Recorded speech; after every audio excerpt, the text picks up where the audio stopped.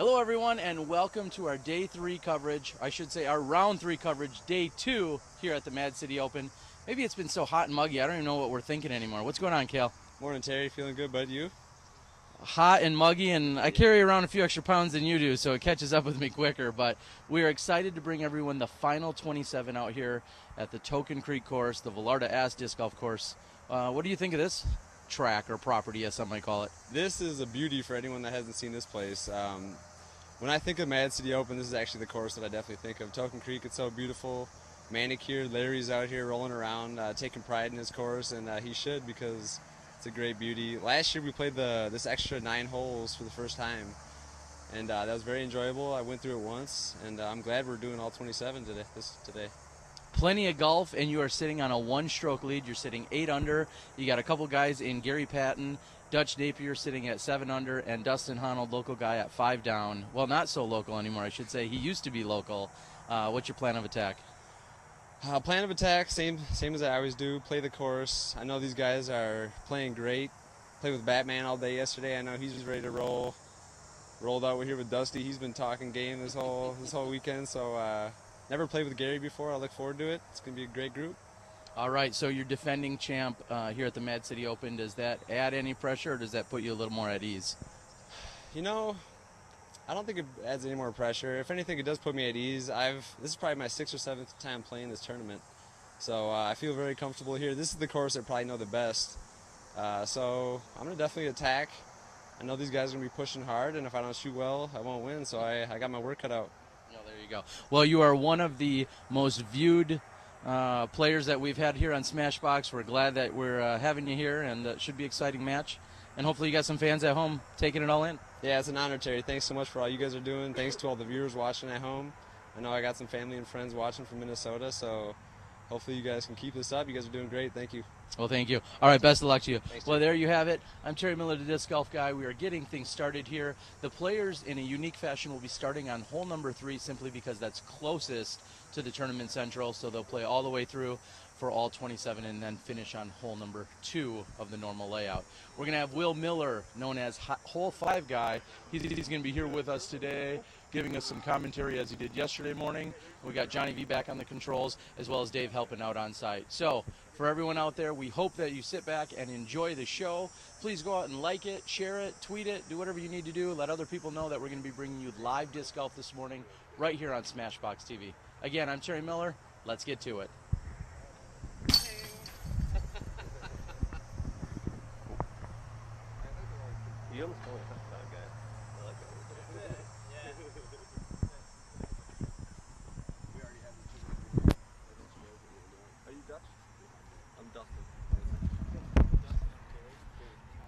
Hi, I'm Don Loper with Loper Financial Group, where the best investment is a great agent. I'm so happy and proud and excited to support SmashBoxxTV and their live disc golf coverage. Play with confidence.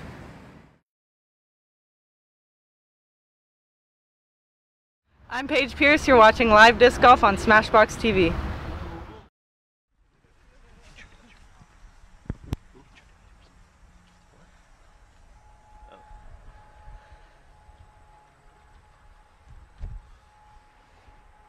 And as Hole 5 Guy just let you know that we are in fact getting started.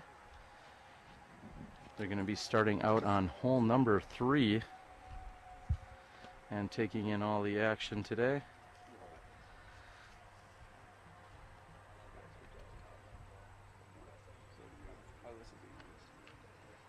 I'm Terry Miller, the Disc Golf Guy, and Hole 5 Guy will be joining us today. Hole number 3 measuring in at 320 feet. This is a rolling start, so these players are ready to go now here at any moment. I believe we're going to have our leader, Kale Leiviska, on the tee first. And we will do everything we can. We also have local help in Dave Kohlberg. Will be helping provide the Sandy Point leaderboard throughout the entire round, giving you hole-by-hole action.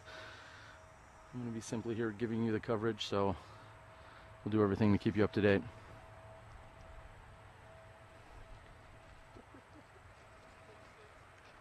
Few last-minute adjustments by Kale, and looks like they're live on the tee.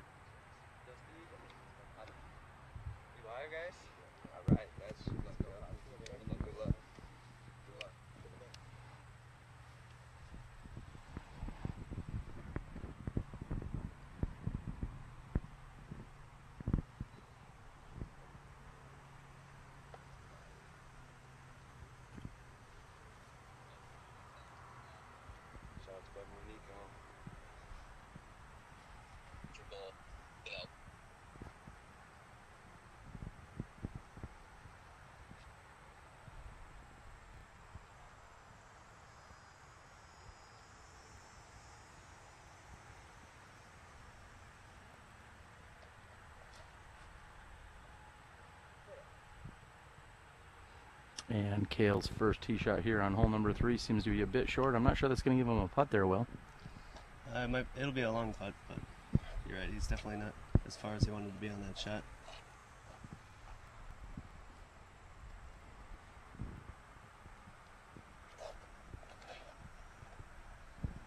This one looks to be a little bit right.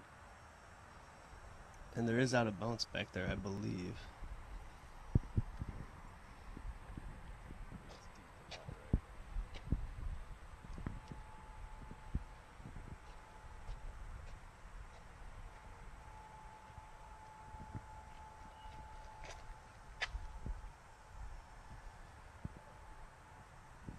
Dutch with a pretty nice looking forehand.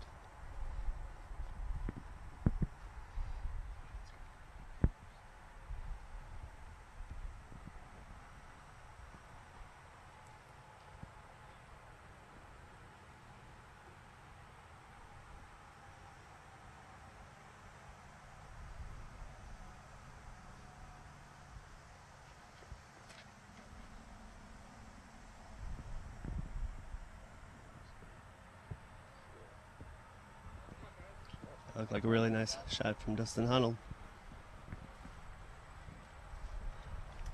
And there you have it. Those are our tee shots here on the first of 27 holes out here at the Token Creek course. Again, you are joined by hole 5 guy Will Miller and myself, Terry Miller, the disc golf guy. We are excited to bring you this action. Cale Leiviska is our returning champion, trying to defend his title today. He's sitting on a 1-stroke lead going into this afternoon's round. Competitors played 2 rounds yesterday. First round being at Hiestand Park, which we featured here on SmashBoxxTV. Second round was at Bird's Ruins, a relatively new course on the far east side, just outside of Madison. And as Cale mentioned, we're here at Bellarda Ass Disc Golf Course, which is one of the finest disc golf facilities in all of Wisconsin.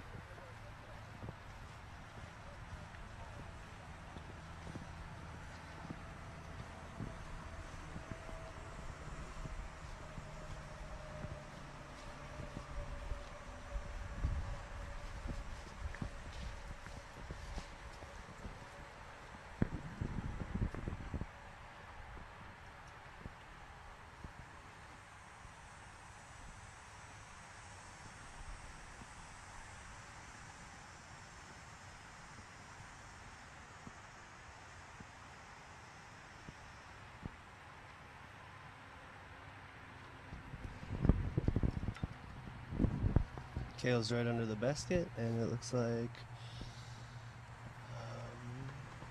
not sure who's out here or if we have any out of bounds issues. There's out of bounds behind the basket, but not so much off to the right. Looks like Gary and Dutch are attempting to find both of their lies here.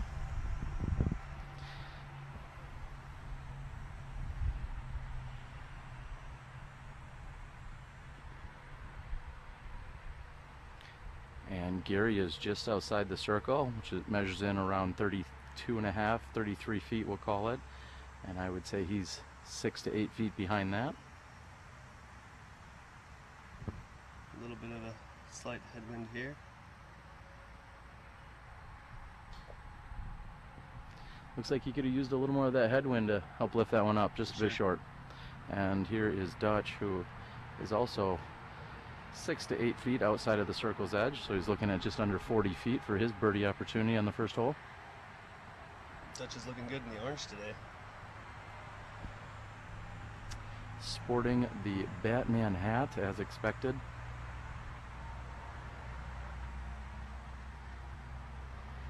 And also just a bit low.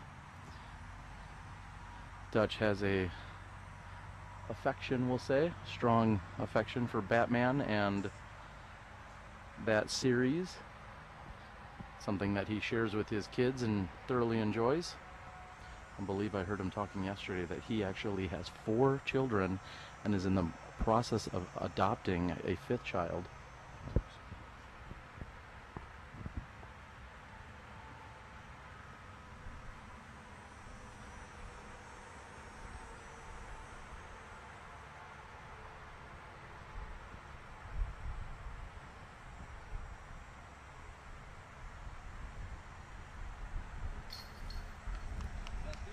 And Honold makes good on his birdie opportunity. That's a great way to start here, wouldn't you say, Will? For sure. Dustin's no stranger to this course. He probably has lived in Madison most of his adult life. He's since recently moved to the Twin Cities, but I'm sure he's got plenty of muscle memory on this course to help him through it. And the rest of our competitors are tapping out here on their first hole. Hole 3 is a birdie you really want to get, so I'm sure these guys are going to be a little disappointed to not get off to that start. In the meantime, we're going to move on over and take a look at hole number 4.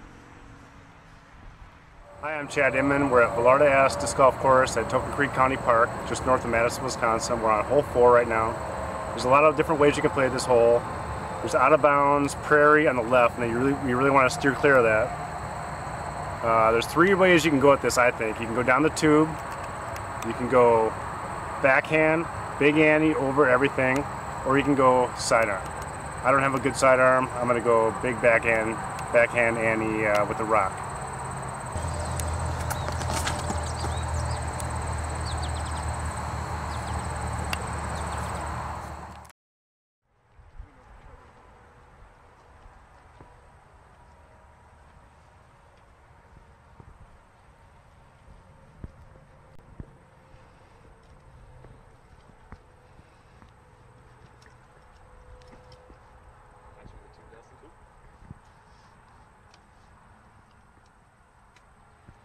And with the birdie on hole number 3, Dustin will take the pad.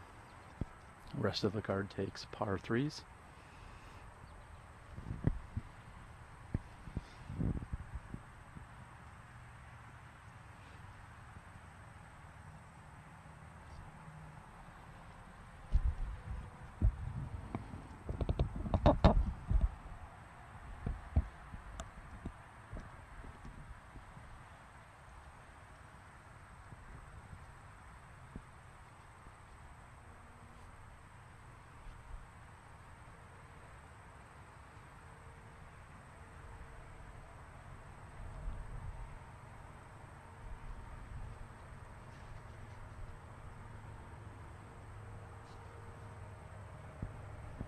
That tree probably saved Dustin from possibly going out of bounds. There's out of bounds over the brown fence that you can see down there.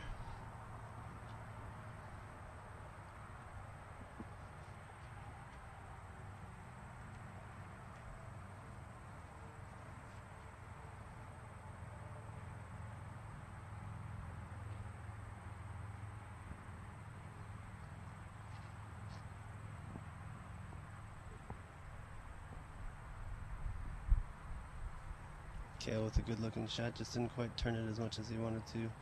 Seemed like that wind's not letting the disc turn quite as much as their players are intending.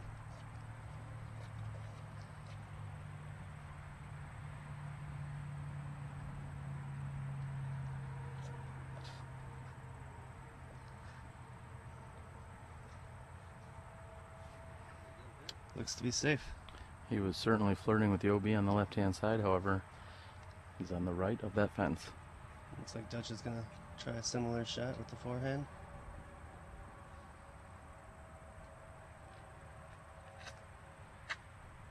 That's a good looking forehand. And he looks to be within 20 feet of the basket down there. Great forehand shot by Dutch.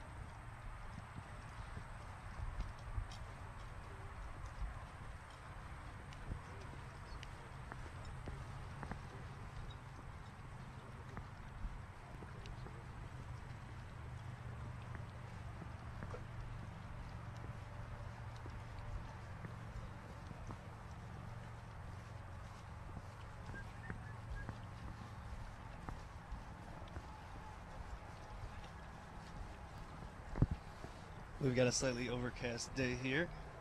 It's a little nicer than yesterday. We've seen the sun a couple times. A little breezy out here, maybe 5 to 10 miles an hour. Shouldn't be too much an issue for these top card players, but we'll see if the weather changes at all. Someone certainly turned up the humidity here this weekend, and we know it's August and we know it's the Midwest, but there's some humidity that is not exactly pleasant.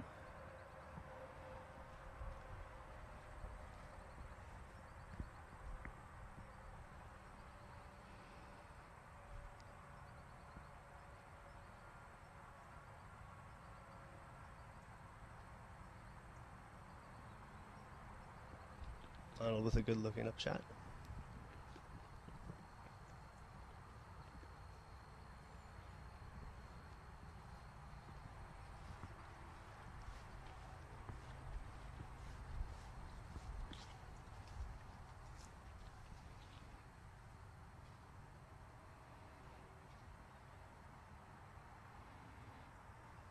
Kale's just putting it under the basket. Smart move.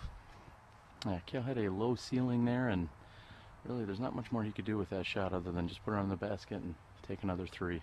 Again, these first two holes are holes that most of these players are hoping to birdie when they're coming out to the Velarda Ass course, and these may come back to haunt them a little later.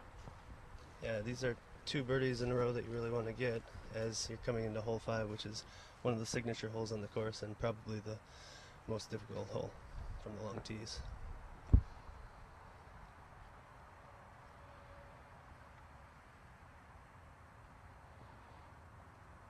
And Gary's putt from 55 feet is no good.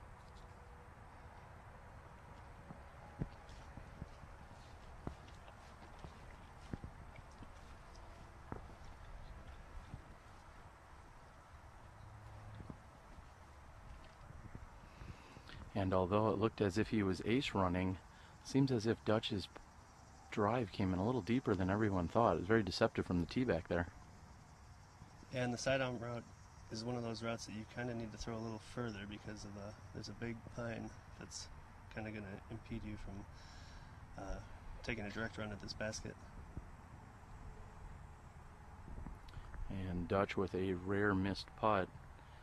He told me a few days ago in warm-up that he pretty much runs at every putt because he thinks he's going to make every single one of them, and if that's not a bout of playing with confidence, I don't know what is.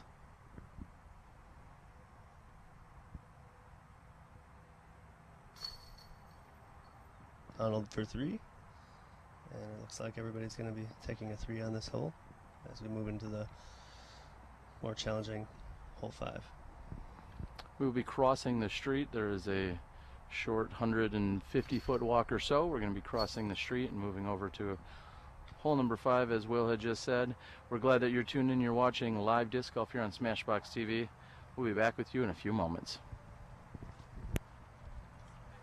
Hey guys, we're at hole 5 at Velarda Ass Disc Golf Course, Token Creek County Park. This is the longest hole on the course, 610 feet. It's a 2-shot hole. So what you want to do, sort of over everything, get it in the fairway, and then you're going down to the basket that's in a small oak grove. So it's a 2-shot hole. You want to get a 3, 4 is okay.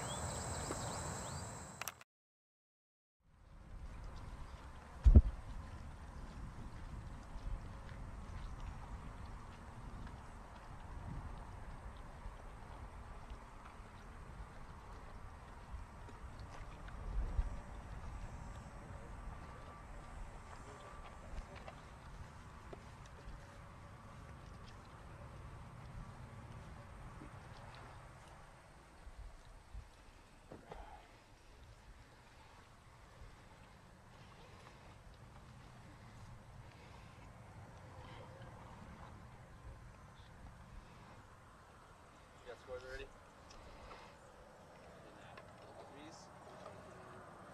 I got 3.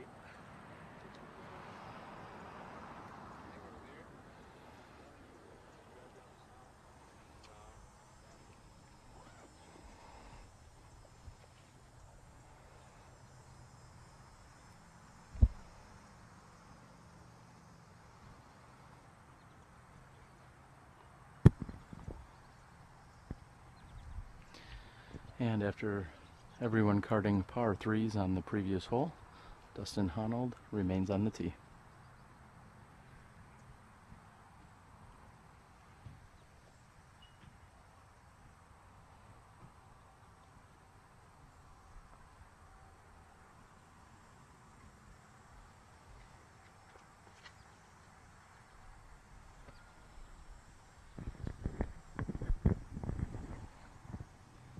Good distance. It's a little left of where he wanted it.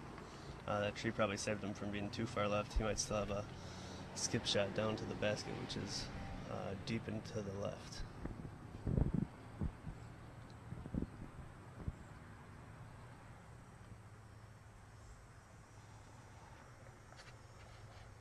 Kale's going for the big hyzer shot. And he'll leave himself a decent upshot there as well. Pretty close to where Dustin wound up. I believe I heard Gary say he's going to try to take that same route.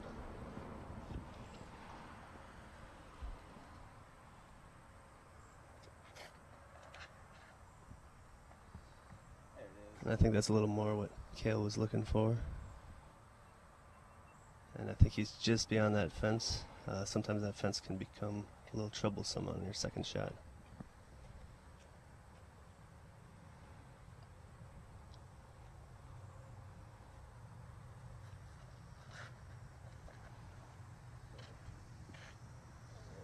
And Dutch was a little tight and didn't seem to come out hyzer out the way he wanted it to. He should still have an upshot from there. Kale looking like he wishes he had that shot again. Well, as Kale said at the opening of the show, he feels very comfortable out here at the Velarde S course. This is a course he's been to a number of times and been very successful at. And it's relatively straightforward. That's one of the beauties of this course. You see a nice manicured fairway, and the shots just seem to make sense. Is this one of your favorites when you get out to actually play casually there, Will? Yeah, I'd probably play out here more than the other courses in town. It's nice because it's a little further outside the city. There's not usually a crowd out here. Well worth the money I've been paying to play out here for the last 5 years since I moved here. And it's a really good example of what pay-per-play can do for just having a nice course. Yeah, we've spoken a number of times over the last 2 days about the pay-to-play model and how Token Creek really was one of the first in Wisconsin to adapt this or adopt this in the public park setting. And it's been very successful. We spoke with Larry yesterday. Larry asked the main designer and fundraiser here. And Dane County has really been accepting of disc golf, and they're taking the money and putting it right back into additional courses, namely that of Capitol Springs, which was also being played by other divisions out here at this A-Tier.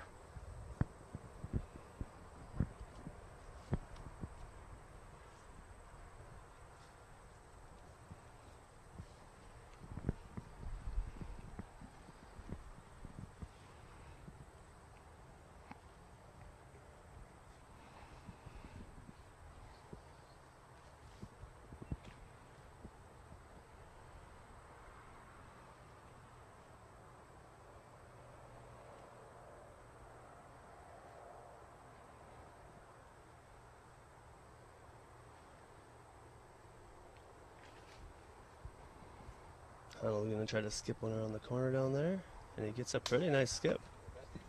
We saw yesterday afternoon that there are some very low hanging branches that somewhat guard the green and the approach shot to this basket. So most of your successful shots are going to have to come in low and really skip and hyzer off to the left to get down to the pin.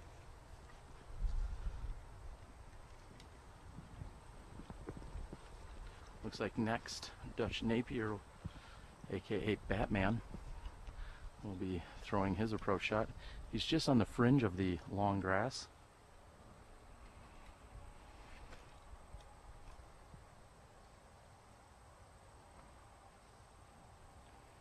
And practicing with Dutch on Friday, we saw that he certainly has an overhand shot if he were to need it.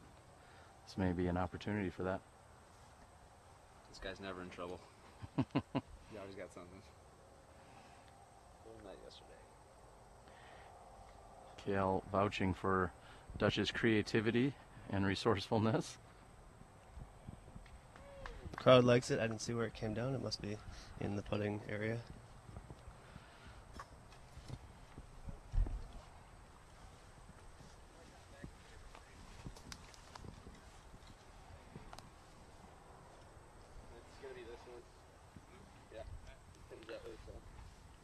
And Gary's really set himself up in a nice position here. As I said, he's going to have to play somewhat of a skip shot to get down to the pin because of the low overhanging branches.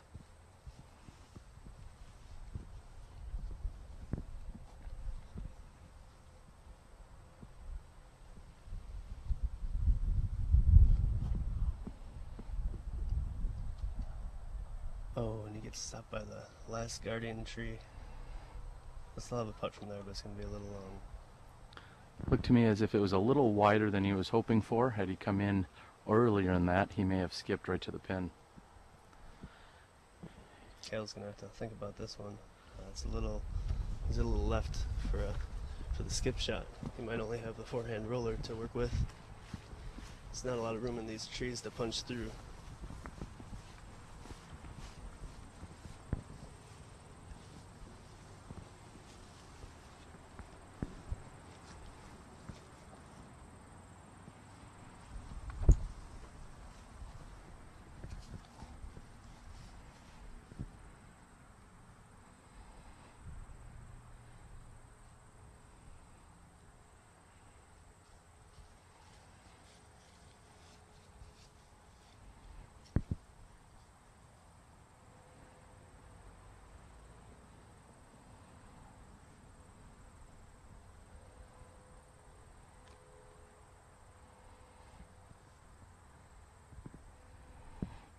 And Cale's roller doesn't get much response. We're guessing that it's just a little bit short. I'm also guessing that the humidity has finally gotten to Cale, as he is sporting shorts for the first time this season. We're going to get a look at those. Sporting his shorts. Cale's been rocking the pants most of the year, and here he is. My first round in shorts, I think, all year. The humidity has finally broke him down, ladies and gentlemen, right here on SmashBoxxTV. And a colorful shirt he's wearing today, too.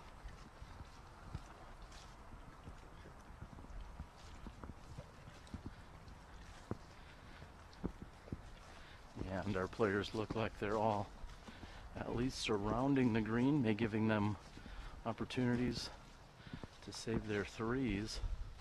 Dustin's within 25 feet. The rest of the group seems to be just outside the circle. And this will be Cale.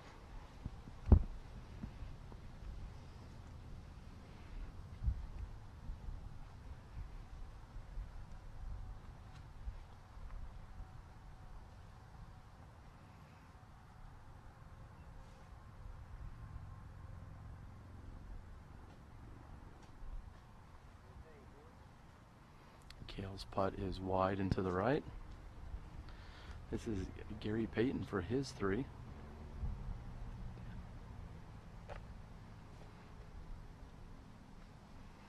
And just a bit short.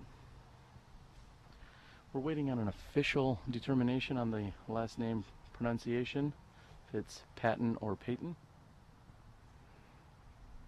Either way, Gary has put himself just a bit long. He's going to be looking at a bogey opportunity.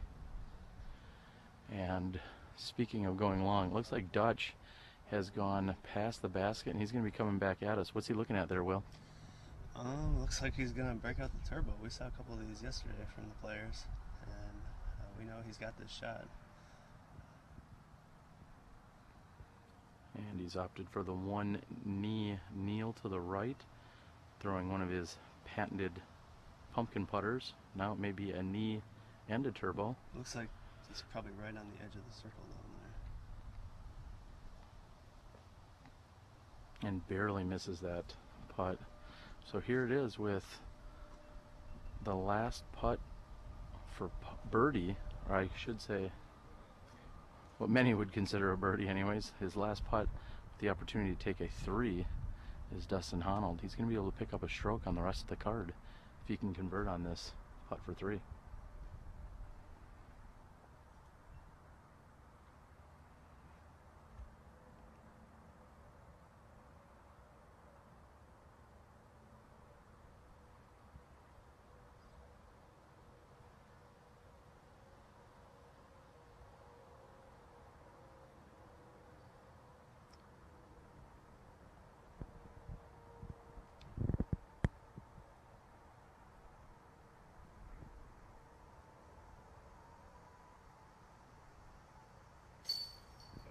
Honold card's what looked like a pretty easy three for him, considering where he was. Very nice three for Dustin Honold, putting with one of his old yellow Discraft magnet putters.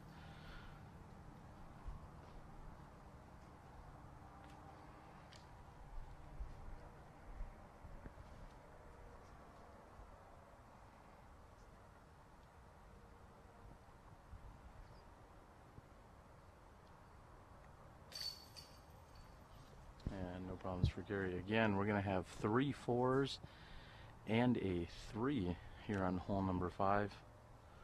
This is coming from our leader card during the final 27 holes here at the 2014 Mad City Open. We hope you're enjoying the action.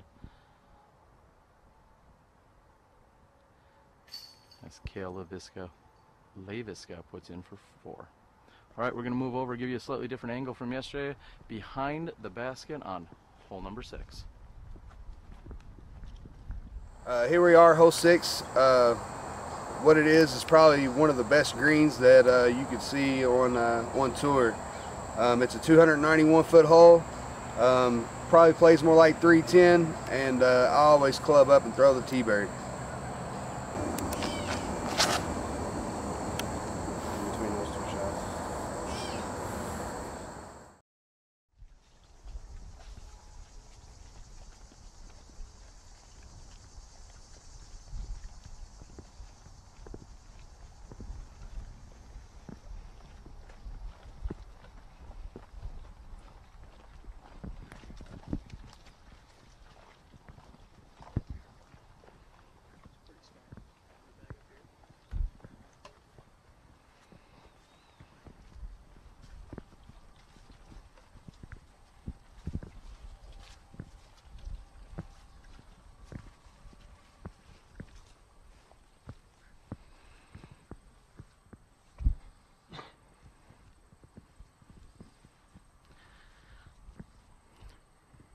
And here we are, Will.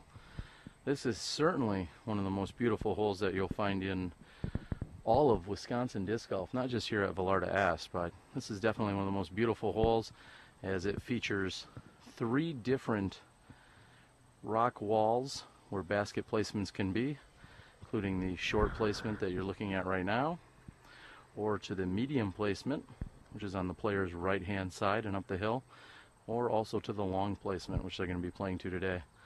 Is this one of your favorite holes out here? Yeah, it's definitely a good hole. It's challenging. It looks like it should be a pretty easy birdie from the tee, but as a right-handed player, if your disc fades out, you can come down to the bottom of this hill. If you turn it over too much, there's a little trouble. Some sumac over there. Honold's running right at the basket, and that is going to be parked.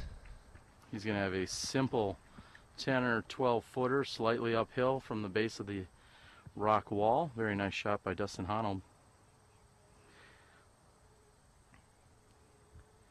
Kale Leiviska, who has given up 2 strokes to Honold, as has the rest of the card thus far. It's coming in very nicely. Another great shot, also parked.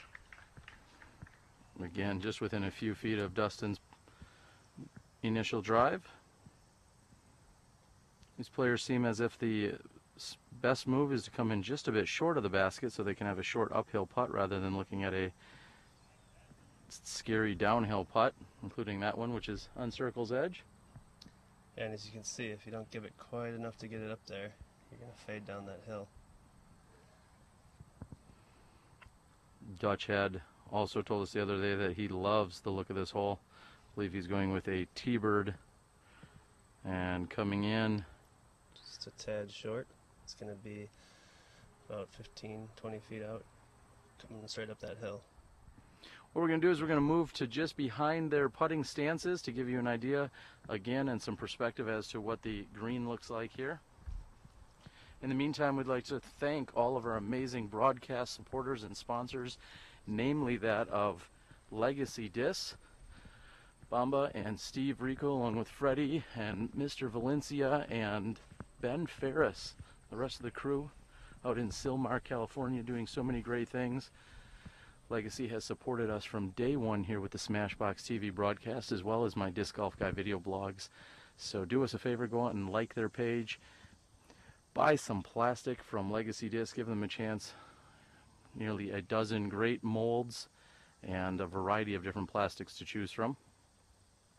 Of course, our leaderboard sponsor and Mike and Michelle Cousins over at Sandy Point Resort, Disc Golf Heaven and on Earth, where we will have the PDGA A-Tier Northwoods Open next weekend in northern Wisconsin.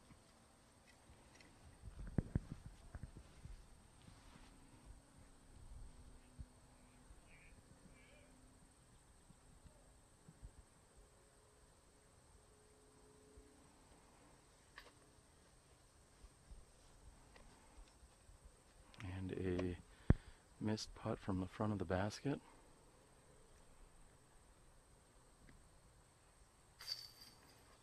And Dutch wastes no time. And as we said, both Cale and Dustin Honold literally within 8 to 10 feet of the pin. They're going to have to be pretty content with a couple of drop-in birdies there. Cale looks like he's probably throwing one of those Prodigy mid-ranges. I'm not sure which one, and I believe Dustin throws a like Green Bay Packers buzz with his. Now, you've known Dustin for a number of years, still a huge Green Bay fan, even though he's moved over to the Twin Cities area? I believe so. I haven't talked to him much about it. I haven't seen him rocking any Packers discs yet, or Vikings discs thus far. All right, well, that's a debate we'll talk about at another time. For now, that's hole number 6. We have 3 birdies and a par. Let's take a look at beautiful hole number 7. Hey, we're at hole 7. This hole is 275 feet. It's straight ahead, but it's a blind shot. And the great thing about this hole is it has a terrace green. There's a rock wall. The basket's right on top of the rock wall. So what you got to do is throw a big hyzer around this right side if you're a backhanded, right-handed player. Or if you're lefty, you can go on the left side. The trick is, don't go long, don't go short. It's a great hole.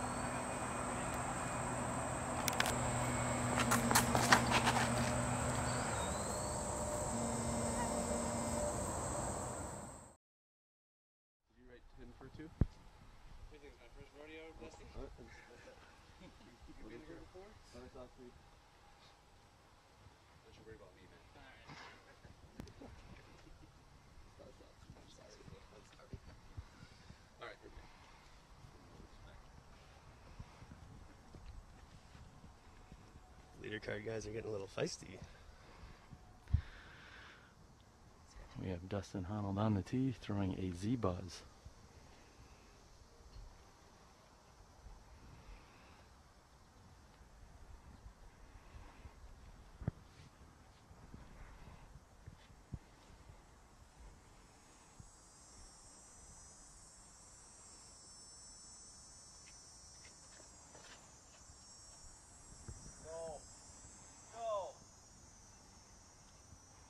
Just a tad short.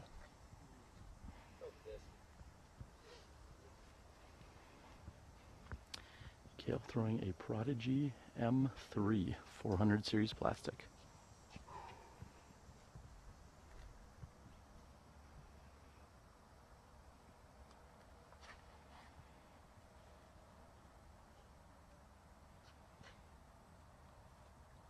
That's a good looking shot. He should have a pretty good putt there.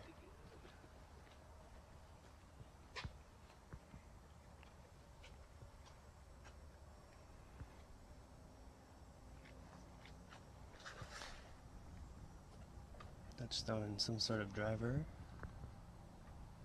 It looks like he might be just a tad right of the basket.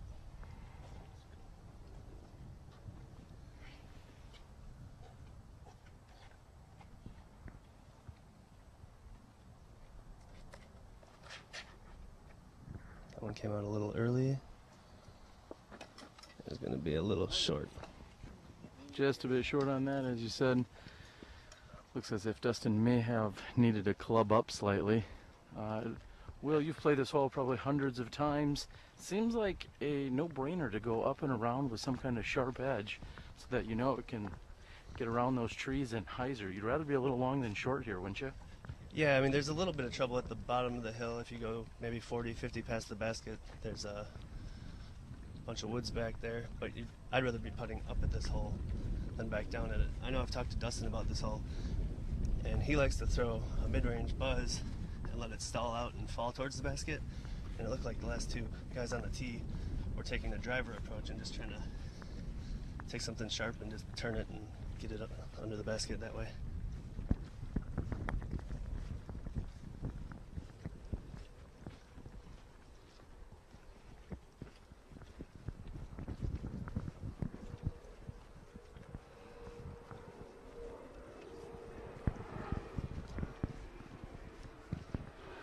There's a constant barrage of planes that we hear coming throughout the day. Just how close is that airport to us, Will? It's probably a mile down the road. if you're out here during the week, the Air Force does a lot of test flights with the fighter jets, and it gets pretty loud out here sometimes.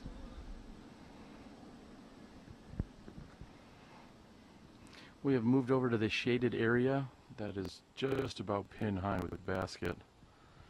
And as you can see, this is another beautifully terraced rock wall that players are throwing to. Again, if you go long, you're looking at the slight uphill putt. However, short will make you think about the drop off behind the basket.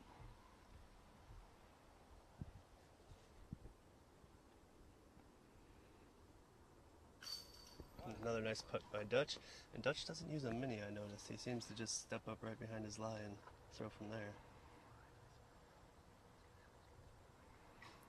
Very solid birdie there by Dutch, just outside the circle's edge, looking at 36 feet.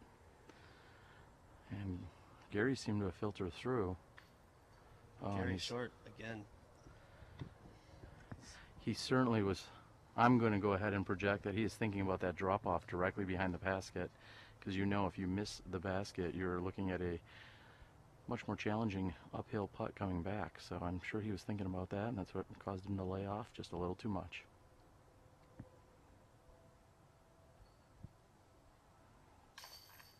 It's difficult not to think about that hill back there when you're staring down the basket. Albeit small, it still is not one that you want to throw over and have to challenge yourself with on the comebacker. Gary's going to tap in, looks like just after Honold does.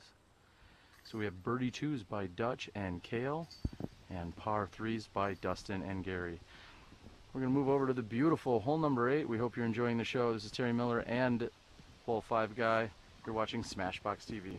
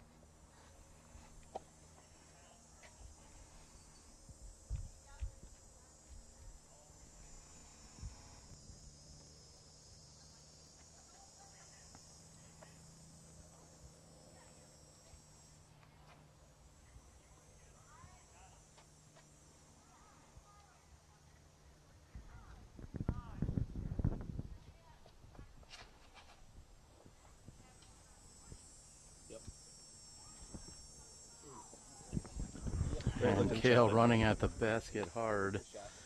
Very nice shot going up that right-hand route.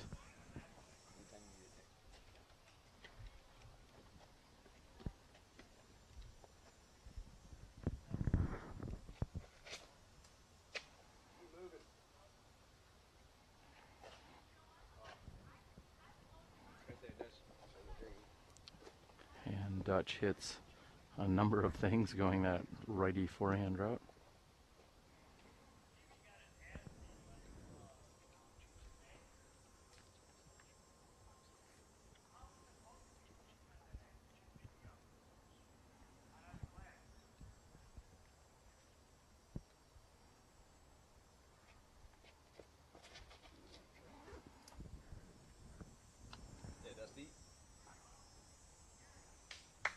Great shot by Dustin. I think he throws a leopard for shots like that.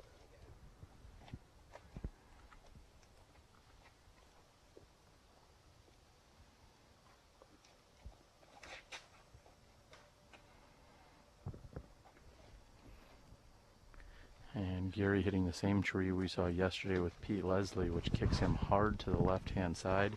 That is really the single tree you need to beat if you're thinking about attacking this green. Usually, even if you want to take a 3, it is going to be tough to do so after hitting that tree. We're going to move on the beautiful fairway here on hole number 8. Again, you're watching final round coverage, the 2014 City Open. Hi, I'm Don Loper with Loper Financial Group, where the best investment is a great agent. I'm so happy and proud and excited to support SmashBoxxTV and their live disc golf coverage. Play with confidence.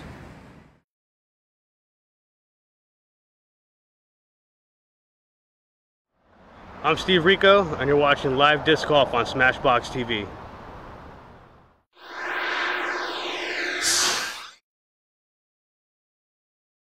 My name is Connor Wright. My PDGA number is 57322, and I've been playing for 2.5 years.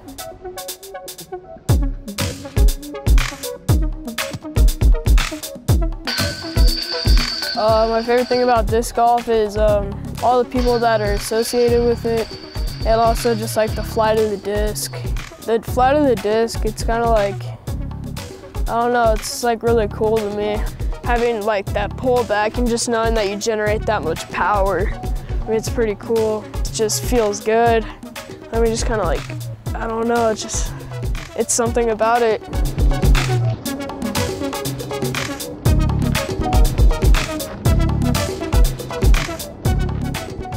Well, my favorite disc is a Pinnacle Rival. I've had it for like probably 6 months now, and it's like the perfect beat-in. It's like my most reliable disc. I use it probably 40% off all the tee pads. I mean, this thing is like my go-to. Like, I don't know what I would do if I lost it. It's one thing I finally figured out with my putting. Finding a routine is like one of the biggest things for me. Honestly, if you don't have confidence in your shots, then you're just not gonna play good, because if you look at your shot and you look at your line and you think, well, I'm probably not gonna hit this, but you throw it anyways, you're probably gonna mess up. But if you say, you know, it's gonna work out perfectly, you imagine it, you're imagining your disc flying through that line, it's gonna work out. Play with confidence. It looks like Gary is still out.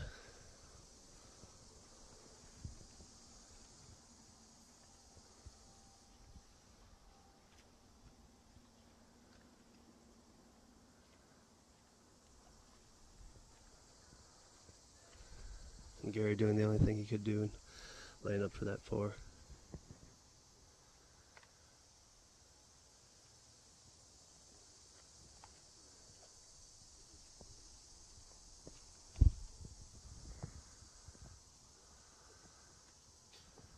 Dutch just a tad short on that putt.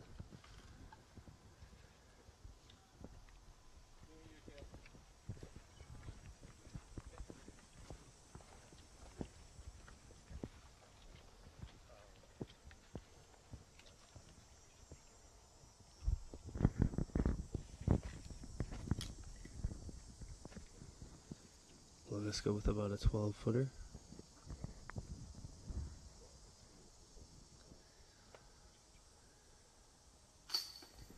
And he makes good for the 2.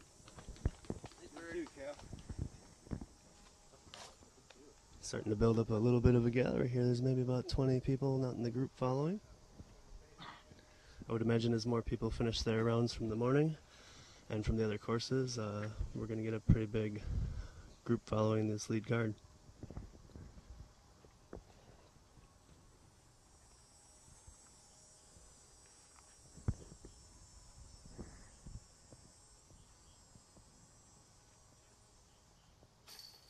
And Honold takes a 2. Very nice drive.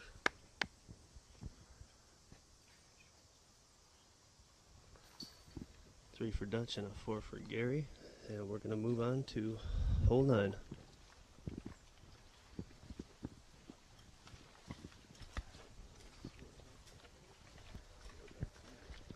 Kale and Honold 2. Dutch 3. Gary 4.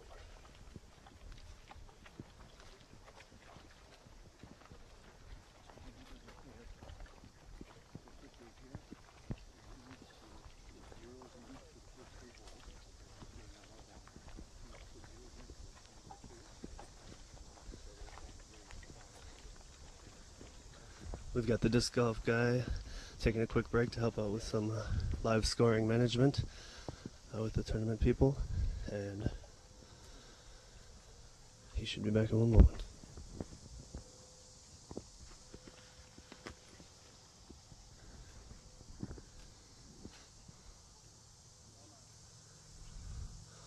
Hole 9 is 324 feet. It plays from left to right. I'm thinking most of these players are going to throw a turnover mid-range shot.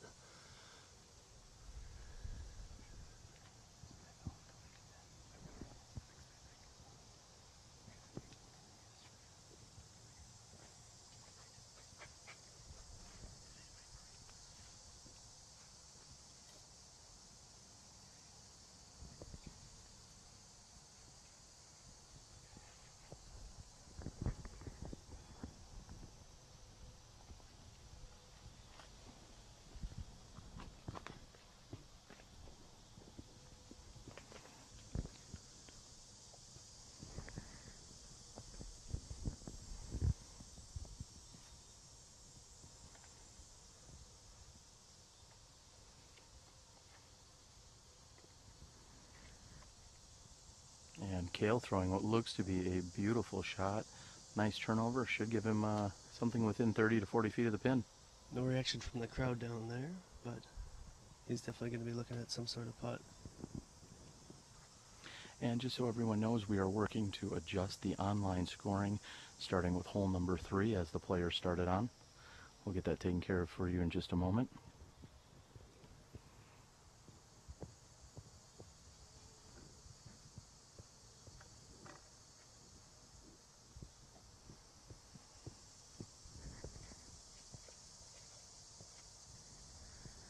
Honold with a good looking shot. He's got a good move on it, moving from left to right. He could use a little bit more right on it, as he said, just a bit wide. However, that should at least give him a long putt. This is Dutch going with a forehand destroyer.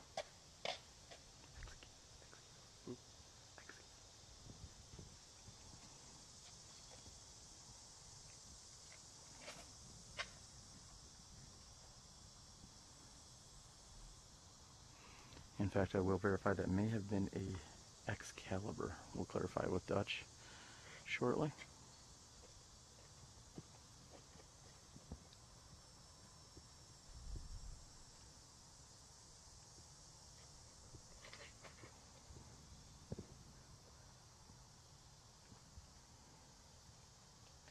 And a very nice hyzer flip drive there by Gary. And those are your tee shots on hole number 9.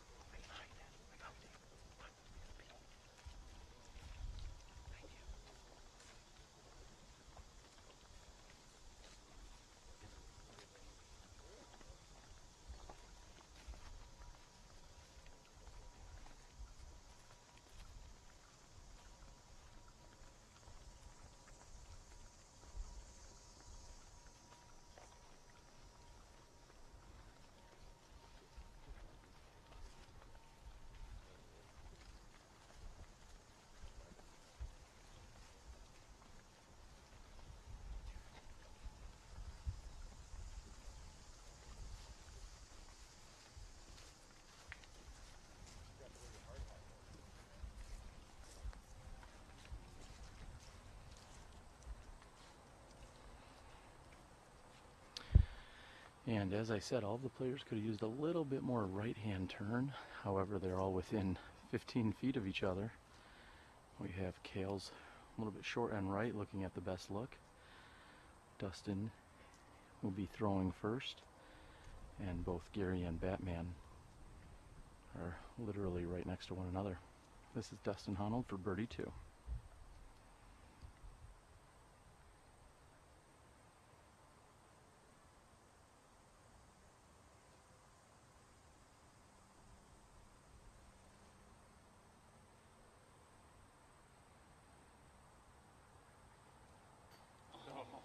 And just off the top of the basket on his straddle putt.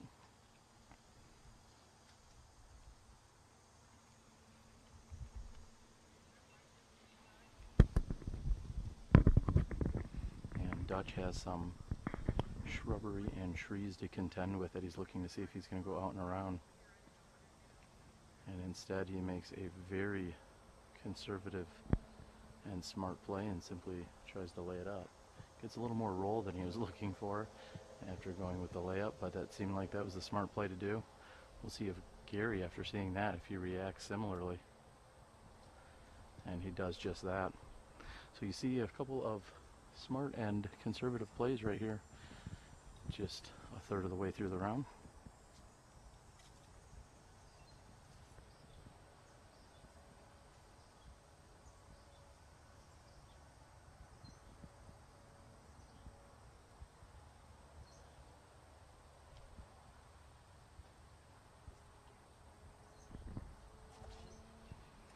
And Cale not feeling his putting stroke today. He's been somewhat audibly frustrated with his stroke on a few of these holes.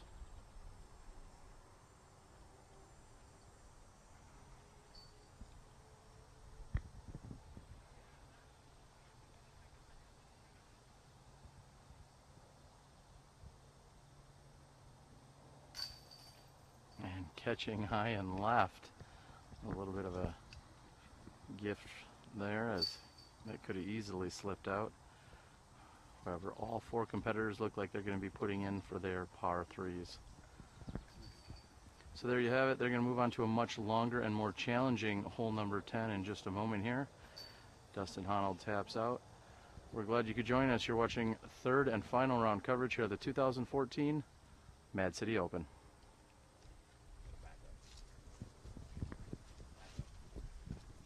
We're at hole 10 here, and it's 450 feet. You got to go about 300 feet in the air and then straight through the middle gap. And if you hyzer off good enough, you can get to the green on this one if you got a big gun.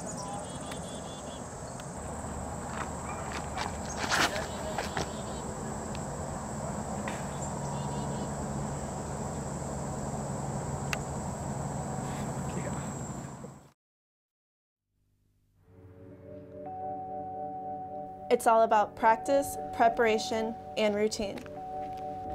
Approaching the tee shot, I always line up my shot and check the wind direction. Always take into consideration the trees that are out there and the out of bounds that are marked off.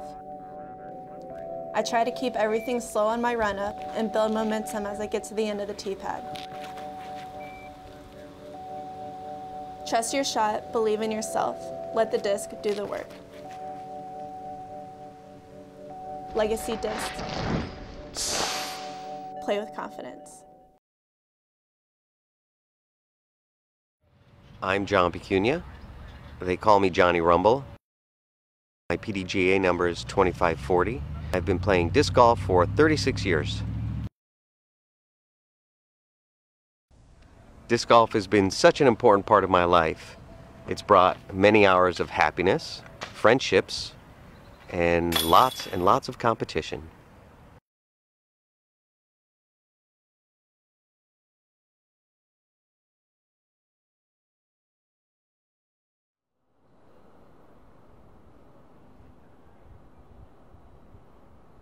I'm AJ Risley, and this is The Gauge. With its reliable straight flight and its excessive amount of glide, The Gauge is perfect for players of all skill levels.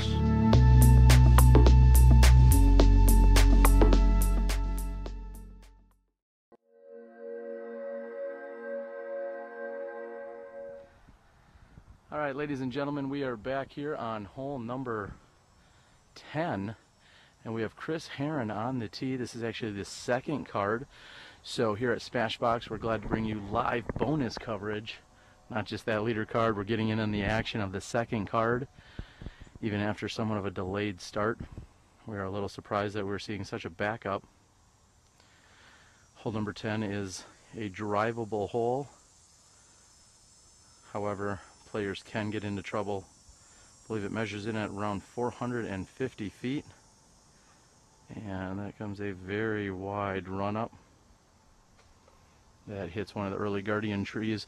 Will, let's talk a little bit about hole 10 for everybody at home. Where are they teeing from, and what are they looking to do here? They're teeing from about 200 feet behind the short tee placement.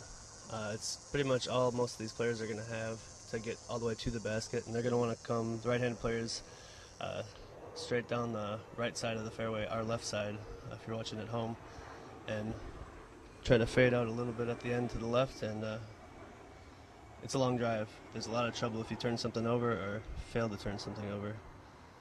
I believe we have Ben Calloway on the tee, if I can see from a distance. And Ben catches one of these somewhat earlier guardian trees. And we're going to move into the shade, as we said. Looking at 80 to 90% humidity today, along with temperatures in the mid to high 80s, so it is not exactly a pleasant day out here, not only for our entire crew and staff and equipment, but also, of course, for our competitors. We are seeing a little bit more of a gallery form. Many of these players have played their morning round at other courses and are slowly making their way over to take in the action out here at the Token Creek course. Kind of a unique feature to the final 27 holes that so many different competitors are able to get over and take in the action at Velarda Ast.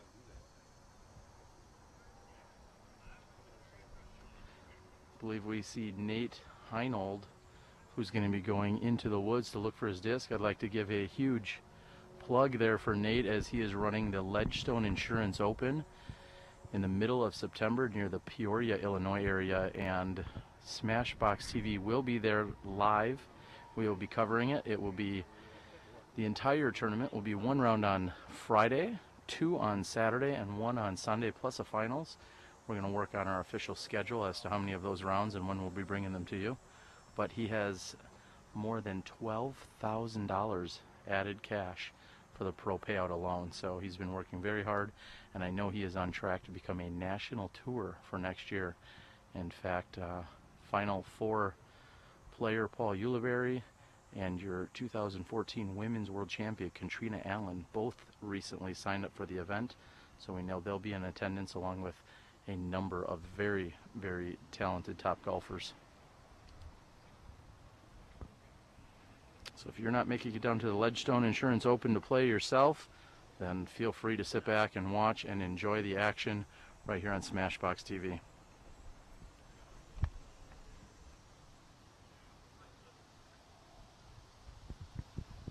Chris Herron, Janesville resident, which is not far here from Madison. Chris grew up playing most of the Madison courses, considered to be his home base. Now he does live in Janesville, which isn't too far from here. I believe he's won this tournament more than once. He probably would. He is definitely skillful enough to do so.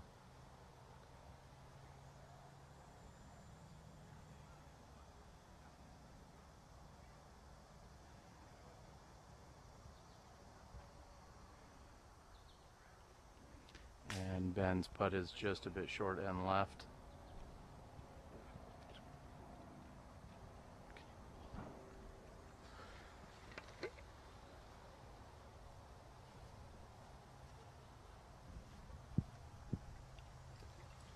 There's a bit of laughter coming from the woods. I'm assuming that the lie is not very favorable.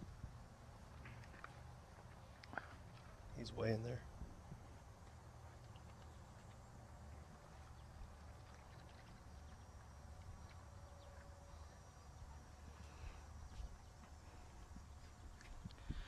And Nate, after throwing a very long drive, however, he is a little off his mark and on the left-hand side. He's gonna be working hard to get in and out of there to get up and down to save this 3.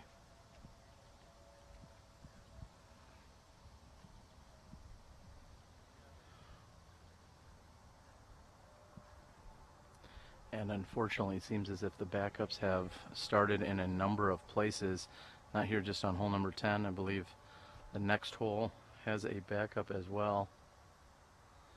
So you're going to be getting continued extra bonus coverage here as we catch up with a number of different groups that are going to be out here playing.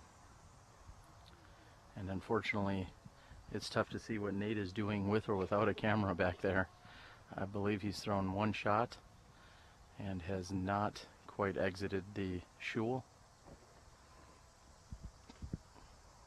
Yeah, it looked like he got that shot to go about another 20 feet towards the basket. Certainly not happy with his situation off the fairway over there. Yeah, he seems to have a smile on his face and is in good spirits, which we always like to see anytime any competitor, really at any level, is managing to keep a good demeanor. He's going to have to now move his bag. I believe he's trying to throw some form of a roller. I think he's looking to get a roller that will hit and possibly then head toward the basket. Looks like some sort of chicken wing roller. This is definitely going to be something special. Looks like a positive end cut roller, or now he may be going with a... And let's see what Nate's can do. And a really nice shot. Yeah, buddy. Great shot, Nate. Circles the basket 1.5 times. As I'd like to say, that was adequate. I was waiting for a pun there. No, in fact, very nice shot by Nate. And Ben will tap in for his 3. He's going to be happy with that.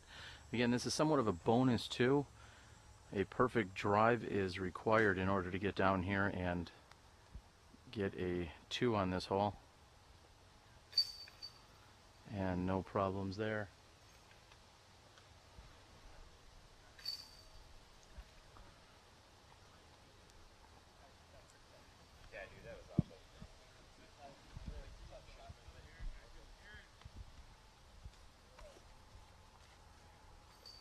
So clearly Nate sitting here on the second card at this PDGA A-Tier event, not only putting on a phenomenal event next month, but also playing some pretty solid golf on top of it. Great shot by Nate. And as those players move on, we're going to step back into the fairway here.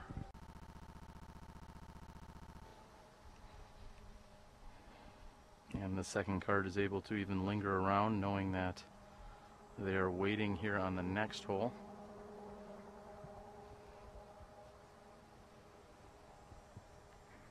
It's hot and muggy everywhere you go, and however, we are hanging out in the shade here.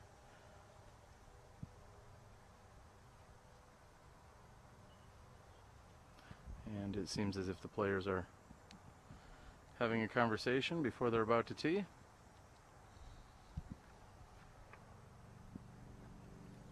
Not quite sure who's on the box here. Well, we saw all pars on the previous hole. So I would believe that whoever was on the tee at the beginning of the hole before that, which I believe is Leiviska. Kale will be up. Kale, and then likely Dustin Honold. I believe he also birdied hole number 8.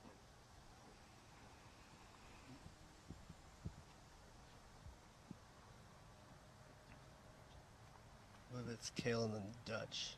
I think Dustin got held up on 8 in the trees, if I remember. Oh, nope, that was 7. So many gorgeous holes out here, I can understand how you may get confused as to one from the next. Really, all 27 holes out here provide their special and unique set of challenges. Everything from short to long, open to wooded. And here we are with Kale Leiviska on the tee.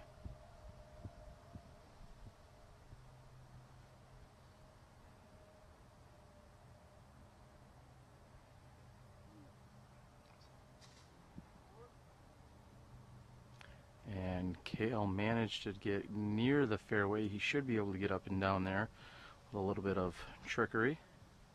Certainly pushed that further right than he had hoped for.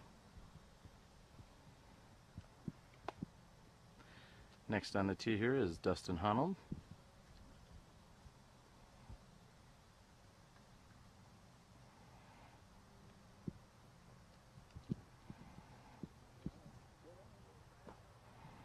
And Dustin makes it to the second row of guardian trees.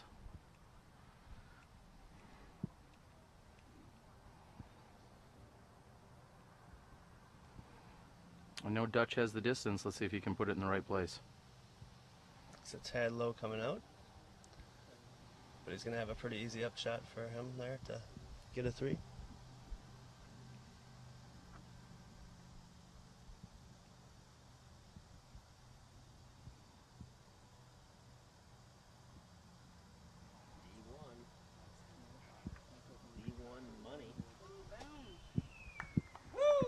Gary with a great looking shot. He's about 3 feet from the circle. Left with just 36 feet to the pin. He will have the most likely birdie opportunity here. And while we take just a moment, again, we'd like to thank all of our amazing broadcast supporters and sponsors, namely that of Legacy Discs in Silmar, California, Mike and Michelle Cousins at Sandy Point Resort and Disc Golf Ranch. Check them out at sandypt.com.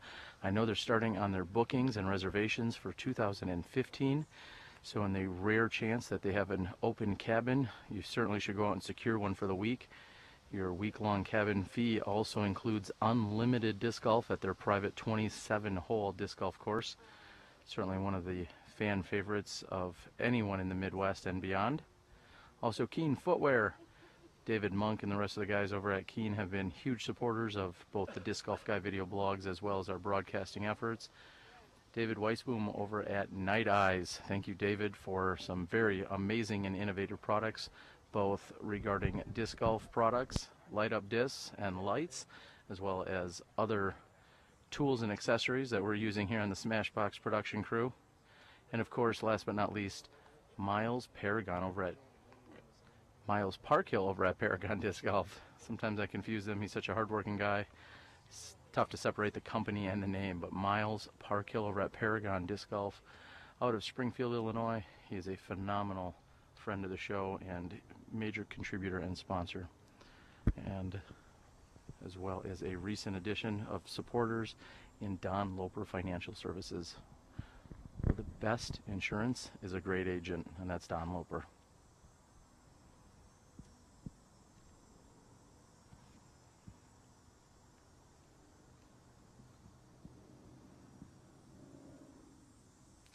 And Cale really taking his time here with the shot, deciding if he wants to throw an Anheuser out and around, or if he's possibly looking to throw somewhat of a forehand shot. I'm guessing he's going to go with a backhanded Anheuser shot. Seems as if he's putting himself in body position for that.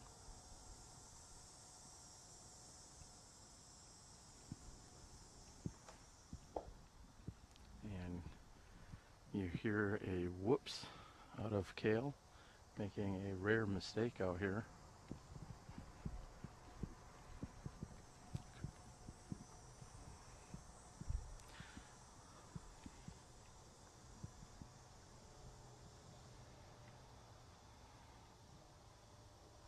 And Dutch finishing just 10 feet left of the pin.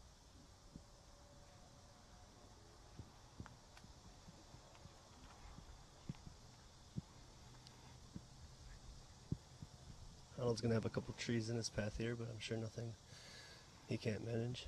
He's probably thrown this shot a time or two in the past. Looks like he's going to one knee with a magnet putter in his hand.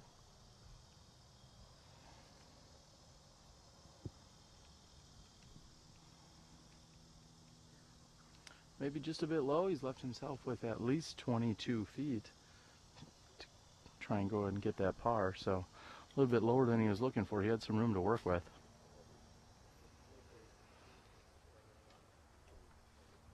Shortly after hole number 10, we are going to move over to hole number 11. We'll move into the fairway. We'll be able to grab some shots from the second or third card, whoever might still be on the hole.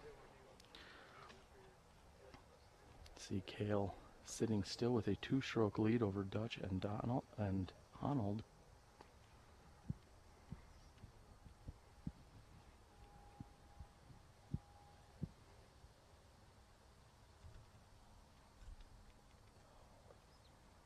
And for the third or fourth time today, we've seen Cale's putting effort short and right, which is very uncharacteristic.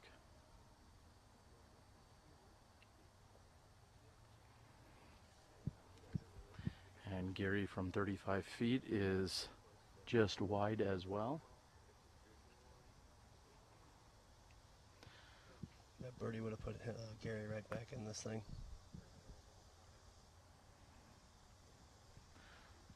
Dustin, not necessarily known as one of the faster players here on tour. Make sure he takes his time here to line up from 25 feet.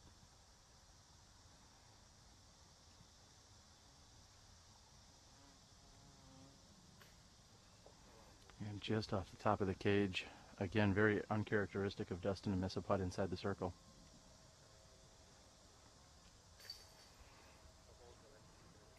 Dutch is going to have to be happy. He's taking a par 3 here, which will earn him a stroke on the rest of the card. We'll watch Honold and Leiviska tap in. I believe Patton got a 3 on that hole as well, after that very long drive. I don't remember asking you, but thanks for the, not just kidding. Good thing after a long weekend, we have our amazing guest commentator in hole 5 guy helping out, keeping us on our toes, as yes, there were 2 pars and 2 bogeys here on hole number 10. All right, there you have it. That is hole number 10, and we're going to be faced with a little bit of a backup. We're going to move over, get into position for you gentlemen and ladies out there, all taking in the action. You're watching live disc golf here at Token Creek Park. This is the 2014 final round coverage of the Mad City Open.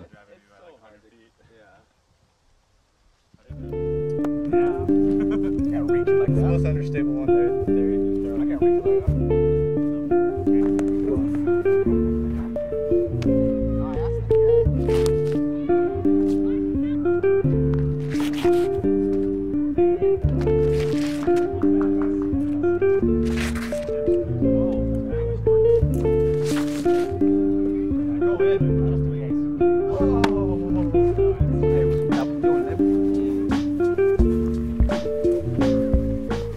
What is like the thing that tells you the disc is done? When you like, now this is ready? When he puts it in his bag. He says that? When he puts it in his bag, it's ready. So yeah, we kind of throw it, test the different runs, and go with what's flying the best, most consistent. We can go up and down with different weights to change the flights and do different stuff as we're testing them. You know, different colors matter also. So.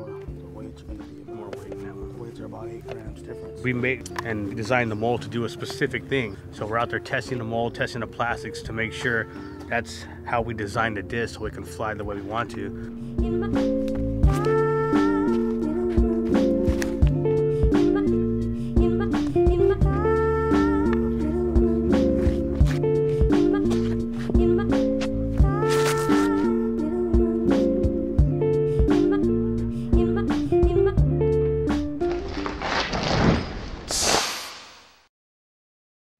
Hi, I'm Don Loper with Loper Financial Group, where the best investment is a great agent.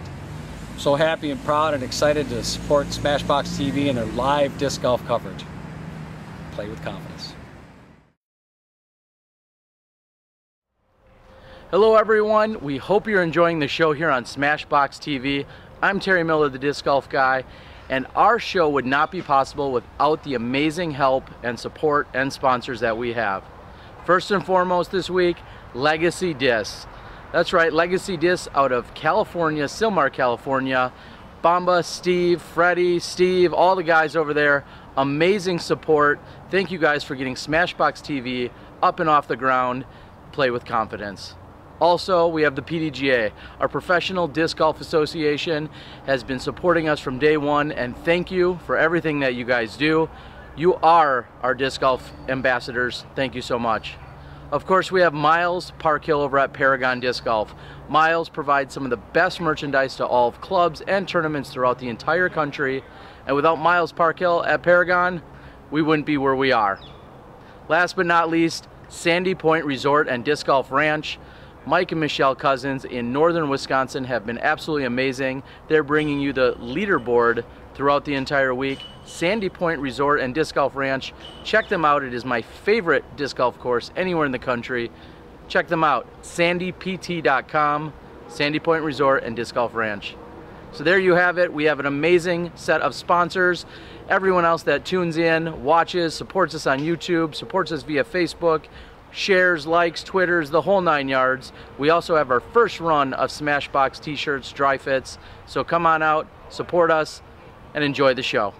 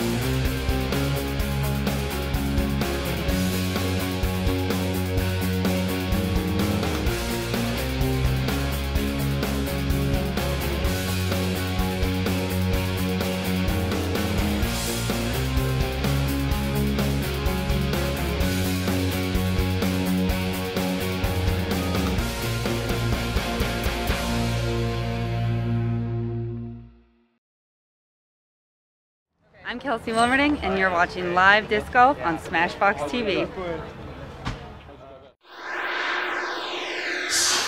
Hello everyone, and welcome to hole number 11. We hope you're enjoying our coverage so far of the last 27 holes, the final round here at the 2014 Mad City Open. We are sitting on a backup. In fact, we have 2 or 3 groups. The third card is playing the hole right now. The second card is just getting ready to tee off, and then of course we're going to get over to our leader card. So you're going to get a little extra bonus coverage here today. As much as we don't love backups, we know that's more disc golf to broadcast to you guys, so we're going to get back to the action here in just a moment. Again, you're watching live disc golf here on SmashBoxxTV.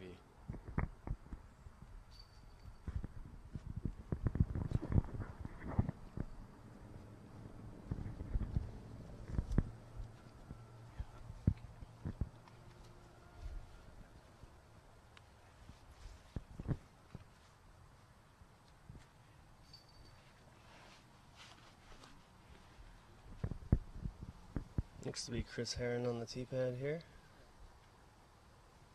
And he's going to go low and straight. Should leave him pretty easy upshot.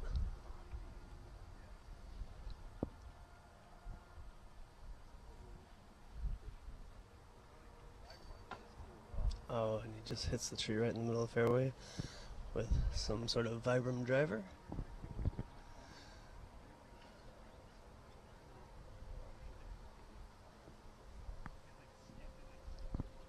There is out of bounds on this hole on the player's right if they cross all the way over onto 18's fairway. So players are probably going to be a little cautious about that with a little bit of wind out here.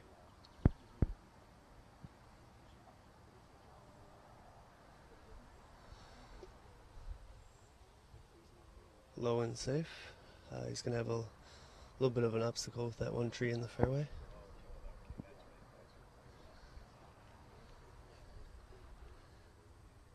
And that one landed pretty much in the same place.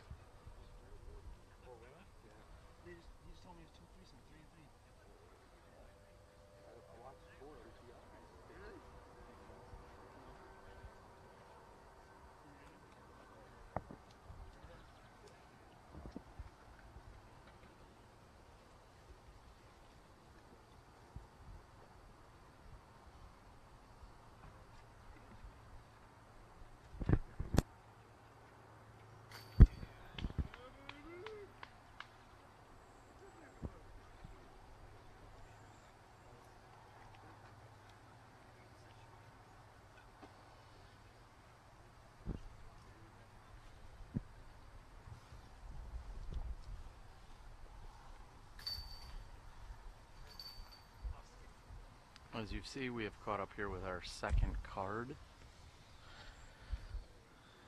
and we have watched their tee shots, and we're continuing to see a multitude of players that have come off of other courses that are coming out to join in on the gallery.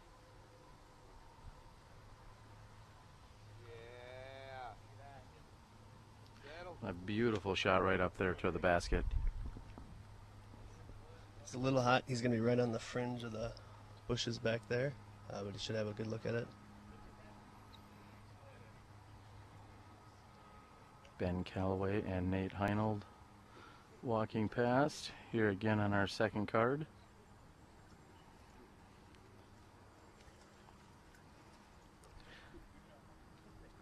And in a moment here, we're going to catch up with Leiviska.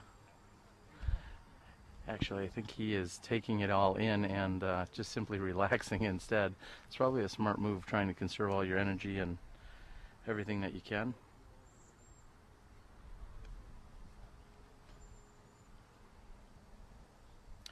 Again, sporting the shorts for what may be the first tournament round, at least SmashBox has seen this year. Kale has talked to me in the past saying that he likes to avoid all possibilities of poison ivy, which is why he's normally rocking the long pants. So the heat and humidity has finally gotten to him, proving just how warm it is here in Madison, Wisconsin. There's not a lot of ivy out on this course as far as I'm aware. Well, you've lived in the Madison area for nearly 5 years. Talk a little bit about the local disc golf scene, the courses, and the rest of the tournament scene in the area. Well, as of last year, we have 4 courses in the area, 2 Dane County courses and 2 Madison City courses. The whole city and county course systems are both pay to play, so if you want to play all the courses here year-round, it requires 2 separate passes, but you can have that for less than $100 total. There's also a couple smaller holes in the courses in the area. You have Stoughton, which is usually the locals' favorite to go down in the spring. It's the shortest drive to play disc golf when all these other courses are out of the ground for the spring thaw. And there's a cute little 6-hole Maple Bluff course that is a very good beginner course and free for everybody. It's a great place to take a beginner or your family. It's a great disc golf scene out here. A lot of local players. Very strong club. Over 200 members, I believe, this year, and they're the ones that are running this tournament for us. Yeah, and you spoke of all of those courses, and then also within, we'll say 30 minutes or so, you have the Janesville course, which is certainly a hidden gem in Wisconsin, as well as the Baraboo course. And a new course down in Evansville, which I believe has 2 baskets on every hole. At least that was the initial plan. And you can play the longs and the shorts at the same time. It makes for a nice 18. It's a beautiful course. I believe Pat Blake designed it. Yeah, so there's definitely a lot of great golf here in the Madison, Wisconsin area. Everyone should come out and check out the scene. You can go to madcitydiscgolf.org, I believe. Gives you all of the information you need. I'm fortunate enough to live just 45 to 50 minutes or so from this course. Unfortunately, I don't get over here to practice or play it all too often, but it is certainly a beautiful addition to the Wisconsin disc golf scene. The original 18 holes going in around the year 2000, and just in the last 3 or 4 years they have added the additional 9 out here, making this a 27-hole facility.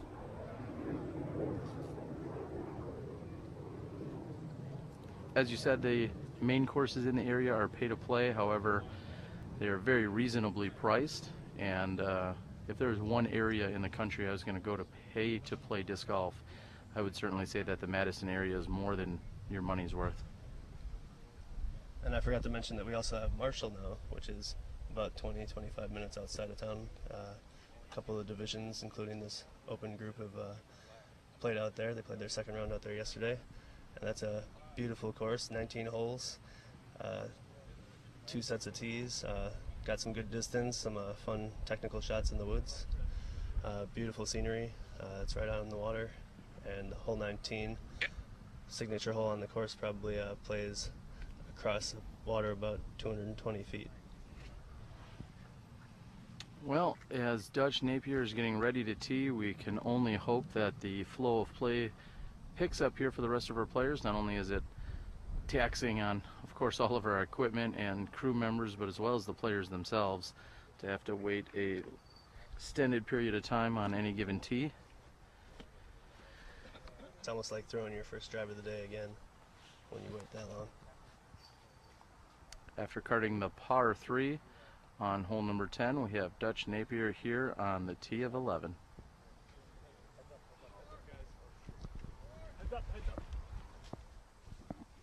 And literally going inches over our head is Dutch's tee shot.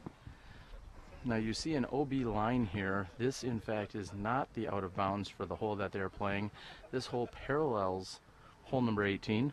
So if you were to be throwing hole 18 and you were to cross all the way over that line into hole 11's fairway, then you would be considered out of bounds. And similarly, Patton getting some love going right through the middle of that one obstacle tree in the middle of the fairway, and that'll leave him a pretty nice upshot. he really blasted right through that, so to speak. As I was saying, similarly is if you were to cross over this center lane, so to speak, and then land all the way in 18's fairway, that's when you would be considered out of bounds. So looks as if Dutch's initial shot should be in bounds.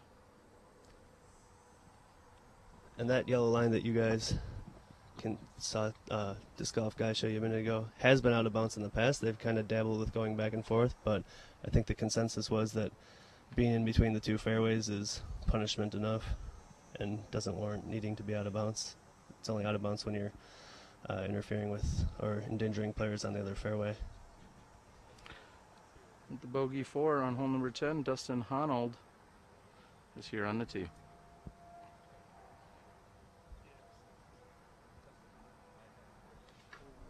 A little bit of grip lock. Now that could certainly be attributed to simply waiting so long, probably out in that hot baking sun, and with more than a 10 to 15 minute wait time getting up and throwing. Like you said, that's almost as if you're throwing the first shot of the day again. And there's no official break here, so no chance these players can stay warm by throwing or anything of that nature.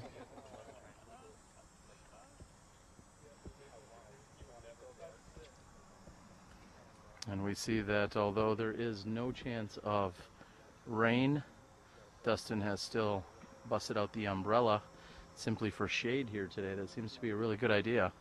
Yeah, the sun seems to be poking through the clouds and it's clearing up a little bit. As we find when we get over to the newer 9, which will be essentially the last third of the holes that they're playing during the round, that many of those holes are basically out in the open with very little shade or tree coverage. So as the round goes on, these players will continue to get warmer and warmer in a very, well, we'll say hot atmosphere, if I could spit that out. And Dustin's just pitching out into the fairway. He's still got a lot of work to do to get up and down and save a bogey 4.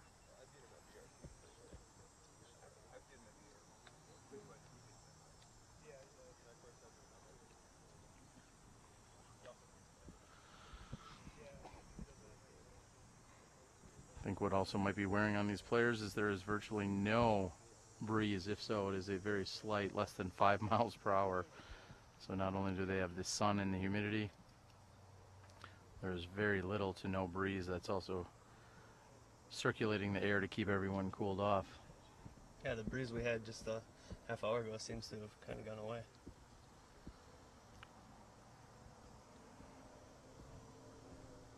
This will be Heinold's 3rd shot.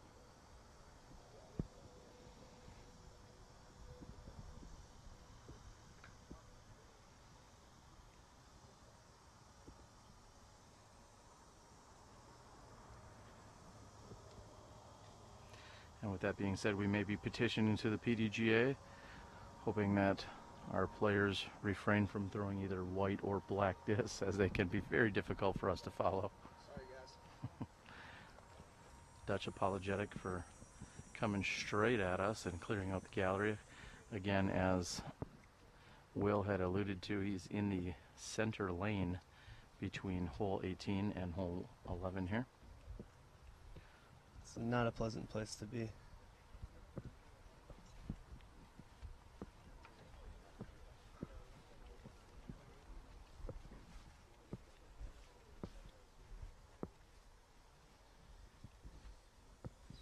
But like Cale said, Dutch has a shot for everything, so let's see which way he decides to go here.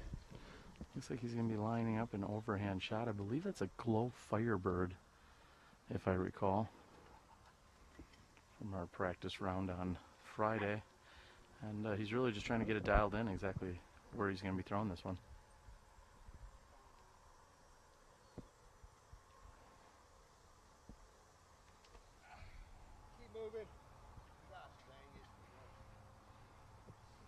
And he's gone from the right-hand side of the fairway over to the left-hand side. He may or may not have somewhat of an alley over there. He's at least 50 to 60, maybe a little more than that, out from the pin. And yes, just for clarification, we will not petition to the PDGA regarding the color choice of discs. I was curious about that. It's not one of your worst ideas. However, it would help out broadcasting, whether it's our live production or anyone else's. It can be very challenging to find some of these discs once they've thrown them into a sunny atmosphere like today.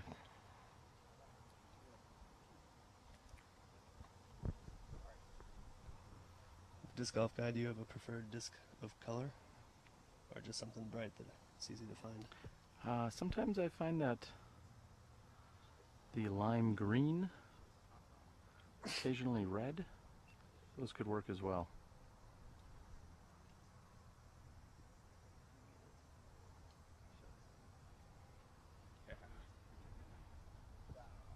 Kale's basically a perfect upshot. Doing exactly what you need to do here, which is throw out into the short grass and then approach the pin, card your 3 and move on. You will not be losing strokes to anyone else in the group by just taking a 3 here. I don't know that anybody twos this without throwing one in from ways down the fairway.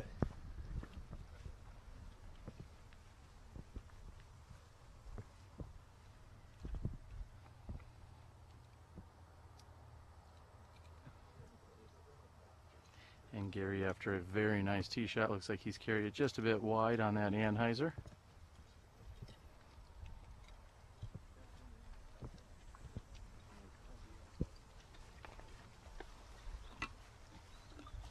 We hope that you're enjoying the coverage. Please go out and share it with your friends. Click on the little button on your YouTube account or possibly share it on Facebook. We'd like as many people as possible logged in and taking in the action here this weekend. Of course, you can take it in all live right here and now. If you need to get up and greet the pizza or sub man at the door, simply click on the pause button and you will be able to pick the action right back up where you left off. All thanks to our amazing live streaming platform on YouTube.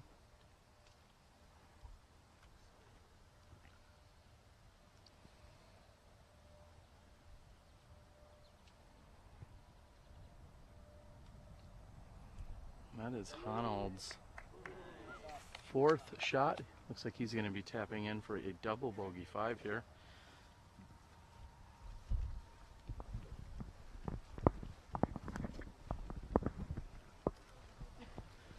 And I believe Dutch has started the rescue mission here, looking for his Glow Firebird on the left-hand side.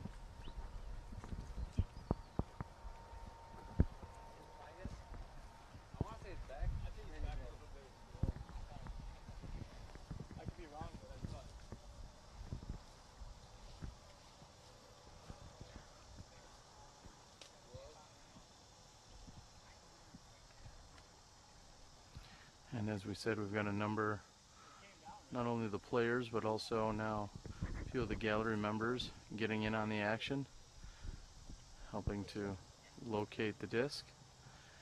I believe it is still not allowed that video replay can be used in any official rulings here at the PDGA event. I know that they have discussed it in the past. I believe we find that in the PDGA rules Q&A. As far as I've been informed at this moment, video review is not used in any PDGA rulings. However, I'm not clear if it can be used in locating a disc. I'm pretty sure that it could be.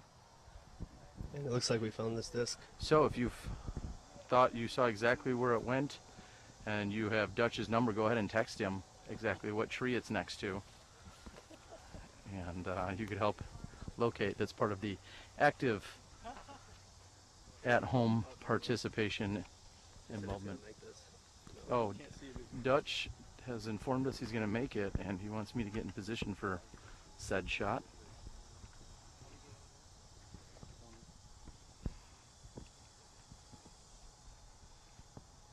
Not sure if you can see him. He's actually buried quite a ways deep into the shoal here on the left-hand side.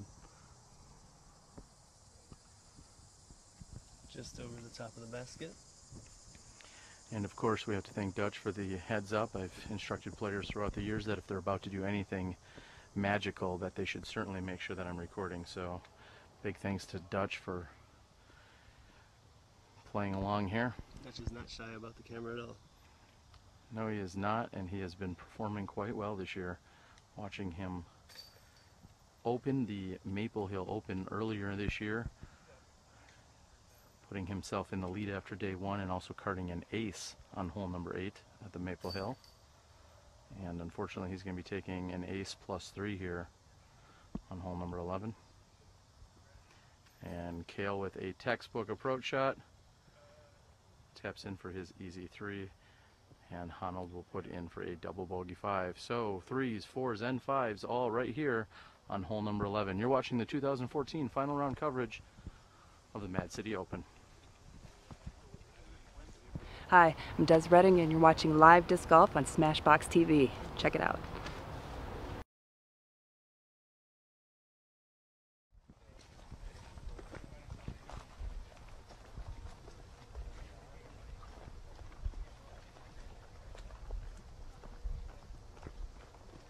It's a good thing when you're just walking these paths, you know, that's the time.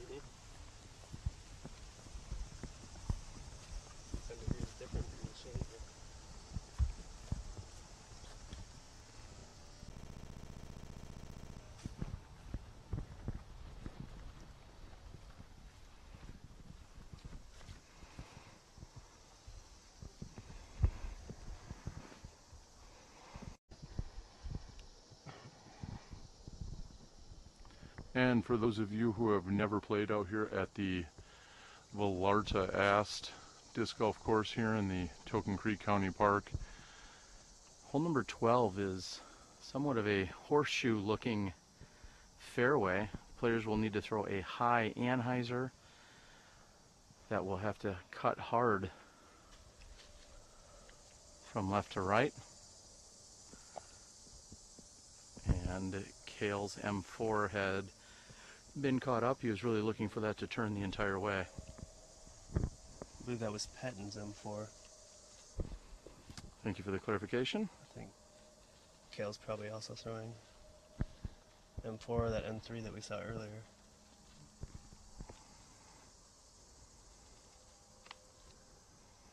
Again, this is a high turnover from left to right, and that is about as good of a shot as someone can throw here on this hole. Not only do you have to throw it high enough, but you have to let it anhyzer the entire route. And it is just, it's really somewhat of a goofy angle. Not really set up for a forehand shot. I mean, it could be thrown, but do you see a forehand being very successful here, Will? I prefer to throw a forehand on a lot of holes. I certainly don't throw it through there, though. And he almost hit the top of the basket. I'm not sure if that was a direct misfire or not. I don't think Dutch normally misfires, but that was an absolutely ridiculous route. There is not a route that I've ever seen through there. And Dutch coming within a few feet of acing here on this 12th hole. We know he's been battling it out with Cale. Perhaps that's why I've never thought about throwing the forehand on this hole. I never thought about throwing it directly through the woods. And formerly, if you've played this course before, the basket used to be completely blind, and Larry put a lot of work out here in the spring to clear out a lot of the shrubberies in between these trees to actually give the players a look off the tee. Well, as these players are going to come down the fairway, we saw Dustin Honold get caught up very early. We're going to position ourselves directly behind the basket. We should be able to catch all of the throws from that particular point. Again, Leiviska with just a gorgeous turnover shot that carried all the way pin high with the basket. The hole measures in at less than 300 feet, so it's not so much the distance as it is the angle. And we'll find in a couple holes from now, you'll see a very similar shot on hole number 14. Honold's troubles maybe from the previous hole seem to be carrying over here. Again, he was caught up very early.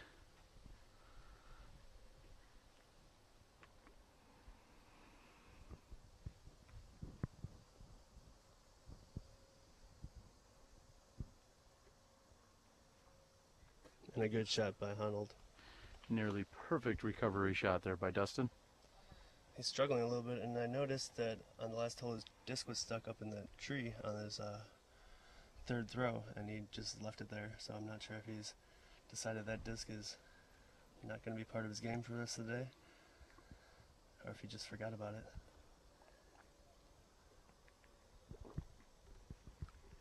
That may come back to haunt him or frustrate him later. Like you said, if it was simply forgetting about it and he goes to look for that in his bag later, that may be an issue. Gary is lining up a high Anheuser putt.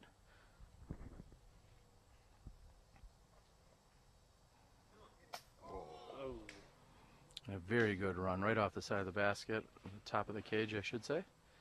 Looks like he putts with a Vibram putter. And we are going to stand as still as possible as we're directly behind the basket here for Leiviska's putt. Actually, we will move just so we can be less of a possible distraction.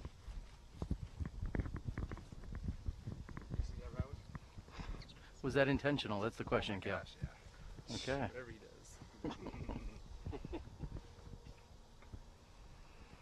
Kale's telling us Dutch's route was in fact intentional. Let's see if he can capitalize on the birdie opportunity.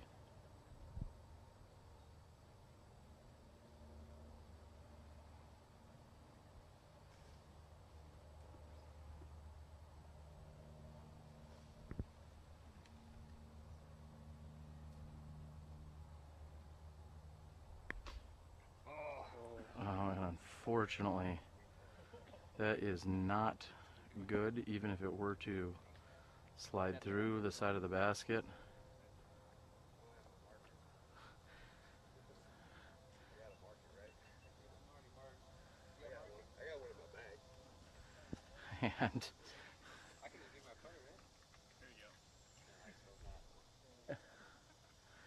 And a little bit of a delay here, as Dutch does not normally carry a marker, a mini marker with him, and this is going to require him to mark this shot directly below the basket or below the disc. And now he will have to put in and take a 3. So a new rule that we saw a few years ago, and unfortunately not good on Dutch's birdie opportunity.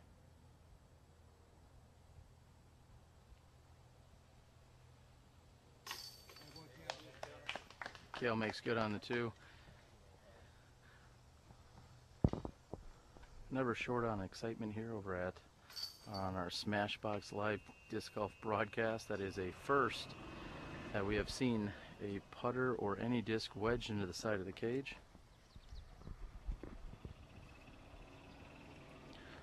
Also a great opportunity to make a clarification on the PDGA rule. So there you have it. Dutch with a 3.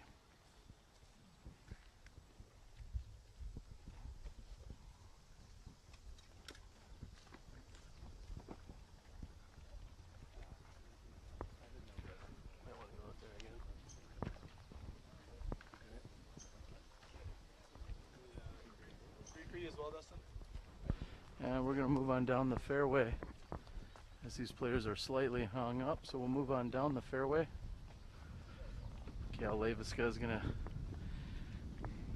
take in a little banana action. This is a long round, Kale.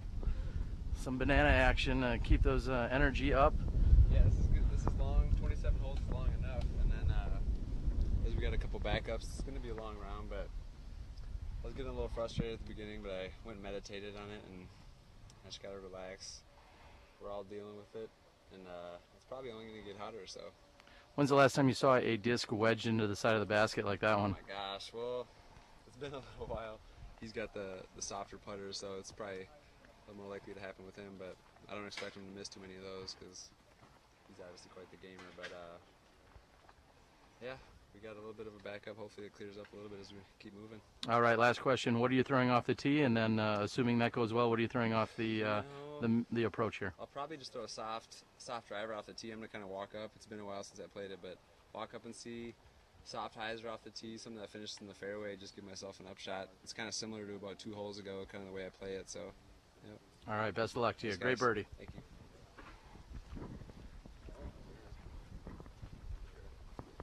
And Kayla's right, this hole plays a lot like hole 11 does. It's a hyzer driver for most of the right-handed players, and then you just want to give yourself an upshot. The only difference here is the basket is off to the right as opposed to the left, so you kind of want to be more left here so you can see around the corner. A really big arm can throw over the top of this stuff and crash one into the trees. I've seen it work, but it's a dangerous shot and could get you in a lot of trouble.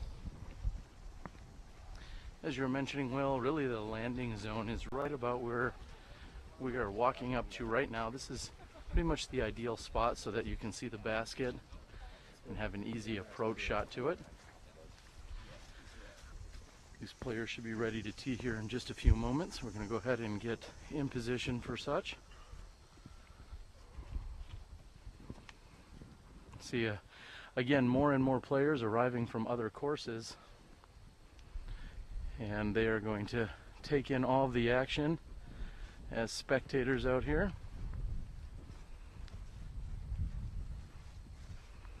I believe if we move into position, we should be out of range for where these players are looking to throw to.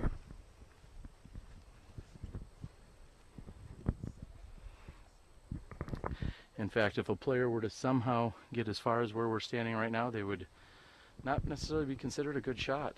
They needed to hyzer out so that they can finish over here on our right, their left.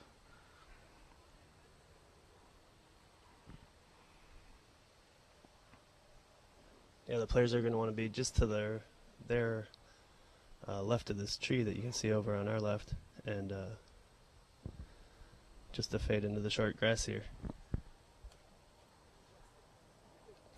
After carding the only birdie on the previous hole, Kale should have the tee.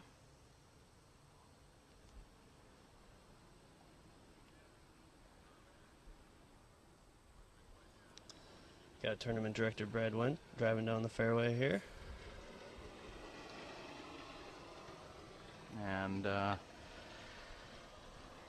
someday at SmashBoxx, we will be looking forward to our cart sponsors so that we'll be able to huff it around the course, so to speak. Here comes Kale Leiviska's drive. He said it's soft hyzer off the tee. And that is... that's textbook. That's perfect. Textbook shot. Will, I believe we're feeling a little bit of a wind at our back at the moment, which means a slight headwind for them. I think more than anything, everyone's excited about the idea of it cooling everyone off. And this one turns over a little bit in that headwind. And like you said, if it's coming towards us, it's a little bit off where they wanted to land, and he's going to have to decide what to do from there. Yeah, he may go with a hyzer shot around the trees that guard the basket. Unlike Kale, who will have a straight shot, even a slight anhyzer, with a much larger opening, he's going to have to go with a hyzer probably around the trees. Here's Dutch throwing a nice looking hyzer shot as well. And he's about 30 feet past where Kale landed. Also a great place to be.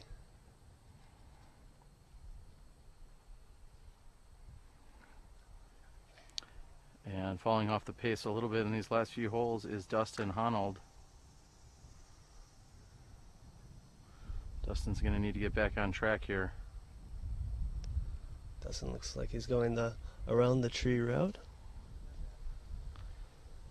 And he'll have a bit of a turnover upshot, but it's nothing he can't handle.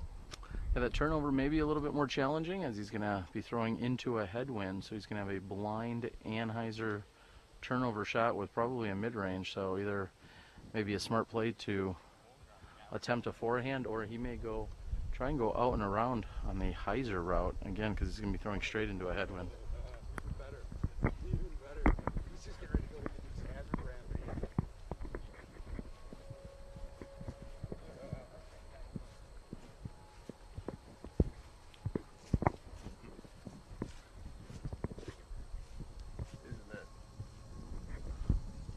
And we see our players moving on down the fairway.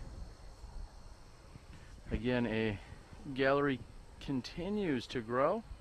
We're so glad that people are coming out and taking the action. Of course, we totally understand if you're sitting somewhere in a more comfortable location, taking in all the action on a tablet or cellular device possibly. And certainly reach out to us if you're looking for getting this on your Wii to push to your television or any other flat screen television. We'd be more than glad to provide some assistance there. I know that we've seen some amazing pictures and screenshots of people sitting back and enjoying SmashBoxxTV from the comfort of their couch on their large screen TV.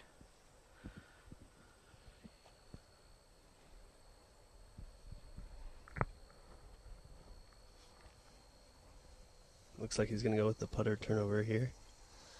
Probably a stable putter, so it flattens out at the end. You got to put quite an Anheuser on it to get around this bend.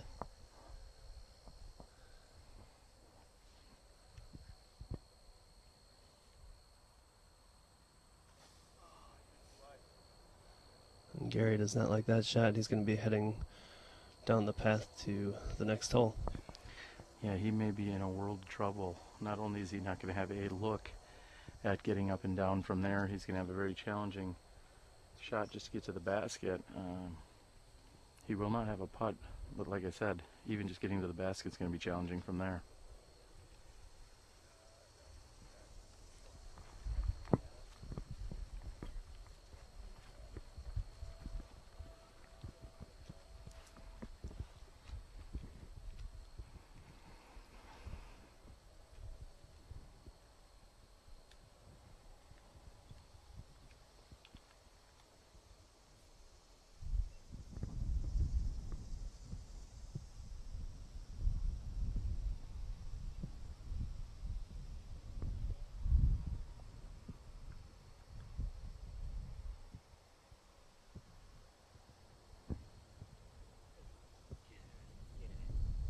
Ooh.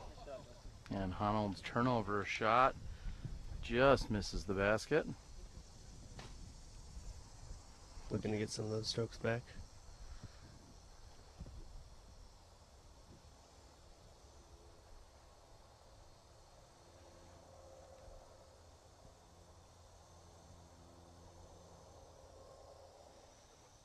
And I think textbook was probably the word you were going to go for there. Well, I'm going to steal the word right out of your mouth.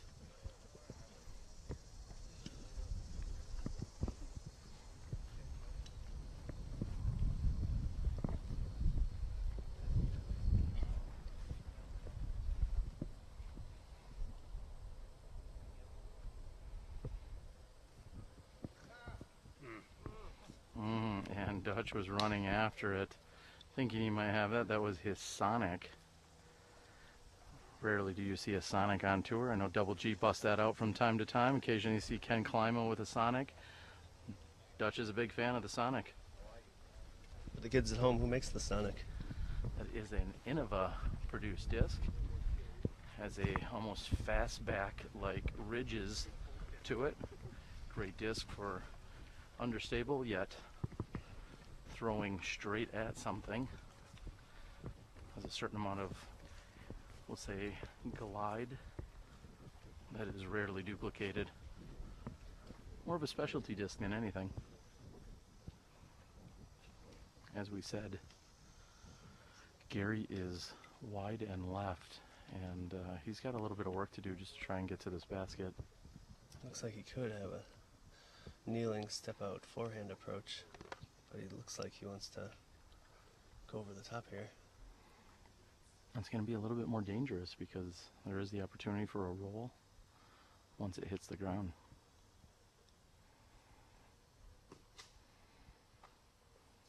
Oh, and we just saw that roll after a bad kick off a branch. Might be back in the edge of the woods. I think you're right, Will, in that possibly a step or a kneel out to the right-hand side of the woods, maybe throwing somewhat of a understable putter flick shot, may have got him within 10 or 15 feet of the pin. I think that's a great tip for everyone at home, that to remember that you do not always have to put your next shot right directly underneath the pin. Just get within your comfortable putting range, maybe 10 or 15, or in some pros' case 30 to 40 feet, but just make it to within that putting range. You're not always just necessarily trying to get it under the basket. Sometimes close is all you really need.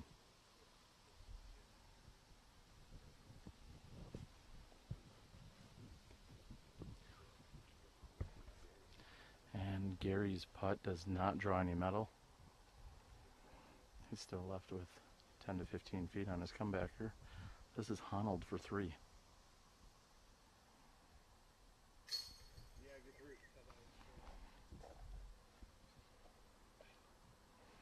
We may see this become a 2-horse race if Gary and Honold, Dustin Honold, if they don't keep up with these guys.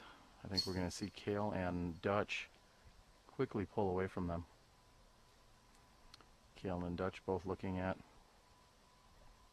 tap-in threes.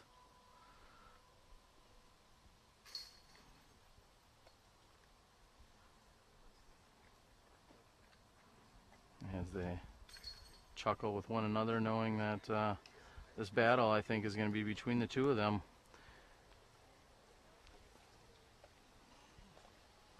That's hole number 13 here at the Token Creek County Park, the Velarda Disc Golf Course. You're watching live coverage of the 2014 Mad City Open.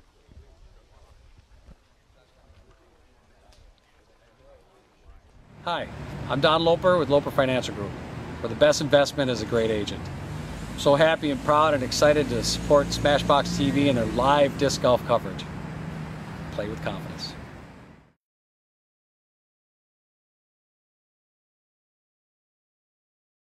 Hey, I'm Batman and you're watching live disc golf, SmashBoxxTV. We are going to move down the fairway here on hole number 14, just to get in a better position for you.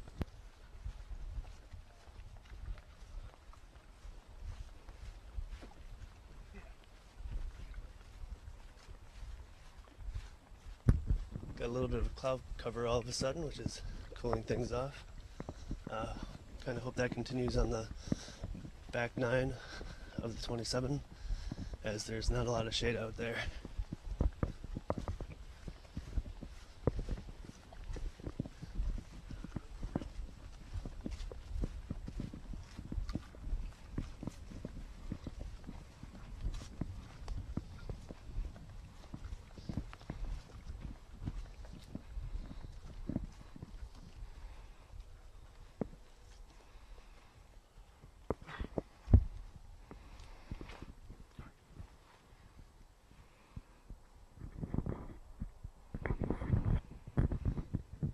It looks like it's going to be Kale in the tee box.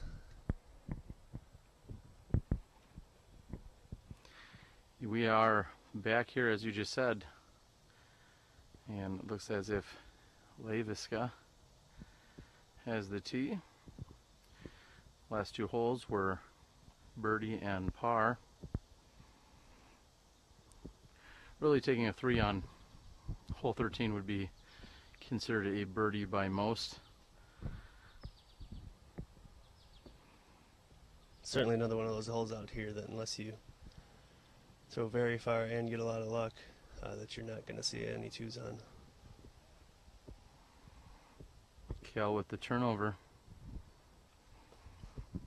Lane's just a little bit short of the circle. He's going to wish he put that one a little higher.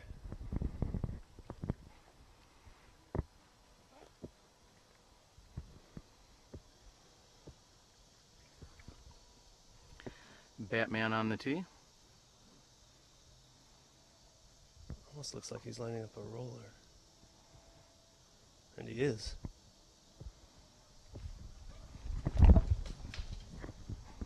And coming directly at us as we are scurrying to get out of the way. His roller is just a bit wide left.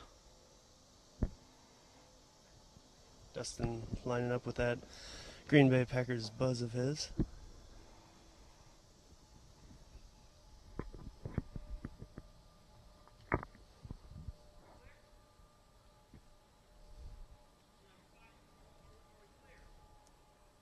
We hear discussion on the next hole, hole 15, which is a very challenging par 4. Discussion as to if the next group is ready to tee. Hopefully by the time we get there, there will be little to no backup. Oh, and a little bit of bad luck. Clips the tree. Yeah, when coming in at this hole, the first 150 feet are wide open, 175 feet, and then the remaining 125 feet are very guarded by various trees and clumps of trees. This is Gary's tee shot, and he hits one of the very earlier trees. And we have some friends joining us here on screen, Mosquito Nation. We talked about that extensively yesterday, that the mosquitoes are also out here in full effect and taking in all the action. Very wet, humid weather for the last few days, and then lots of opportunity for them to, well, get out and join in. Not exactly what we want to see, although we do see a great gallery walking along with this leader group. Yeah, a lot of mosquito food coming down this fairway.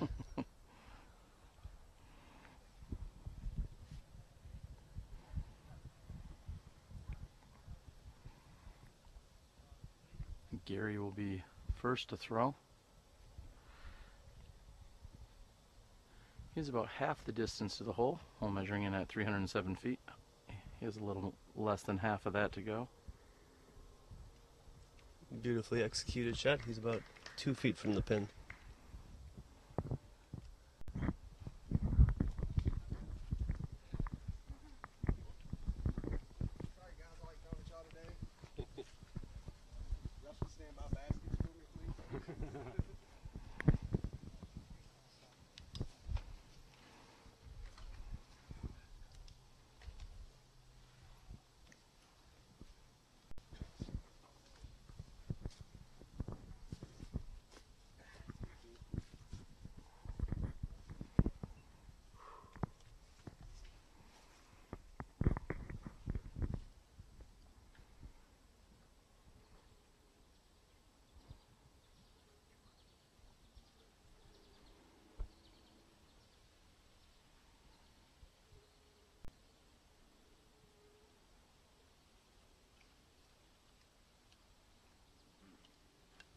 And Honold's attempt is wide and right.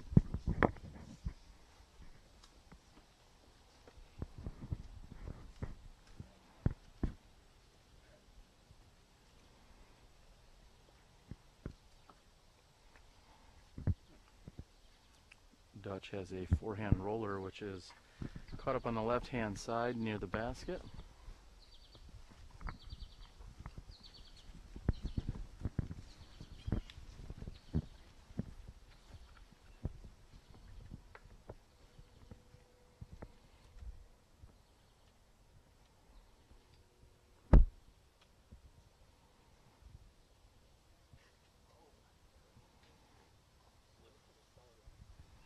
And Kale with a slight slip of the foot as he goes for his jump putt there.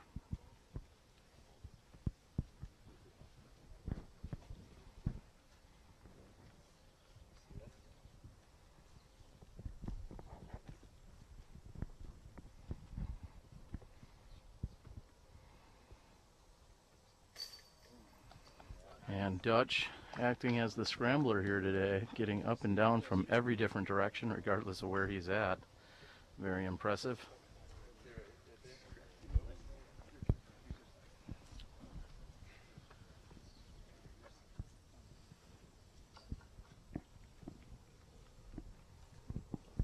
This ground out here is a little soft with all the rain we've had in the last week or so. Players are noticing a little bit of difficulty with their footwork. This is Honold for his 3, as he is putting directly back at the rest of the gallery.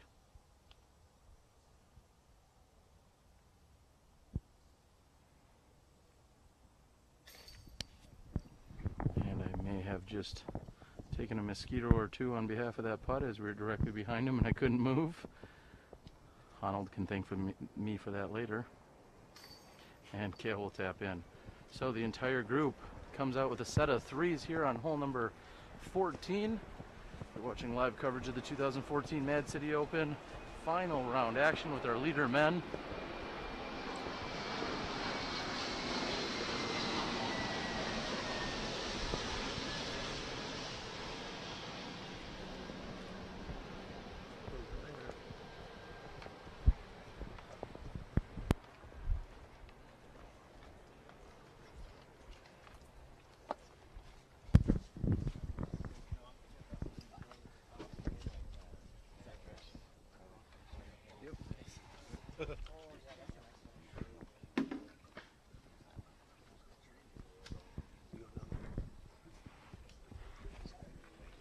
We are going to go ahead and move down the fairway here because of the backup that is taking place on hole number 15. So we'll move down the fairway.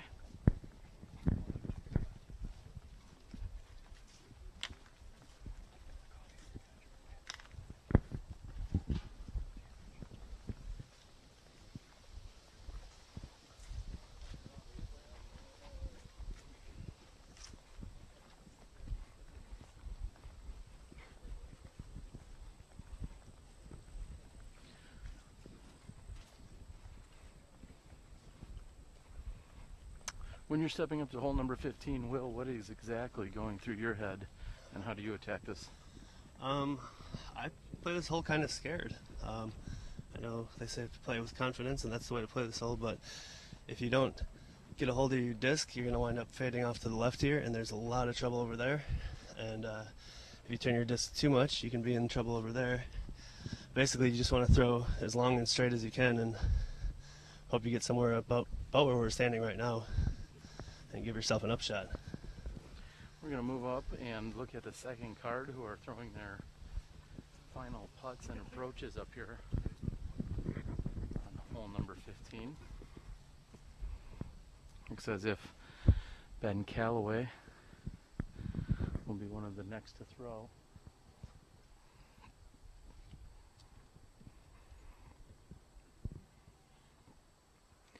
Ben is on the right hand side in the final brush or shoal area on the right hand side of the fairway. We saw him checking the wind a moment ago. And just off the side of the basket.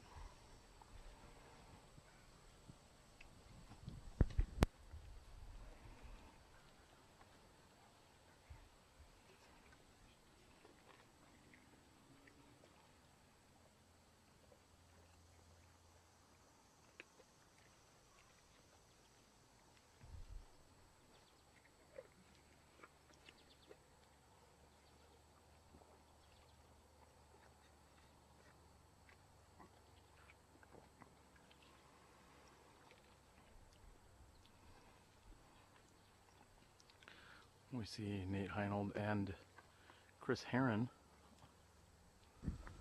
waiting as one of their card mates is attempting to get out of the rough just behind the pin.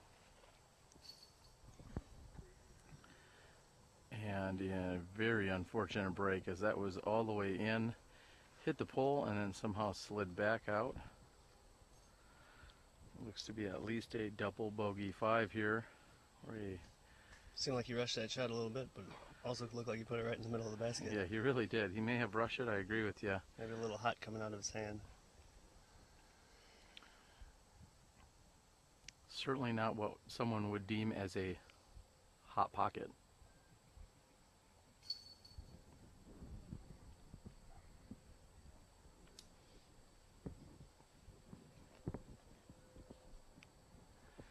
And And Chris Heron, the machine, taps in.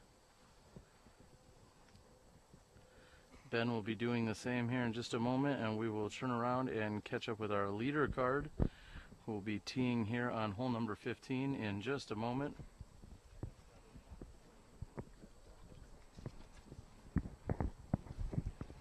Again, we have really set ourselves up in the ideal landing zone.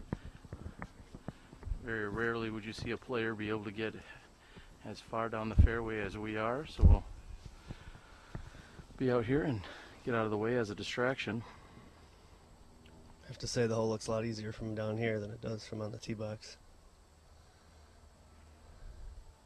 And Cale throws a nearly perfect shot right where he wants to be, landing not far from advanced superstar Jordan Castro. Jordan, one of the final 4 competitors at the 2014 Amateur World Championships that we brought to you on SmashBox just a month ago. Jordan also finished 2nd at the Minnesota Amateur Championships, which we as well brought to you back in May. Dutch with a bomb. And just as I said, Dutch has thrown exactly pin high to us, which is a perfect shot. Looks like a green T-bird, and if we saw his shirt say yesterday that he has inscribed in the back, T-bird with a little hyzer. And Batman is getting it done. Here is Dustin Honold.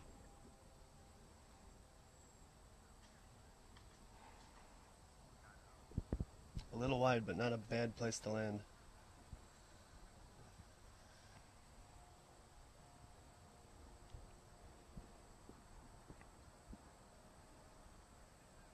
And for everyone at home, we are only about halfway through our round as these competitors continue to battle it out at this PDGA A-Tier event. They will be playing all the way through. We're on hole 15. They will play up through hole number 27 and then play holes 1 and 2 as they started on the original hole number 3. So we hope that you are taking it all in and enjoying the action. If you got any feedback, please hit us up on Facebook or possibly over on our YouTube live chat room. You're always welcome to send me any comments, questions, or suggestions over to my cellular device, 414-803-3307. Of course, all international and national calling rates do apply.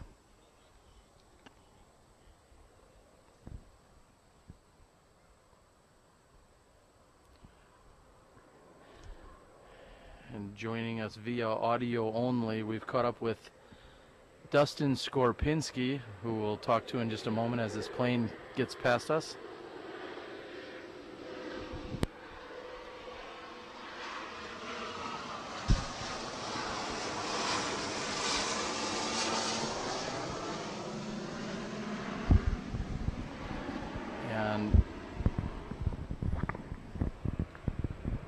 And in just a moment, we're going to see Dustin Honold's second shot.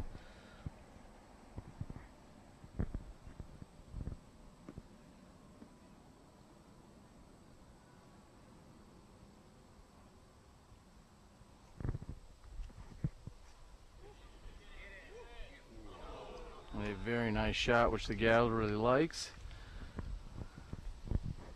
And we're going to move down and catching up with Dustin Skorpinski, who's been traveling around the country this year, mainly playing in the advanced division and competed this weekend. How'd it go out there for you, Dustin? My first 2 rounds went pretty well. Today I did not play so well. All right, well, we won't talk about that one then.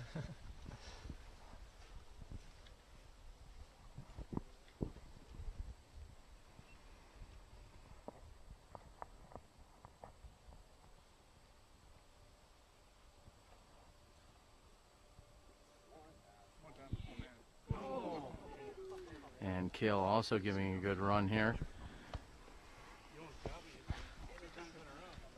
Dustin, where were you competing this morning, and how do you feel about the overall Mad City Open experience? I played at Hiestand this morning. I love this tournament. It's one of my favorites of the year.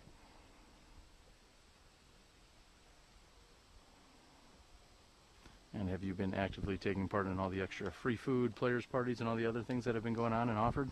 Oh yeah, the players' party last night was pretty great. Very nice. Where else are you going to be touring to the rest of the year? Next weekend I'll be going up to northern Wisconsin for the Northwoods Open. Looking forward to that. It's going to be my first time playing the course, so should be a good time.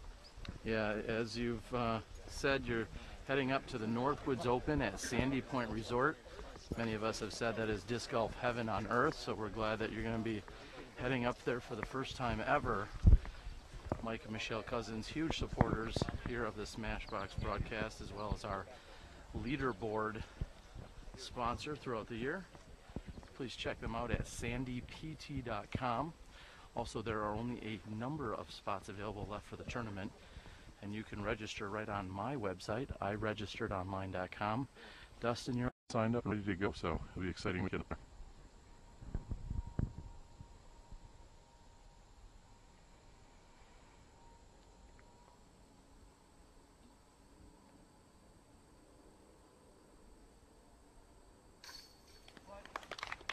taking his time and making good on the birdie 3 opportunity here.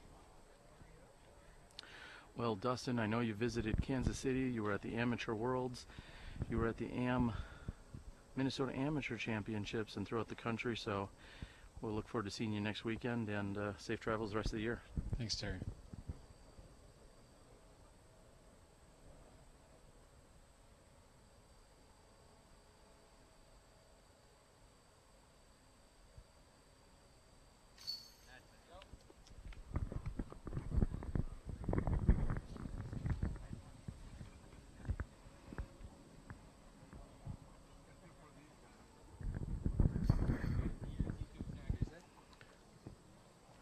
These players making very quick work of hole number 15. I don't feel that they did the hole justice in terms of how easily they actually completed it. It's a very challenging hole, and all 3 of them seem to have card birdie 3s. We've got a brief walk over to the middle of hole number 16. We're going to stand down for just a few moments as we do that. Again, you're watching the 2014 Mad City Open live coverage brought to you by SmashBoxxTV. Can't reach like the most unstable one there. I can't reach like that.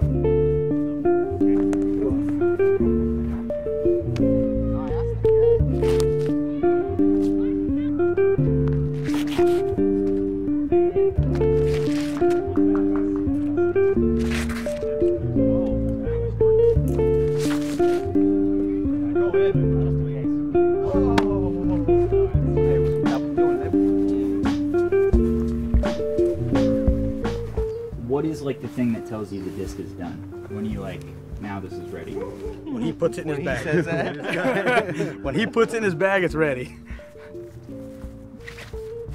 Yeah, we kind of throw it, test the different runs, and go with what's flying the best, most consistent.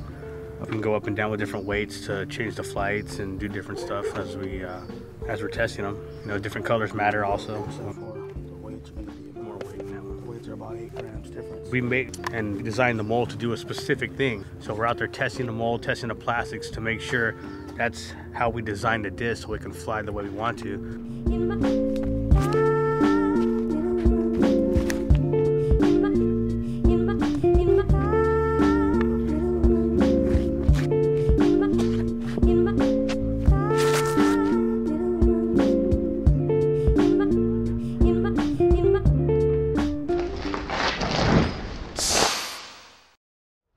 I'm Paul Macbeth.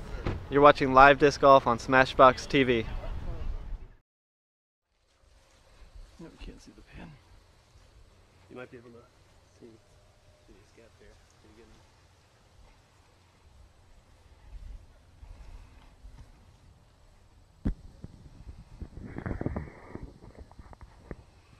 And we see Assistant Tournament Director Nick Elm, who celebrated her birthday yesterday, hustling it down the fairway, bringing drinks and other goodies for so many of the spotters and other volunteers. Leiviska, after cutting the birdie 3 on hole number 15, he's going to be first on the tee. Kale sitting at 12 under par,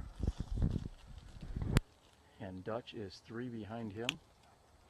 Dustin Honold sitting at 7 down, and Gary Patton sitting at 5 under par.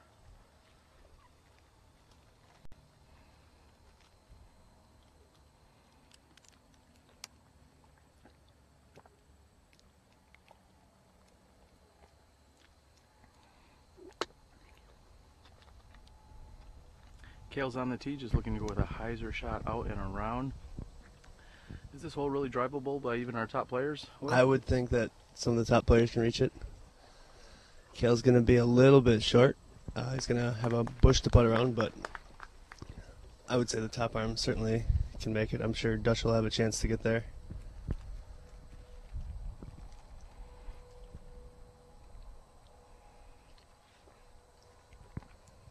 And Dutch has been both spot on and resourceful throughout the entire round here. He's coming up and over, and unfortunately placed him right behind the bush. He's not going to have a clear look at birdie from there.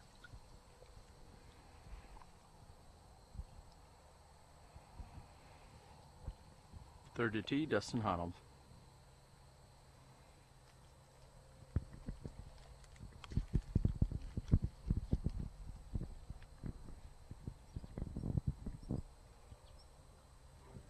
And Dustin cutting it very short, and he's on the left-hand side. Shouldn't be too bad of an upshot from there.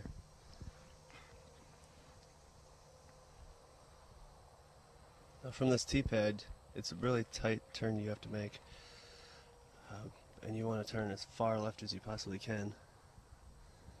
And as these players throw into the sky, very challenging to find. However, there is the result by Gary. He's going to have a very easy up and down. Players should not be disappointed carding a 3 here. Unfortunately, some may consider this somewhat of a tweener hole with so many 3s commonly happening. It's a very threeable hole. A 2 would be a bonus.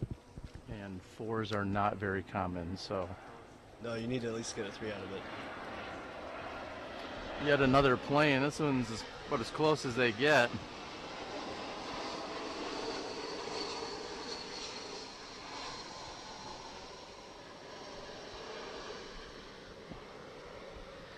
And with that brief commercial appearance, we'd like Delta to step up and sponsor our Smashbox production. Thank you very much, Delta.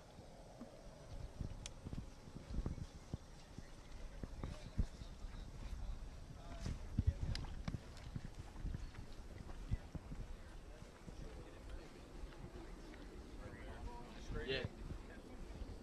If you head straight in.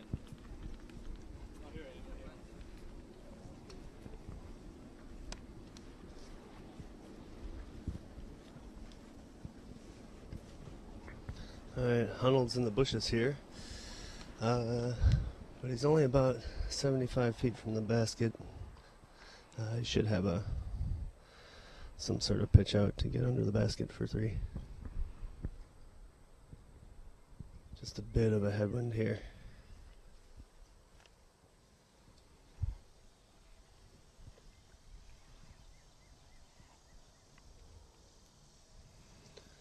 Patton just pitched up. He's under the basket. Well, Honold addresses his lie here.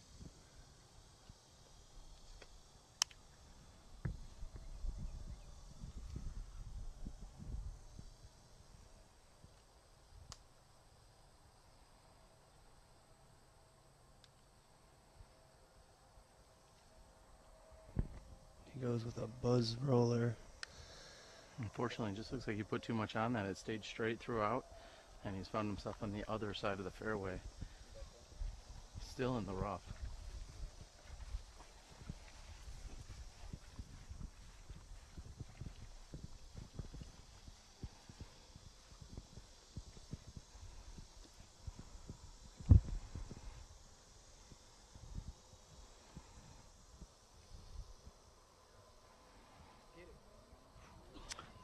Batman going with the forehand AVR driver, almost putting that in from one knee. Nice attempt.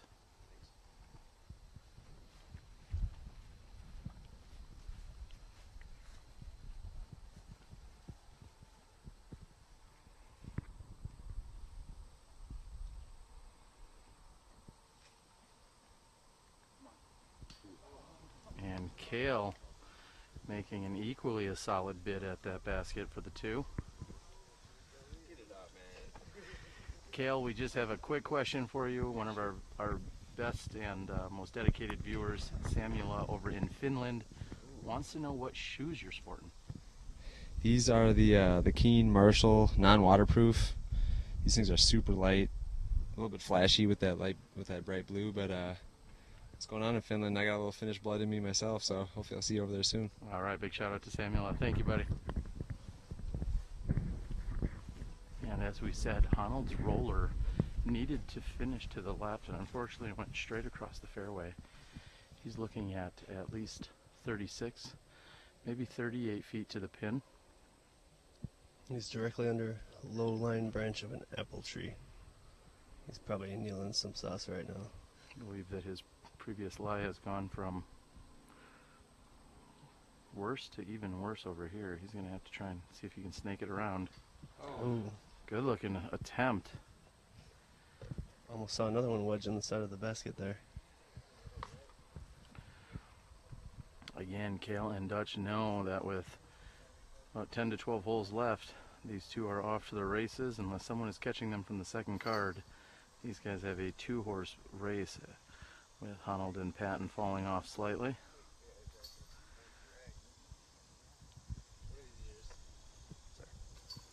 And with that being said, we've completed hole number 16. We're going to take a brief walk over to 17, the short, tunneled hole number 17. I'm Terry Miller, Disc Golf Guy, joined by Will Miller. You're watching SmashBoxxTV. All right, we're at hole 17, 280 feet, and you got to deuce this hole. It's straight ahead. I'm a backhanded player. I throw a rock down the tube. If you have a sidearm, right-hand sidearm, this is a good place to use it.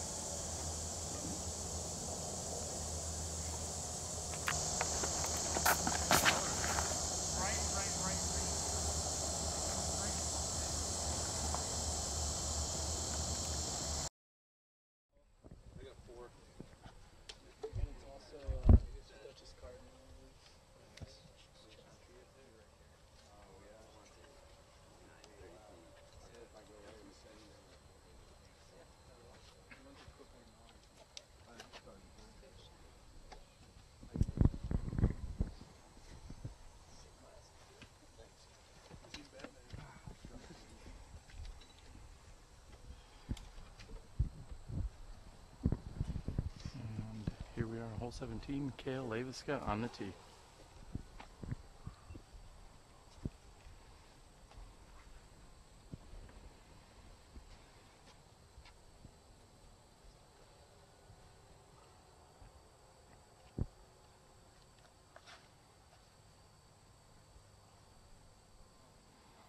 And Kale shot just a bit low.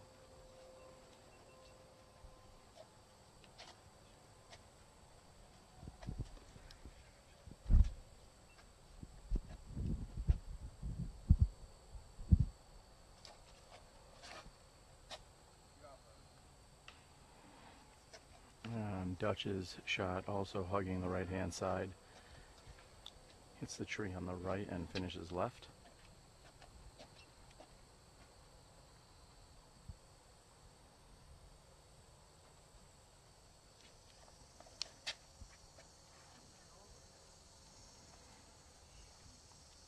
Gary looking for a little turnover on that shot.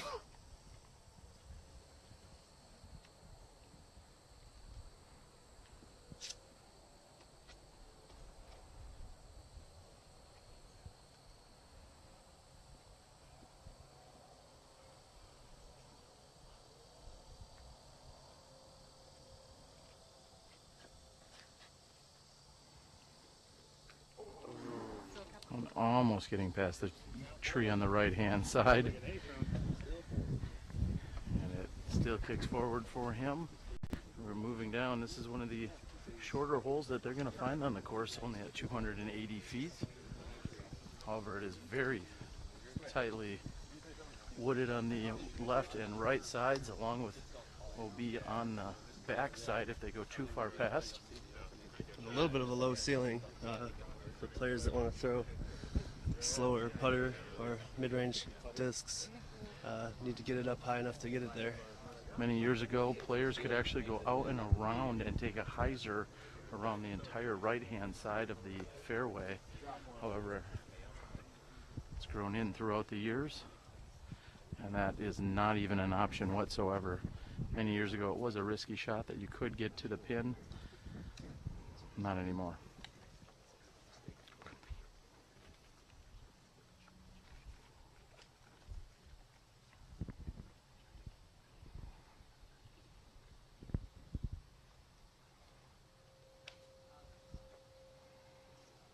Dutch needs it to hyzer a little bit.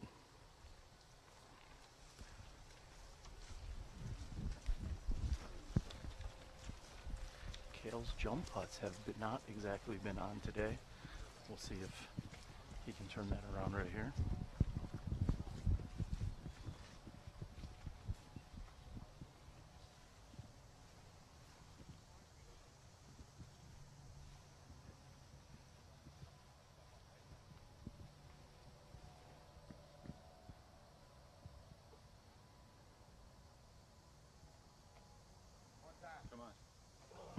And that is the nicest run he's had on his jumpers. Just needed a little bit more hyzer. He had the height for it. Even though Batman's a few strokes back, you can hear him saying one time in the background, cheering for Cale to put on a show for this crowd here. Certainly part of the fun and camaraderie that we get out of a great group of guys. Dutch is certainly out for the best possible golf, whether it's him or others. And from 38 feet, Gary's putt is wide and to the right.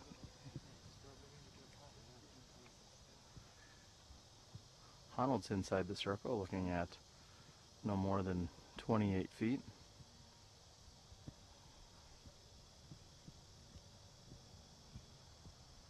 It would appear that branch didn't slow him down too much.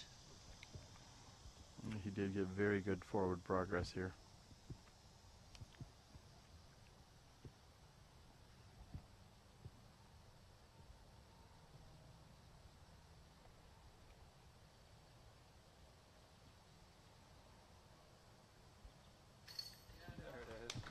And Honold makes good on the birdie too.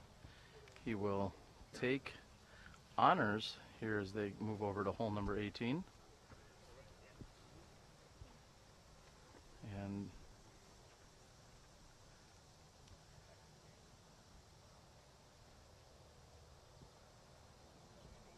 Cale has approximately 15 feet here for cleanup, going for his par 3.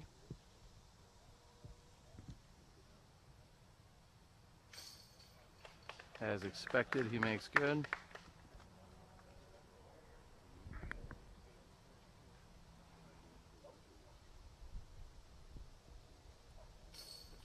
And no troubles for Batman. Gary will be cleaning up.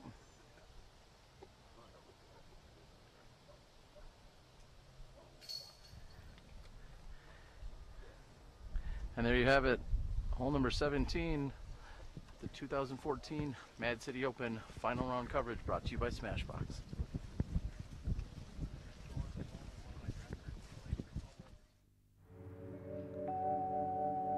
It's all about practice, preparation, and routine. Approaching the tee shot, I always line up my shot and check the wind direction. Always take into consideration the trees that are out there and the out of bounds that are marked off. I try to keep everything slow on my run up and build momentum as I get to the end of the tee pad. Trust your shot, believe in yourself, let the disc do the work. Legacy disc. Play with confidence. I'm Leiviska from Minnesota, and you're watching SmashBoxxTV, baby.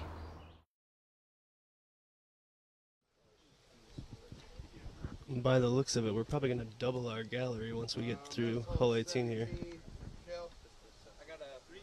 3. Gary? 3. 3. Dutch got a 3. Dustin? 2. Great 2. Seems as if someone has cranked up this citronella candle and or perfume out here. Certainly useful for avoiding those mosquitoes.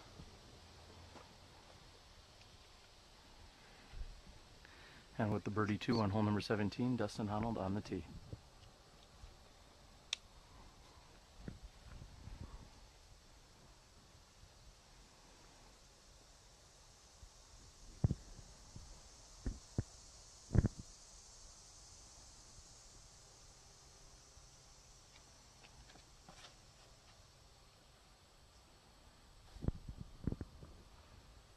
And measuring in at 414 feet, these players have to be certain that they do not cross the parallel fairway that we found earlier on hole number 11.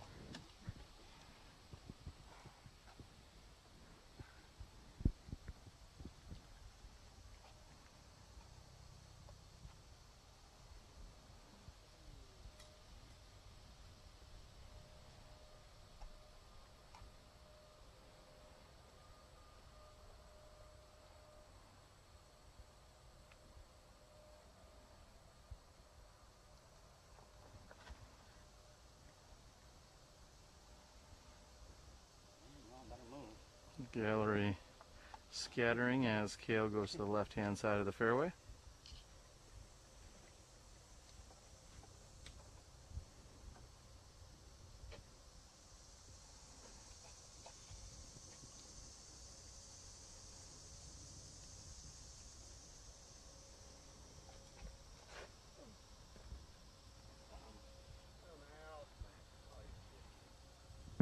Dutch is looking for that to hook up.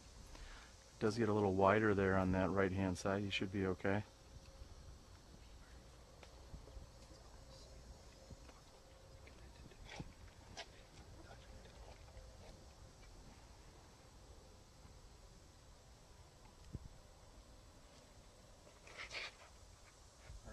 Hurry. Watch that. Watch that. And Gary looking for a little more turnover there on his tee shot. Here's your tees. We're going to move over to the fairway here on hole number 18.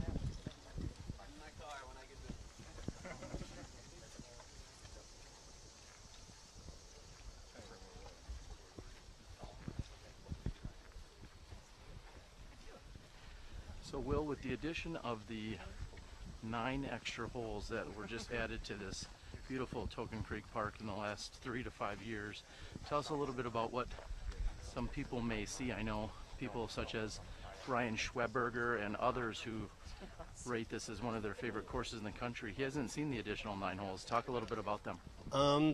For the most part, they're longer and open from the long tees. A lot of tweener holes between par 3 and par 4. A lot of these bigger arms can have a pretty easy time with the 3 on them. I think we're going to see a lot of 3s out there. There's a couple short ones that you need to get. And there's an island hole that you do not want to miss the island. If you miss the island hole, you have to replay your 3rd shot from the short tee.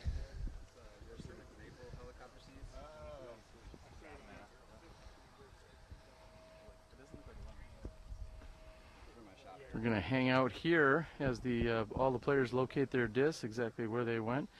It seems as if Dutch was in fact on the right-hand side.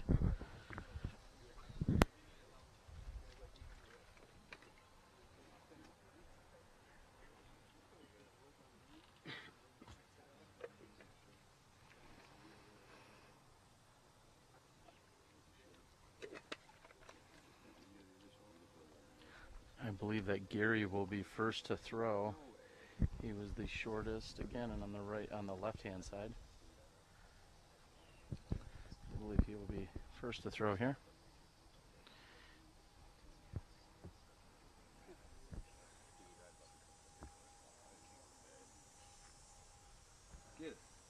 Very nice looking shot there by Gary.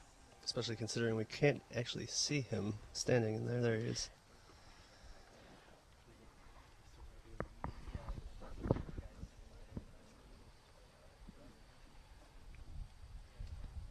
not sure if we're going to see Kale throw here. Kale's going to take a break and check out something interesting that's laying on the ground over there. Maybe we should too. That's what SmashBoxxTV does. We get in there and get to the action, even if it is something very bizarre, such as a mouse, we've been informed.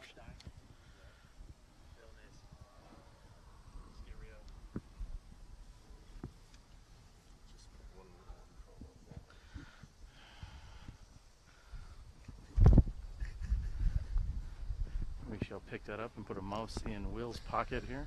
And Dutch just was a little short on his putt, and a little low, I should say. He went about 10 feet past the basket. Should have a drop in 3. Kale's got about 45 feet here.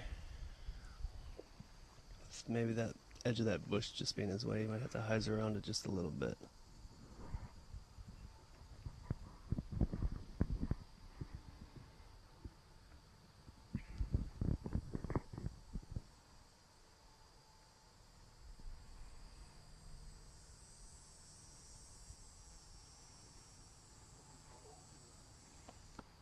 Kale's jump putt was high and left.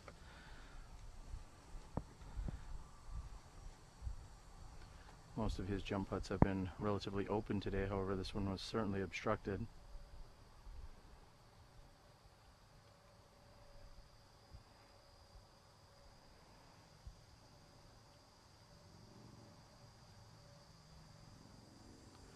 Honold lining up his shot.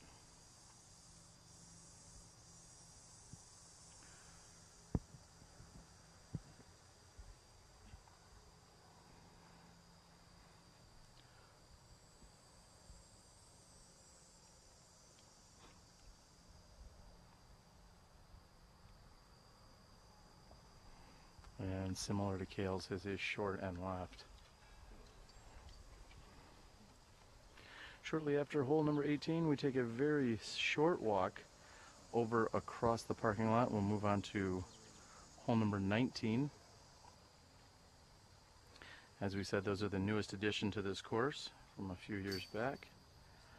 As Dutch taps in for his par 3, Kale's looking to do the same.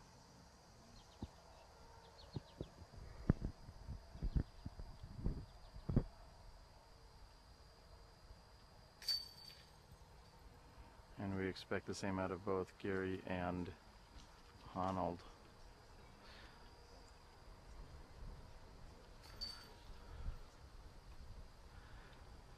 "16 holes complete, 11 to go for these gentlemen." You're watching the 2014 Mad City Open final round coverage.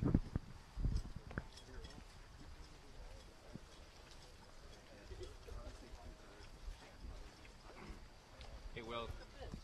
Pro tip of the day, don't get stung in the nuts by a bee.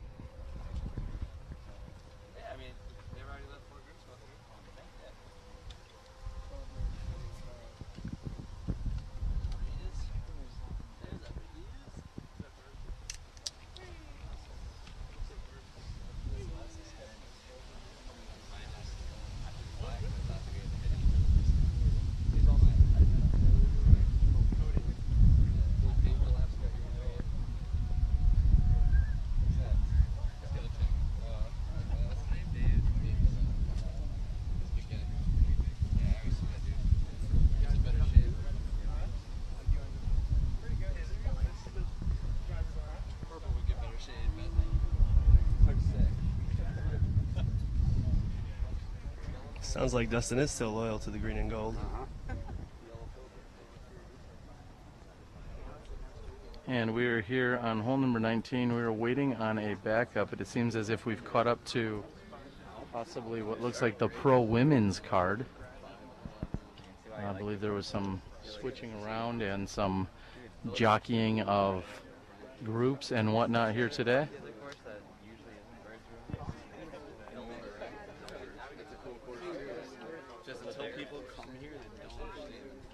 What's the general rule regarding playing through in a tournament?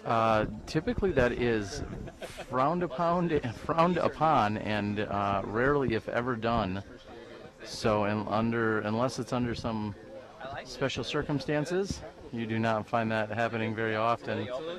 I've been unofficially informed that that has already happened. So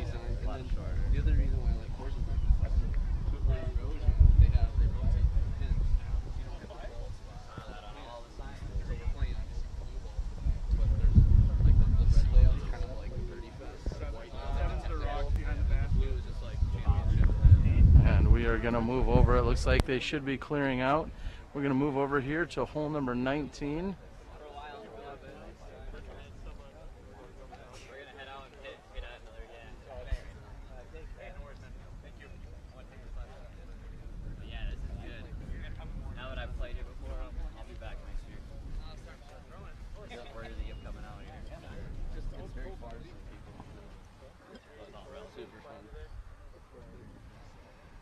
We're taking a look at hole number 19 for the first time this weekend. 384 feet to the long pin position.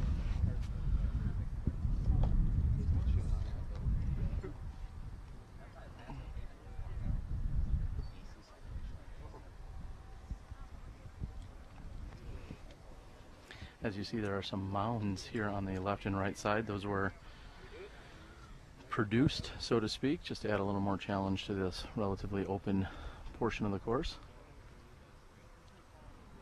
The long arms in this group shouldn't have any problems with those mounds, as they should be able to reach this basket.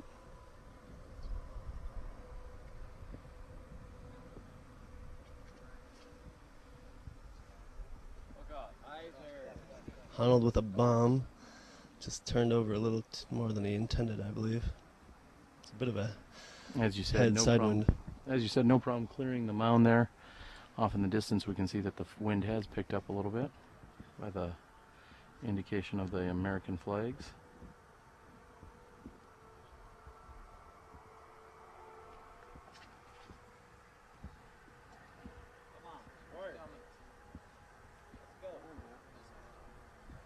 And Kale hanging it out wider right with plenty of speed. Fortunately, a little too much speed for me here. This is Dutch Napier on the tee.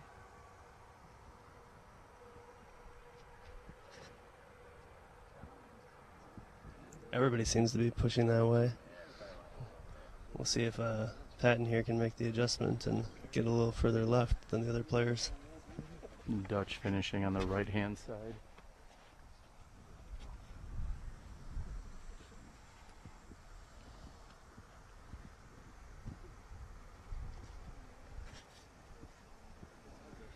That one looks good. And as you said, he made the perfect adjustment and went a little more directly at it. Benefits to being on the bottom of the box.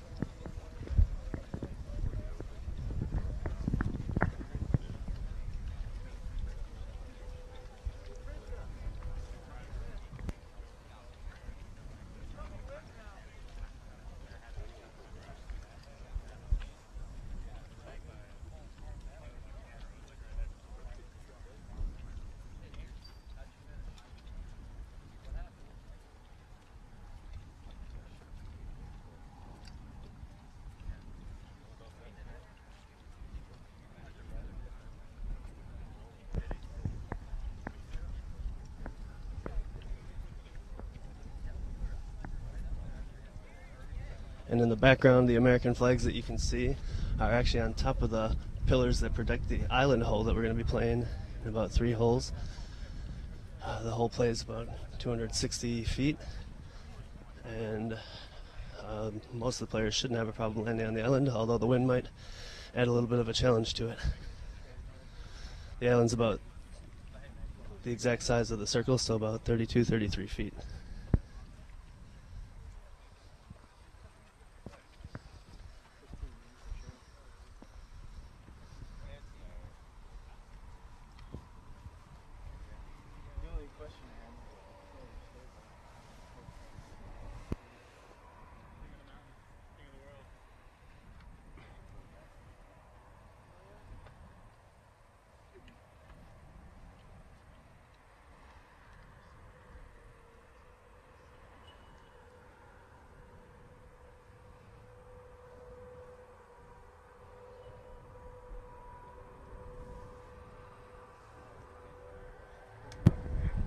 Honold felt the effects of the first real significant breeze of wind here today. These players are walking up here on hole number 19.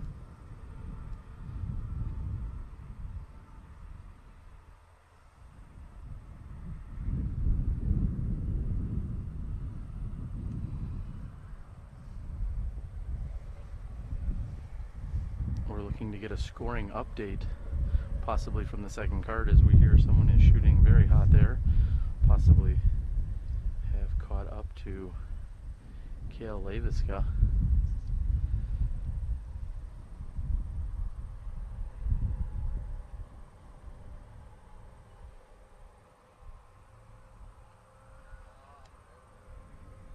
And as Dutch released, he felt a little right to left wind, which certainly pushed his putter in that direction from right to left.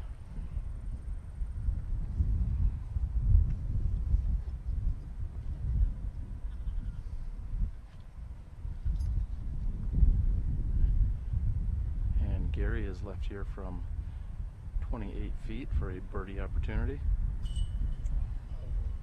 And in and out. Speaking of in and out, it's just about lunchtime around here. Too bad we don't have any in and out burgers in the area here in Wisconsin. We certainly don't, but your favorite Subway is right down the road.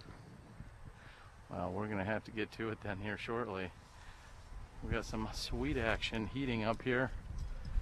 We are going to see if we can get confirmation on the second card to go see if somebody has in fact started to tear it up and possibly catching and passing Dutch and or Kale.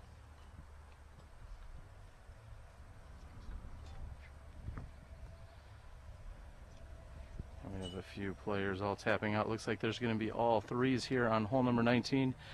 We're going to move over to hole 20. You're watching the 2014 final round coverage on the Mad City Open.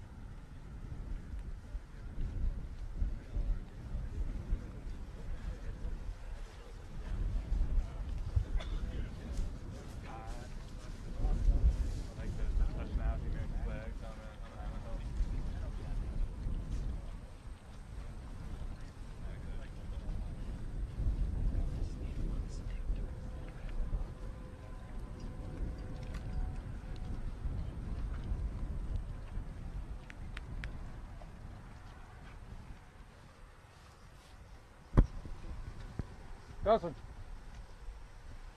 That was hole 19, Kel. 3, Gary.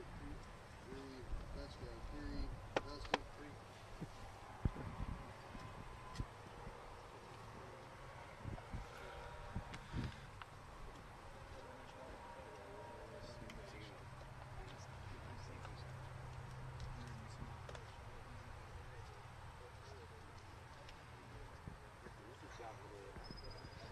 That disc you just saw in the background was Chris Herron's apparently second drive on the island hole.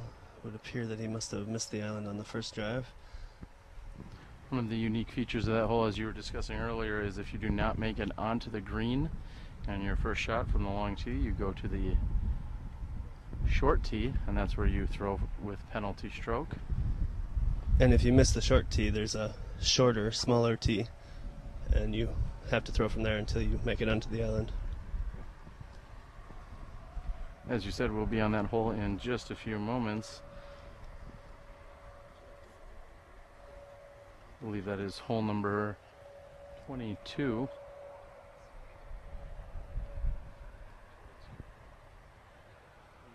And we're going to move over here as we're seeing the ladies are just clearing off hole number 20.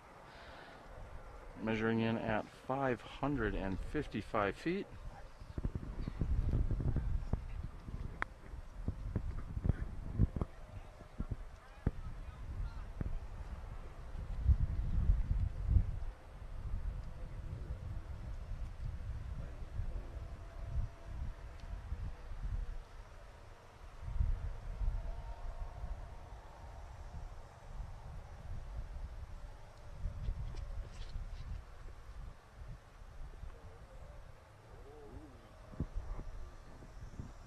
Honold a bit wide, but he's going to have an upshot from there.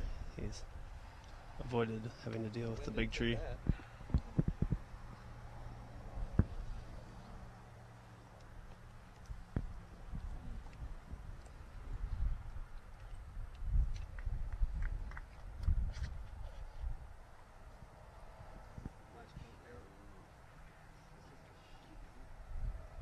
Kale with a nice drive.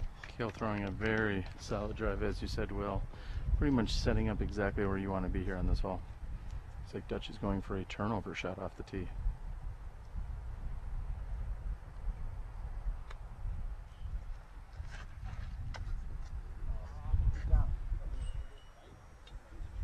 And by turnover, I mean roller turnover.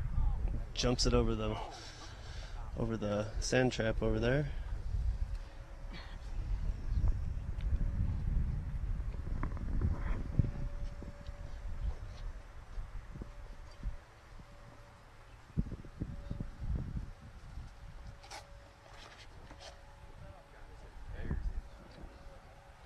Patton with a good drive. Anytime you get to or past that tree, you look to be in a good position here on this very long 555-foot hole number 20.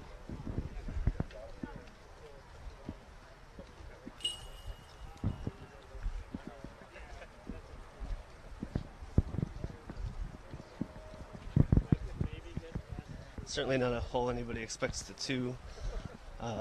Obviously you want to just get as close to the pin as possible to make that upshot easier.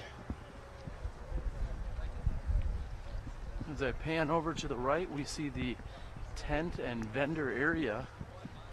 So many of our players will be participating in both awards and funny money action, or script, whatever you may call it in your area. I'd like to send a big thanks to our good friend Colin Huff, who is overworking the Lifetime Disc Sports / Skyline booth. That is my company, along with a handful of other vendors that are out there. I believe they are all selling bad product. No, I'm just kidding about that part. But it is a very awesome atmosphere, as nearly 300 competitors are here for this PDGA A-Tier. And as alluded to earlier, we had a player party that players were able to take part in for free. Both Friday and Saturday night there was free food and beverage provided.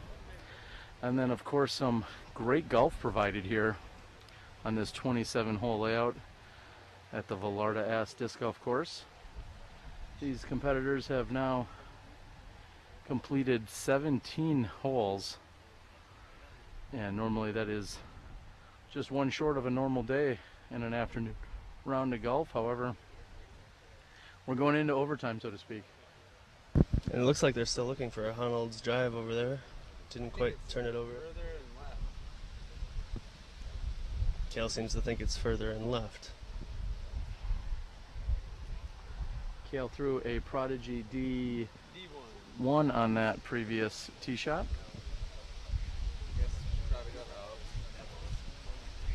And per PDGA rules, we discussed it briefly yesterday, you have 3 minutes to locate your disc.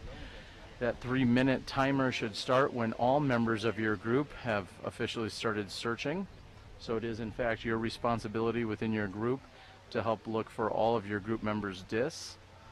And you have 3 minutes. Once that 3 minutes has expired, if you have not found your disc, you must go to the previous lie and throw from there with a 1-throw penalty. In this case, it would in fact be the tee pad. There's an interesting rule that was changed a number of years ago. It used to be where the disc was last seen is where you would then take your next lie from. However, a number of years ago the PDGA changed it to you throw from where you previously threw from. How often do you think this rule gets taken advantage of or bent slightly during tournaments? Like, how often do you think players are not intimidated but afraid to start a timer per se? Yeah, unfortunately, again, we talked about it yesterday about so many of our players. Disc golf is one of the very few professional sports out there that is essentially self-regulated, and nobody wants to be quote-unquote that guy who starts the timer. However, players need to know it's nothing personal. It's just simply playing by all the rules that you have the 3 minutes to locate a disc, and if you have not located it within that 3 minutes, you unfortunately should be taking a penalty stroke. And again, I think getting at exactly what you've said, not enough people are ready to start the timer or call that 3-minute rule. And it looks like we may be found. I see a bunch of the gallery members coming out.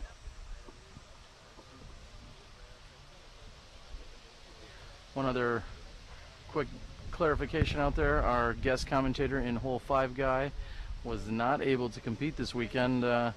Life and busy schedule and work has all seemed to get in the way for him.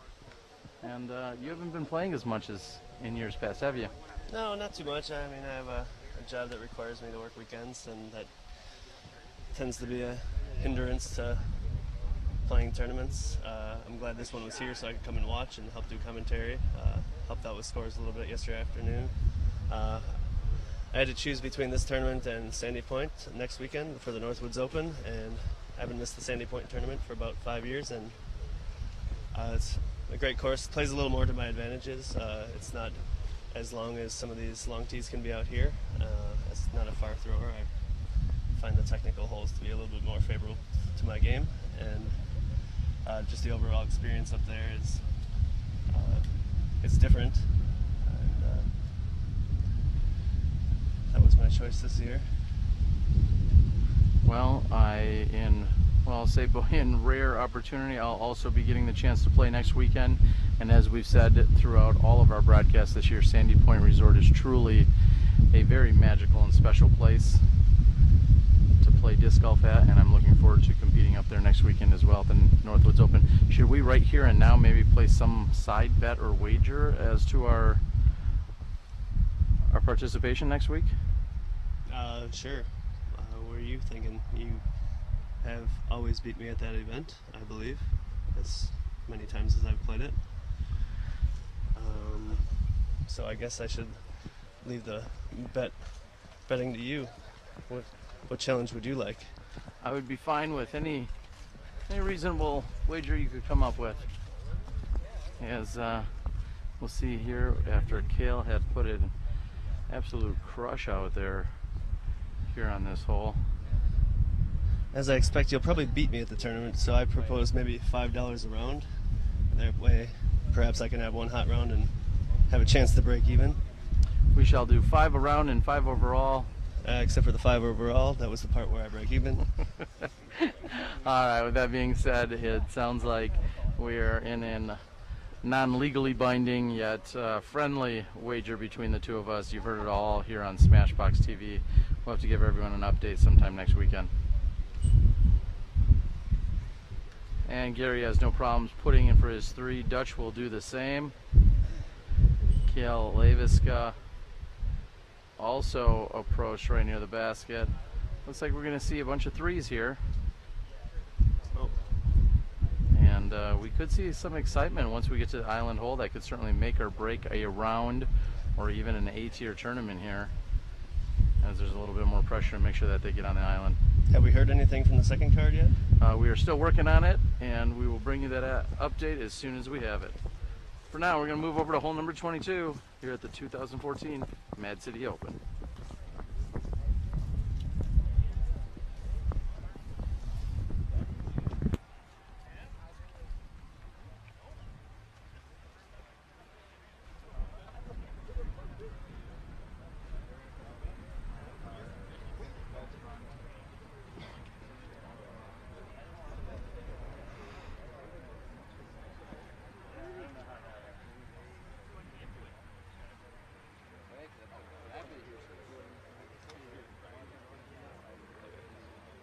And we're here at hole number 21, one of the shorter additional 9 holes that were added to this Token Creek course.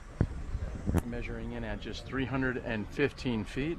I would say that placement is certainly more of a premium than the distance here. Got a decent headwind coming at us. These guys are probably going to be throwing their stable mid-ranges here, I would imagine. We have Dustin on the tee with a buzz.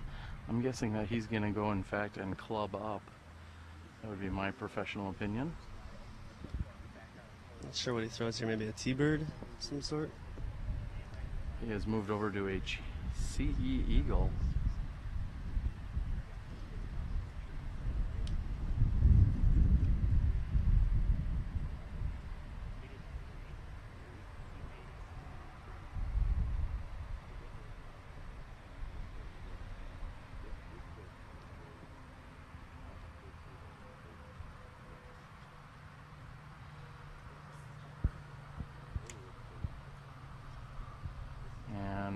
shot that is to the right-hand side. That looks like it's going to be a little bit short there for Dustin.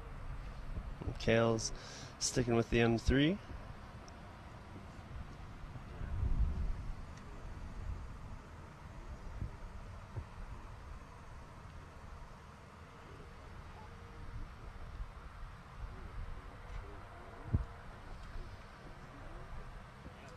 Kale's going to need that to hyzer off a little bit. And that's a really good shot. Should be inside the circle. Great shot by Leiviska.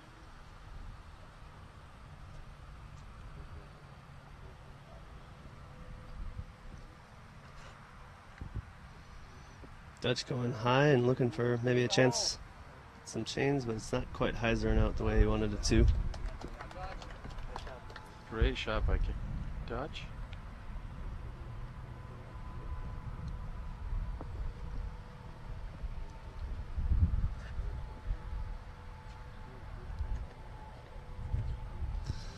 Look like the branches cost Patton there a little bit. And we have caught wind that Ben Calloway is at 3 down for this round. Ben, I believe, was sitting somewhere around 4 or 5 under par going into the round, so that may bring him to a cumulative score of roughly 8 under par. Either way, it does not look like we can confirm the rumors that Cale was being hunted down by someone on the second card.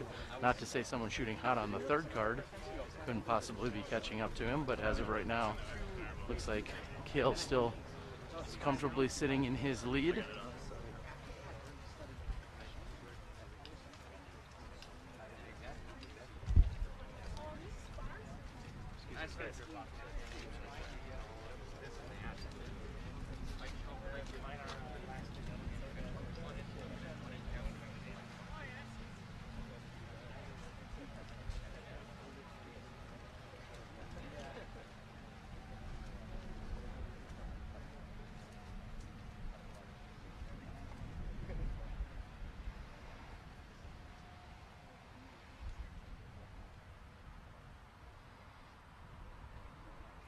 And Gary's birdie attempt is low and at the base of the basket.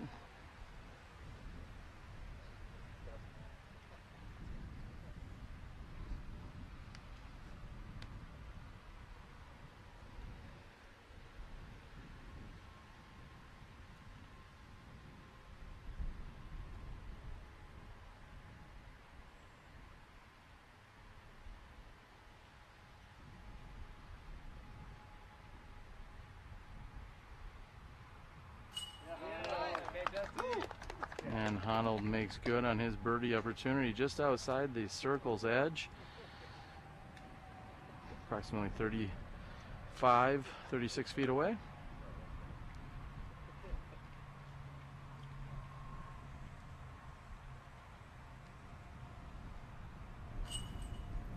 And somehow Batman slips out the left-hand side.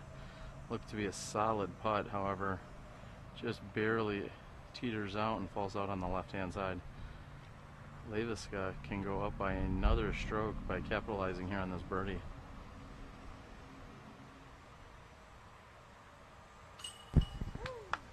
Kale's great drive here takes the wind out of the factor on that putt. Didn't have very far to go. In just a few moments, we're going to move over to one of the most memorable holes you'll find at the entire Token Creek course, including the back nine action. Hole number 22, the island hole. We saw 2 birdies and 2 pars. Let's move over to hole number 22. All the pros must have to play 27 holes because it's like, what are the, then it's like, what are the second card is all of a sudden, you're like the best player on the second card is now better than the last person.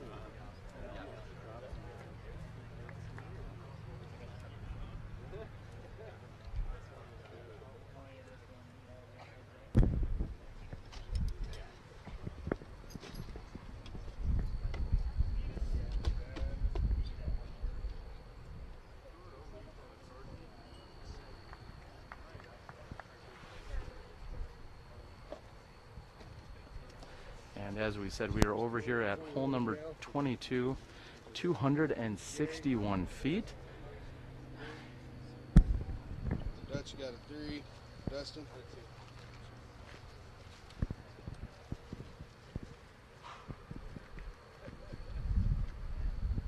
And Dustin Honold is on the tee. Dustin's within 1 stroke of Dutch. Sitting at 8 down.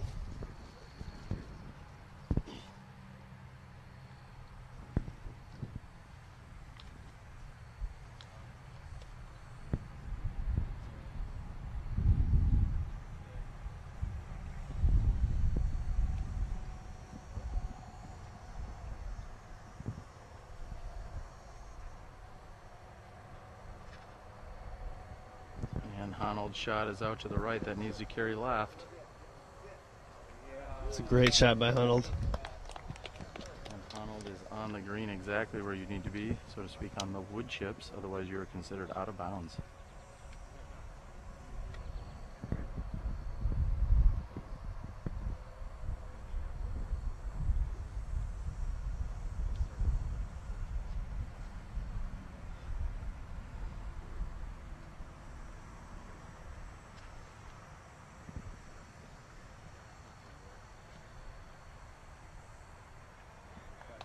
And Cale has also perfectly put right here onto the 33-foot ring of wood chips.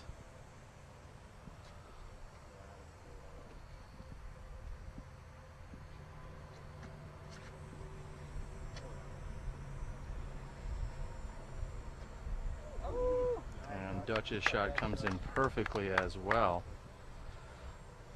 For the tee will be Gary.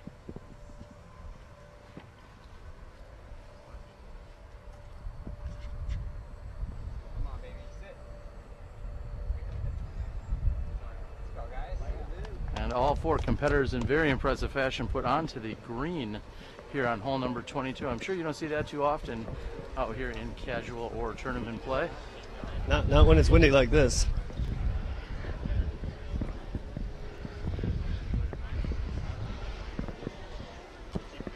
Just that little bit of wind on this hole tends to make it play that much harder. Never quite sure how far it's going to push you.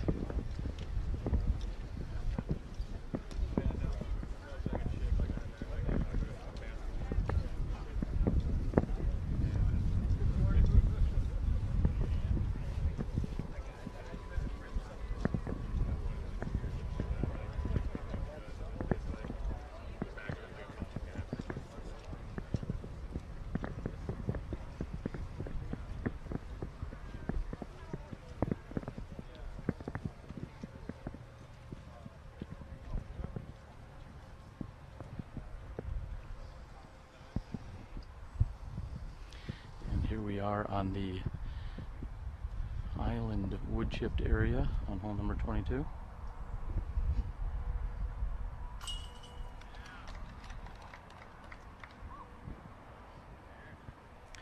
And Gary makes good on his birdie 2 opportunity. Dutch is looking to do the same.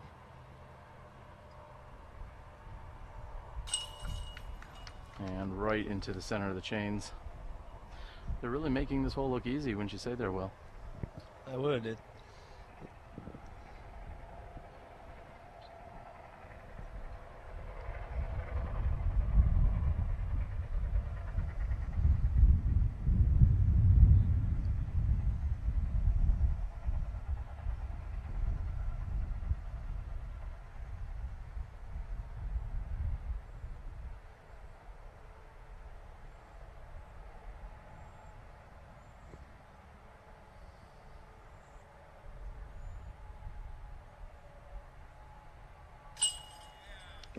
After the adjustment to his shorts, Honold puts in a 2. Honold making full use of that 29.5 seconds.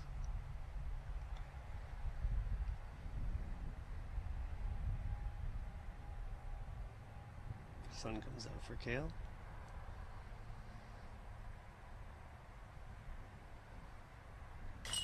And with the sun, the birdies join.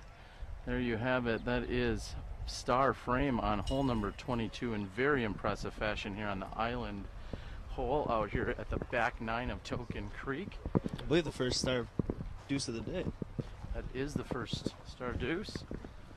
And there are women playing on hole number 23, our top 4 women competitors.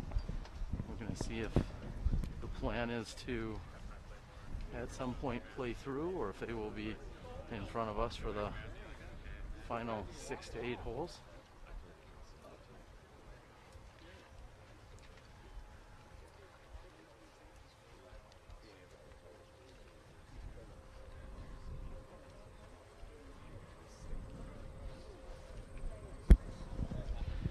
And with that being said, we're going to figure out what the plan is. We're going to stand down for just a few moments, catch up with a word from our sponsors and a few of our other amazing supporters. Again, you're watching final coverage of the 2014 Mad City Open. I'm Terry Miller, the Disc Golf Guy, joined by Hole 5 Guy. We'll be back with you in a few moments. I'm the Disc Golf Guy. I'm the Disc Golf Guy. I'm the Disc Golf Guy. I'm the Disc Golf Guy. And this is my video blog.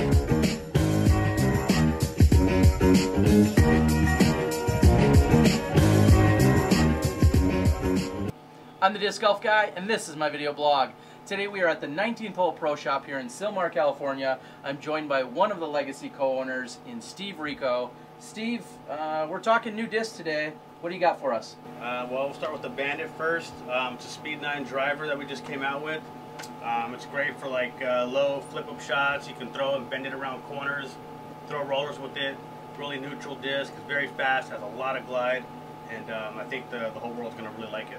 Yeah, I saw you throwing in the field as they're watching. There's a lot of things that you can do with it, and if you have too much power, maybe you just need to lay off it a little bit, but you can really control it to do whatever you want. Yeah, I throw it mainly with a fan grip, so I'm not powering it over too much, but it's really nice for like flip-up shots, you know, through the woods, and like I said, you can throw long rollers with it. It's got a lot of glide, so I know a lot of people really like the glide that it has. Good. And now we're going to move on to a little bit slower speed. We're moving over to the gauge, and I say slower, but not by much. Tell us all about that. It's our newest mid-range out. It's really nice, got a good feel to it. It comes out of the hand really smooth and clean. And this disc will hold any line you put it on. You can throw it straight, you can bend it right, you can hyzer it. It pretty much will do anything, whatever angle leaves your hand, it'll hold that line throughout the whole flight. And now we're seeing both of these plastics. When you come out with them, which style of plastic should I say did they come in? They're both in Icon right now.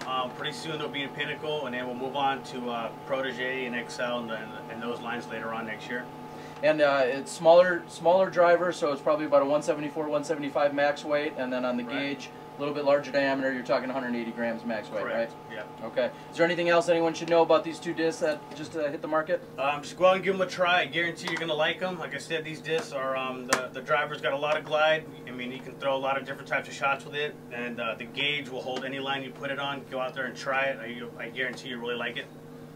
All right, well, with that being said, this is our new product segment. We got great new discs here by Legacy. Steve Rico, Terry Miller, the Disc Golf Guy, and as always, play with confidence.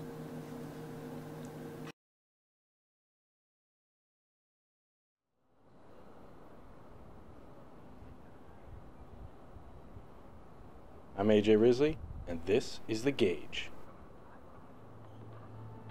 With its reliable straight flight and its excessive amount of glide, the Gauge is perfect for players of all skill levels.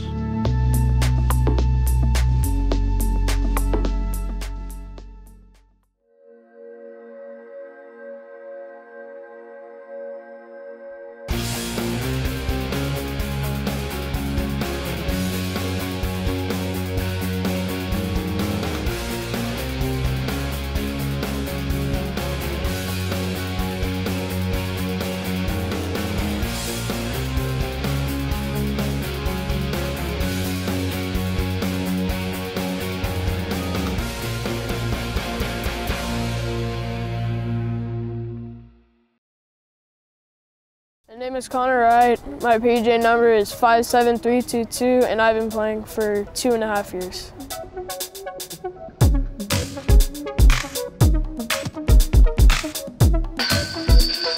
My favorite thing about disc golf is all the people that are associated with it, and also just like the flight of the disc. The flight of the disc, it's kind of like, I don't know, it's like really cool to me. Having like that pull back and just knowing that you generate that much power, I mean, it's pretty cool. It just feels good. I mean, just kind of like, I don't know, it just it's something about it.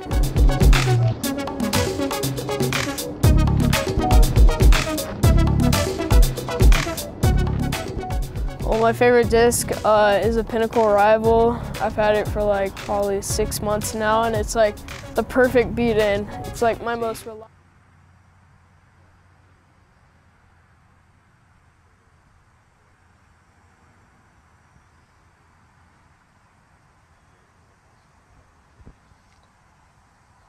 Good looking drive, should be pretty easy to get up and down from there.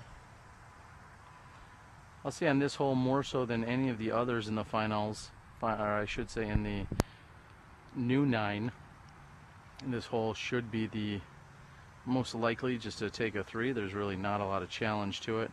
Throw as hard as you can. You may or may not have a putt.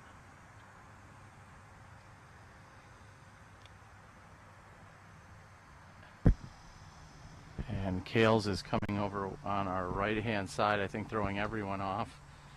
You can go with an Anheuser off the tee if the wind is pushing in the right direction for it. You can also just go straight up the gutter, Heiser off the tee. And Dutch is going Anheuser as Kale just attempted. And Dutch a good 100 feet short of the pin. Seems to be somewhat of a left to right wind pushing for these gentlemen, making the Anheuser off the tee and around the tree the shot for optimum distance. You gotta have a big arm to throw around that tree. We got a roller coming in. And this is coming right at us. If it stands up, it could. And that is a solid shot. He's landed about 30 feet short of the 30-foot circle, putting him a total of 60 feet out for all you math majors out there. We're going to move ahead. We're going to move directly behind the basket, see if we can get a good angle to show you their approach shots.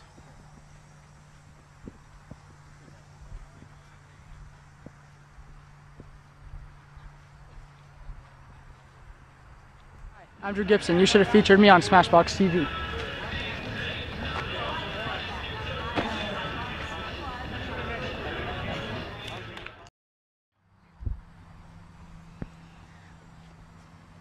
Again, we have a very nice sized gallery that continues to grow with each hole. And I'm getting heckled by our Hall of Famer and godfather of all of disc golf duster, Don Hoffman, in the background, PDGA 1455.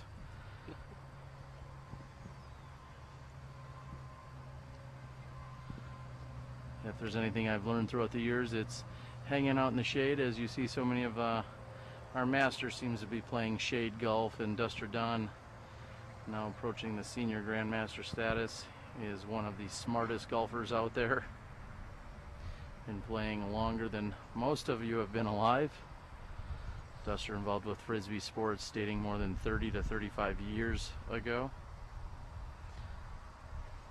He's smart enough to design his own personal course to be entirely shaded.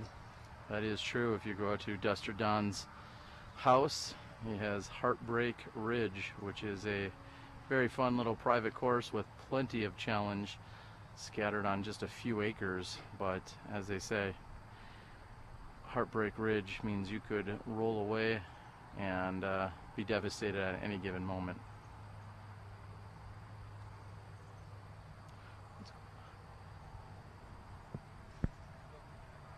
And it looks like we're going to move over to Kale.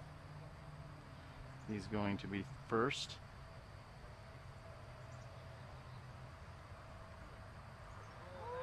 And coming in just underneath the pin. And that disc is actually touching the pin. He's going to have to back up to put that one in. And Honold finished in the center of the fairway. Again, he's going to have an easy up and down from there. He's less than 100 feet from the pin.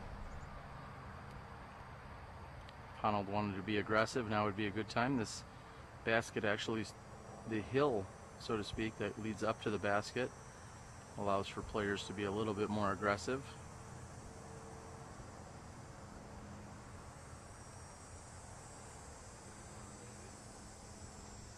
he was in fact very aggressive and has gone considerably past the basket. He's maybe giving up a stroke by going as far deep as he did.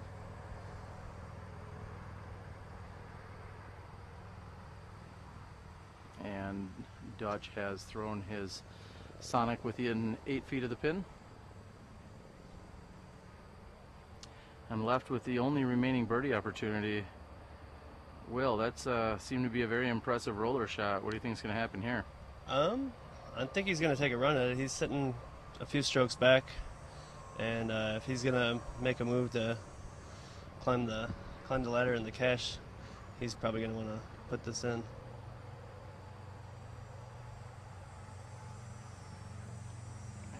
And a very good run, unfortunately just a few feet short, but right on line. I've never seen anybody throw around the tree roller on that hole. And we are going to move over here. We were cheering for it. See if we can find Dustin's exact location.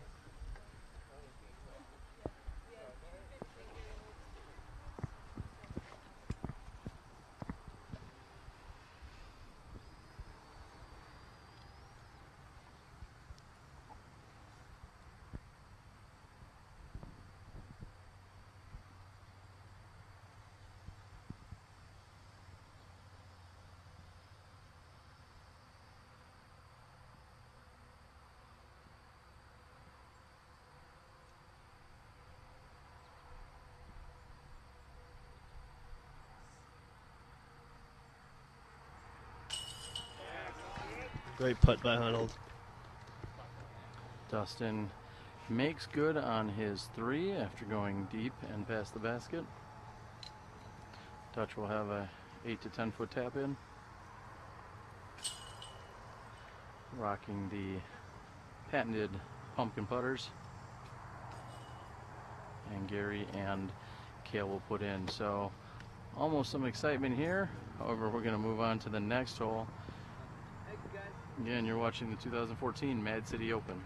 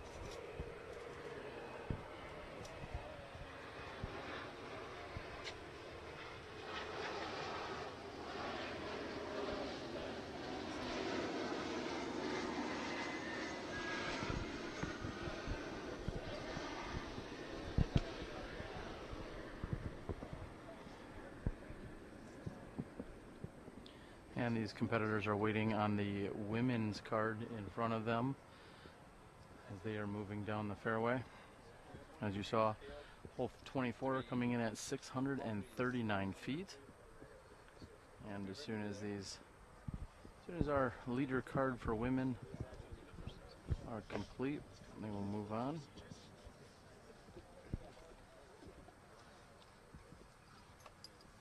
Still looking at 6 holes here for these competitors.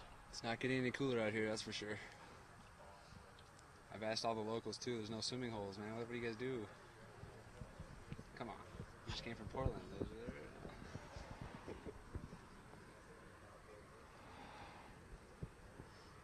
we wait till they're done with the hole, or hey, it's your box. We're just gonna do it again.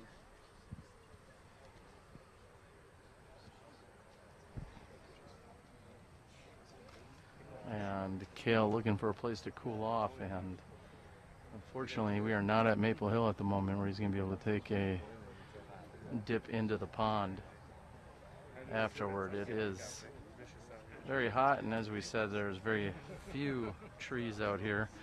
Where they make up for the lack of trees is how they make up in distance out here on these extra 9.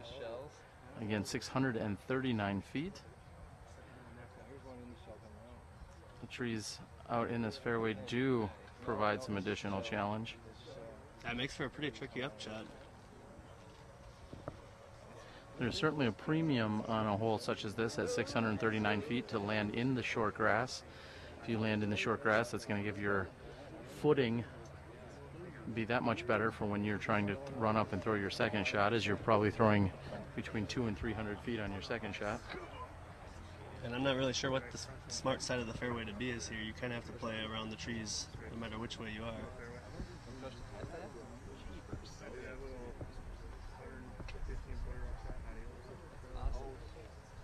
So we'd like to thank everyone as well for tuning in today, taking in all this action here on a very sweltering Sunday afternoon in Madison, Wisconsin. Don Loper Financial Group, thank you so much for stepping up and being a part of our Smashbox broadcast, as well as Mike and Michelle at Sandy Point Resort, Keen Footwear, Night Eyes, Miles Parkhill from Paragon Disc Golf, and of course Legacy Discs.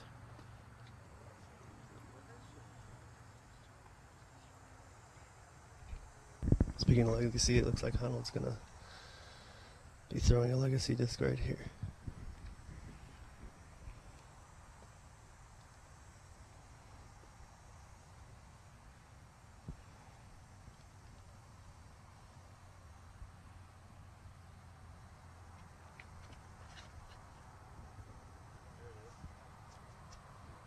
Honold throwing what I believe is a first run Legacy Cannon. Very nice shot.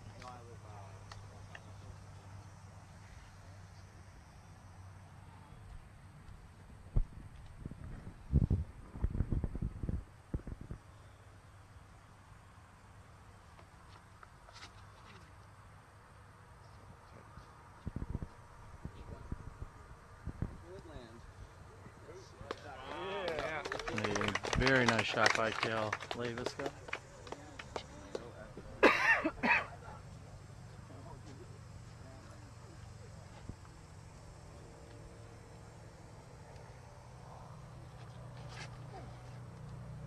Fly, baby. Fly, baby. And Dutch throwing a turnover destroyer, which did not come back enough. I believe there's even a Nico LaCastro signature on the top of that disc. Maybe he's a huge fan. Or it once belonged to Nico, one of the two.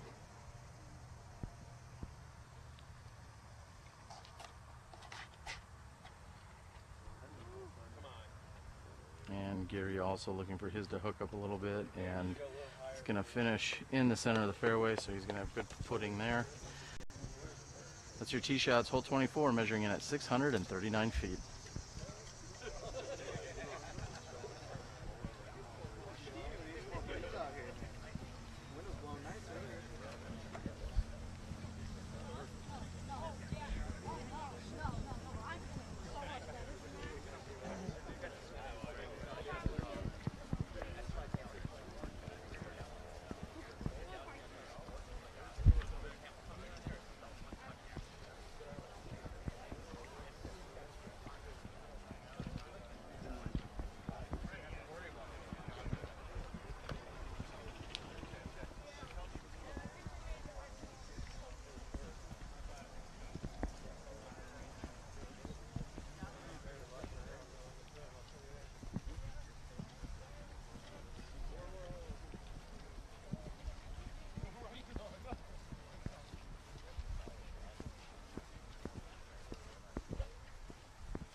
Hi everyone, I'm Paul Macbeth.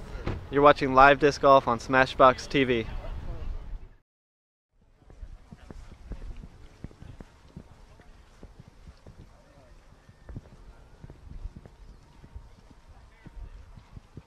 Dutch might have a little bit of a hyzer out around the back of those trees.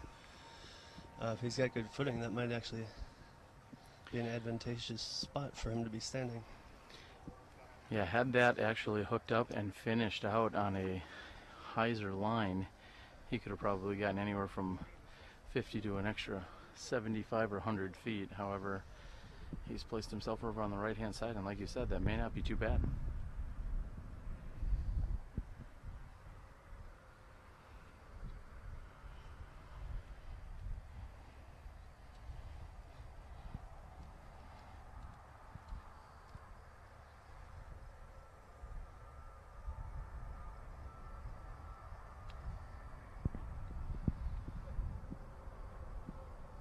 It's a pretty good shot by Patton, avoiding all the trees and giving himself a putt.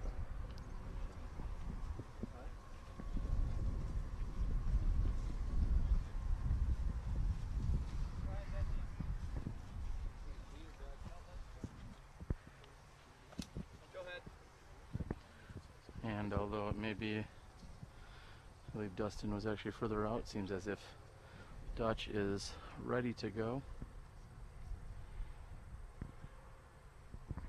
It's like that glow firebird in his hand again. And he seems to be lining up a forehand shot.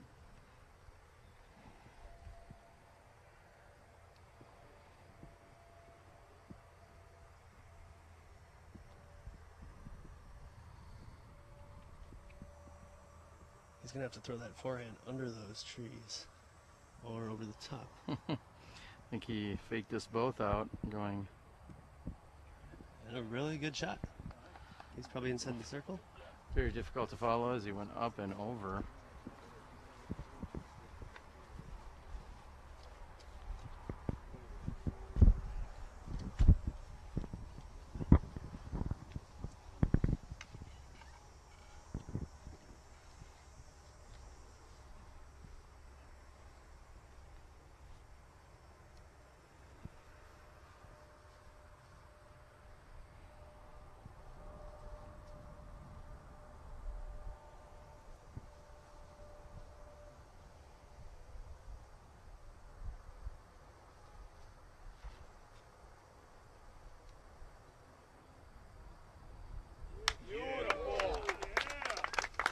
Nice shot by Dustin Honold.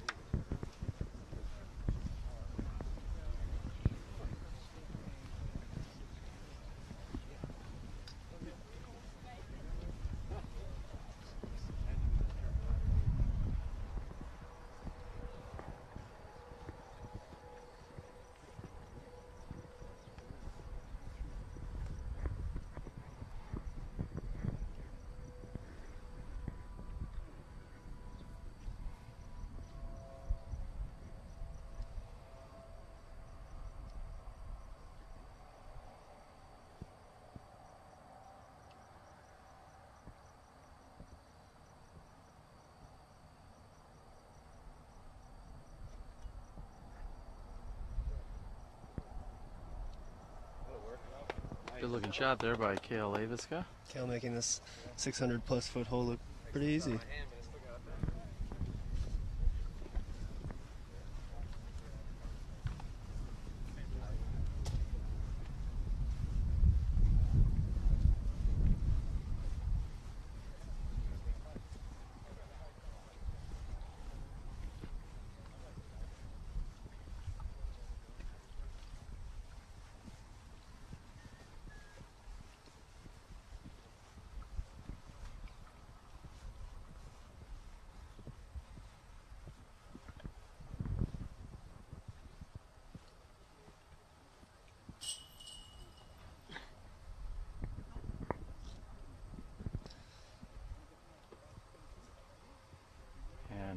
Patton is high and left.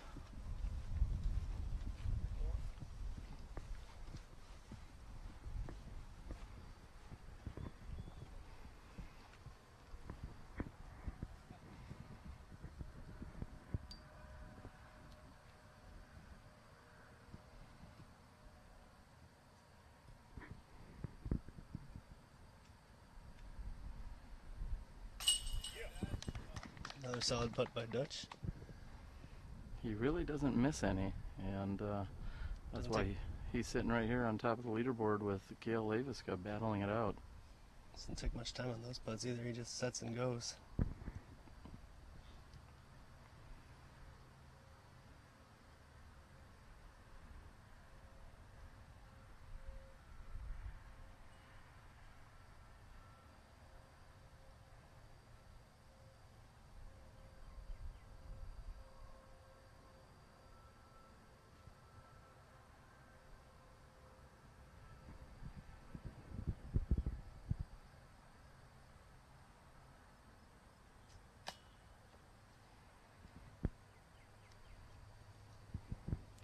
And Honold's putt for 3 is high.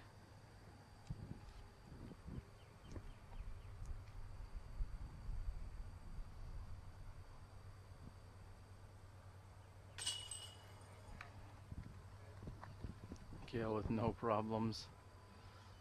As you alluded to her just a few moments ago, Will, they're really making this hole look easy.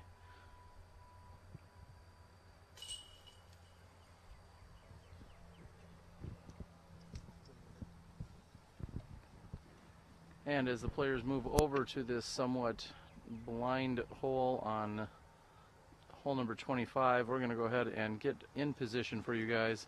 You're watching the 2014 final round coverage of the Mad City Open. Hi, I'm Don Loper with Loper Financial Group, where the best investment is a great agent. I'm so happy and proud and excited to support SmashBoxxTV and their live disc golf coverage. Play with confidence.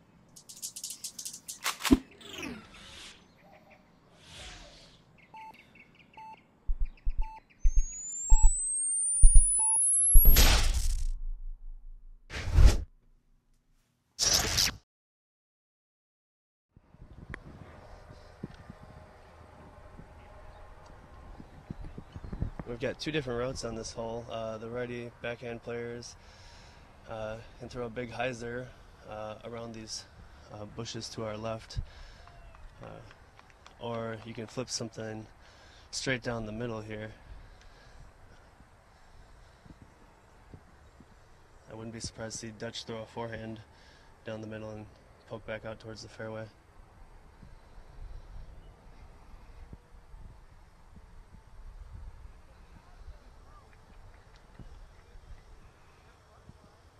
Cal seems to be lining up for the more traditional right-handed backhand shot, maybe with a little hyzer touch to it.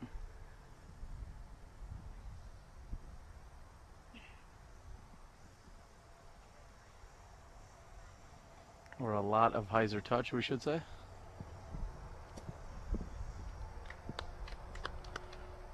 And a very nice shot by Leiviska.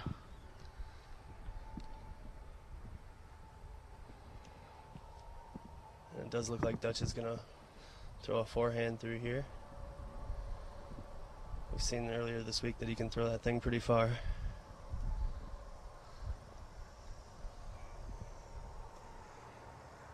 And nearly matching Leiviska's backhand throw is Dutch's forehand. Both of those throws have about another 100 feet to go to the basket.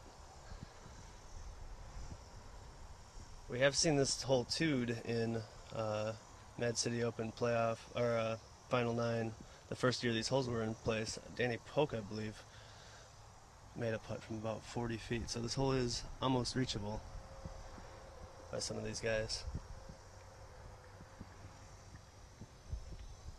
And Dustin landing right next to Dutch.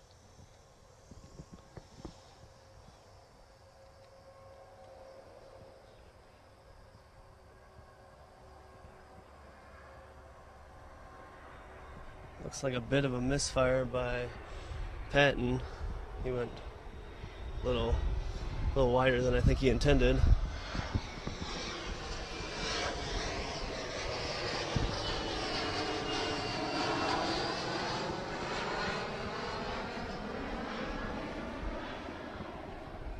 Off in the distance, we see a number of our spotters, volunteers, and promoters extraordinaire out of the here in Wisconsin, including one of our assistant tournament directors, Nick Lelm. I'm sure he's got an update for us.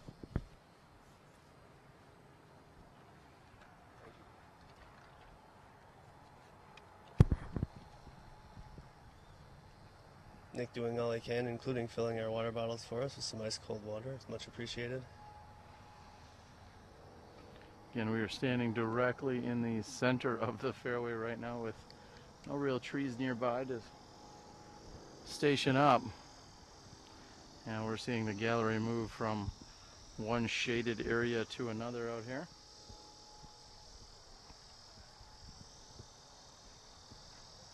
Leiviska sitting on a 4-stroke lead. I would not be going out on a limb here and saying that this is really his tournament right now. There's not a lot of trouble or difficulty that I could see him giving away that many strokes in the remaining few holes.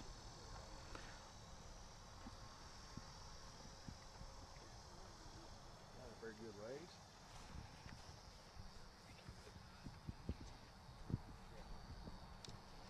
And Patton will be throwing first.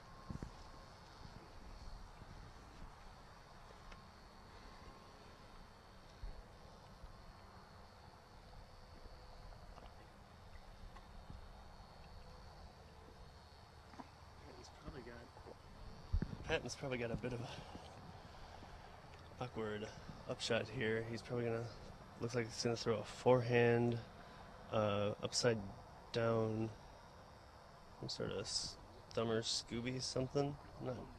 Not really sure what to expect here. Yeah, I'm not sure if he's gonna go up. Yeah, he is going up and over. It's gonna give him a putt, but maybe not as close of a putt as he would have liked.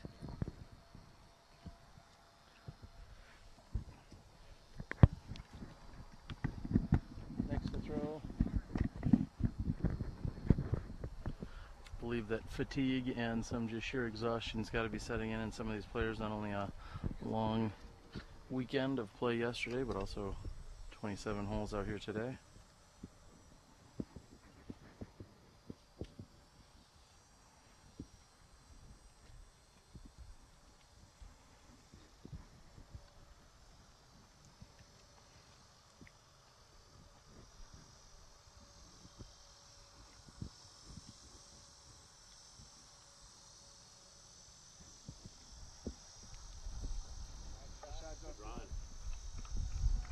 Good looking throw with his Comet, or his Magnet.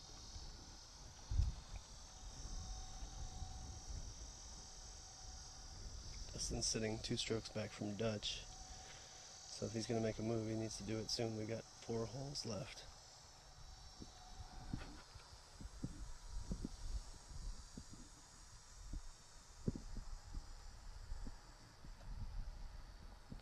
Dutch putting Sonic up under the basket, as we've seen him do quite a few times today.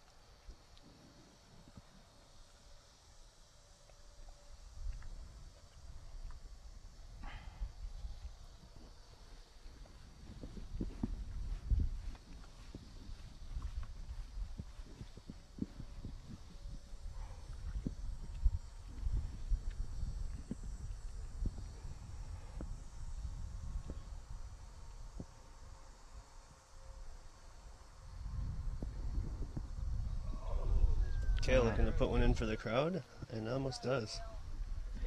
He thought he had it. It was a very nice looking attempt from more than 100 feet.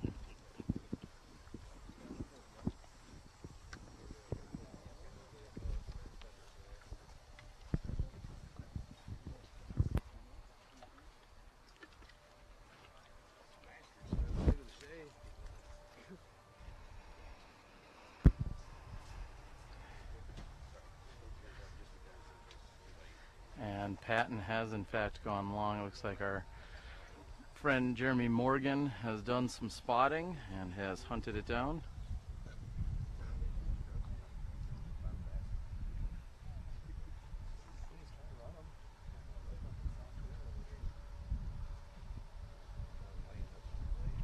This is Patton for 3.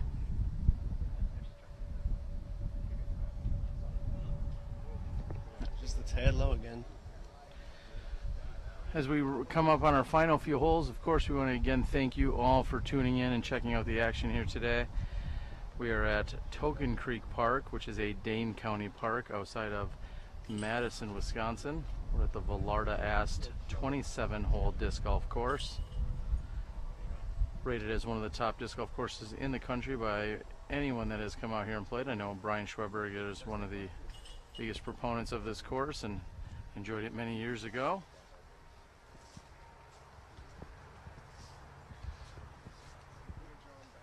And we'll wait for Kale to have his final put in. Sneaks through the chains a little bit. Wanted to get sneaky on that back side, however, stays in the center of the chains. There you have it. That's hole number 25. We'll be back with you in just a few moments for hole 26.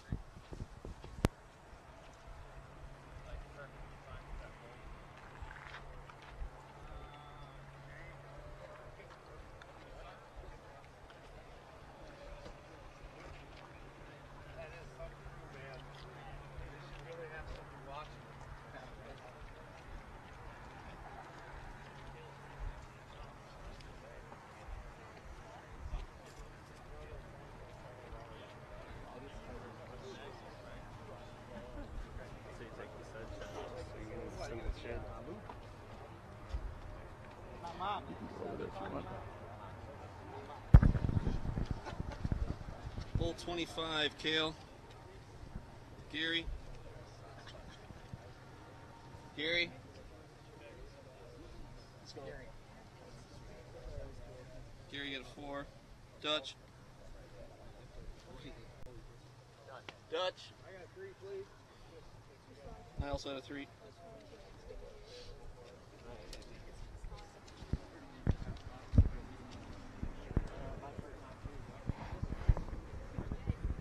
.311 feet, hole number 26.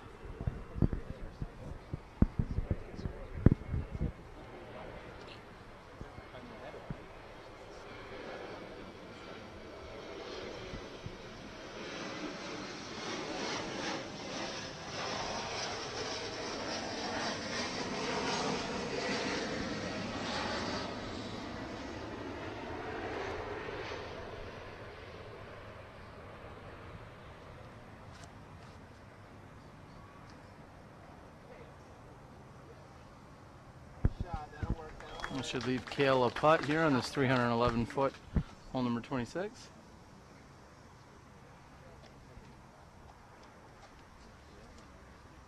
Dutch lining up an overhand shot.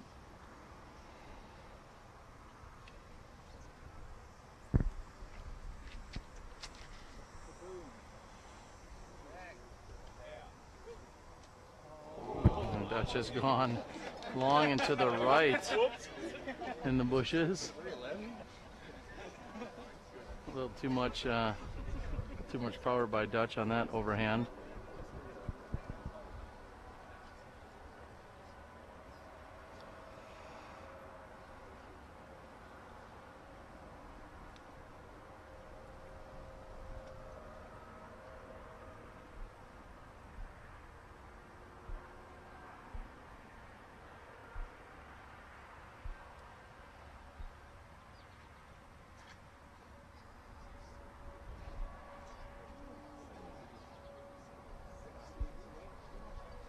CE Eagle making it through the trees, and he'll have a putt.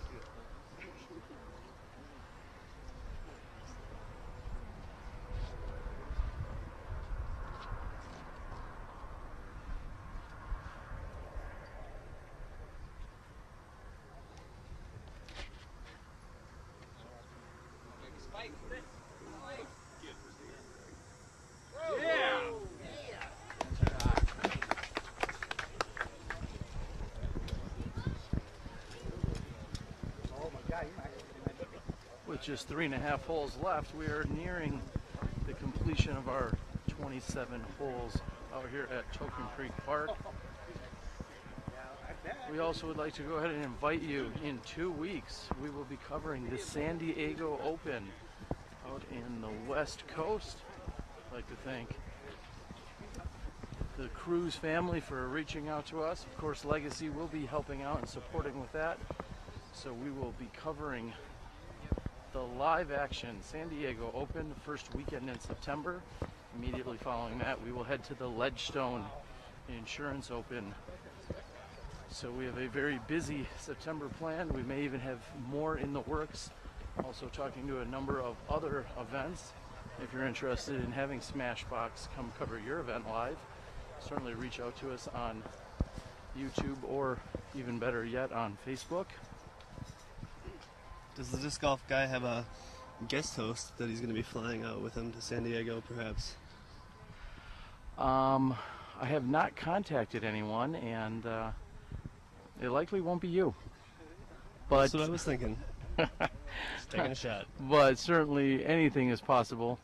Thank you so much, Will, for joining us today, as well as yesterday around at Hiestand yesterday morning. And working harder than just about anyone out here, Dave Kohlberg this weekend on the bag. And of course we have Johnny V back at the controls in Milwaukee, Wisconsin. Our small but steady SmashBoxx crew has been very excited to bring you this coverage throughout the entire year. We also know many of you tuned into the battle at Blue Lake. We are working on our next official battle as to where and when that'll be. Get it. Yeah.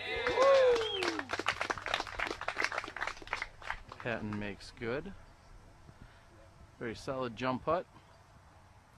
As some might say, it's never too late for a birdie.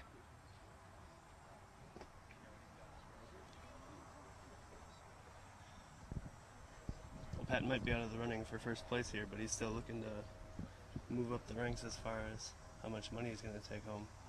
That is correct. There's some serious added cash, over $5,000 added to the purse this weekend here at the Mad City Open.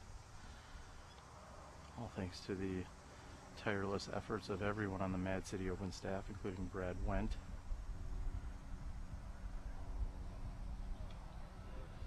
Honold with a rare air ball from about 25 feet. He's not really happy with himself.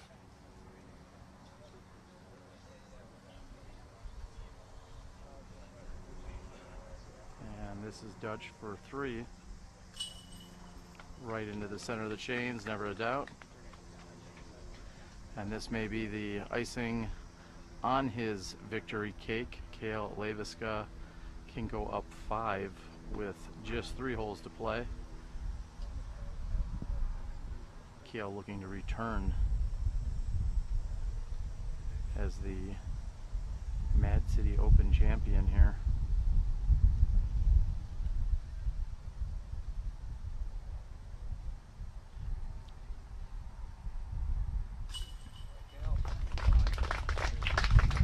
Maybe a lock, as Leiviska has a 5-stroke lead with just 3 to play.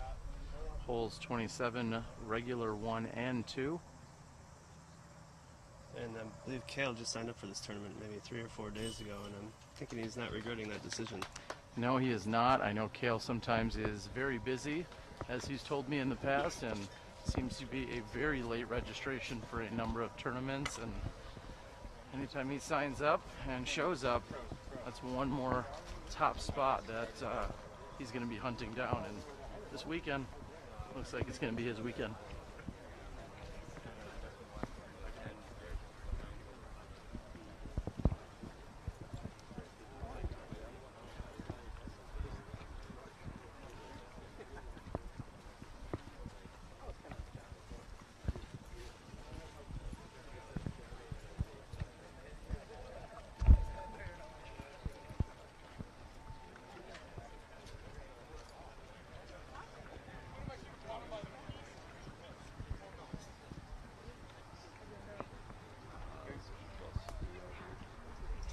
Buddy.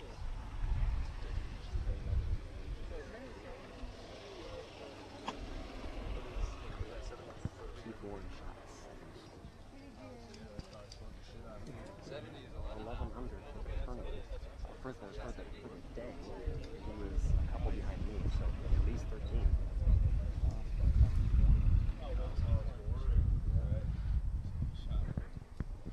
Some conversation as to Keith Warren's card during this round. Unofficially sounds like he had shot a 70, which was 11 under for the round.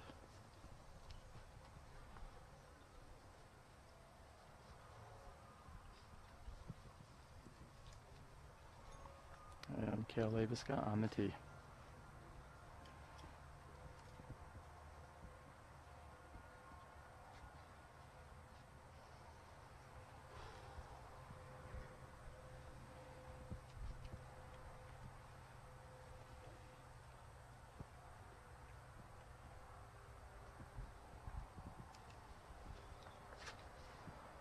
Move right.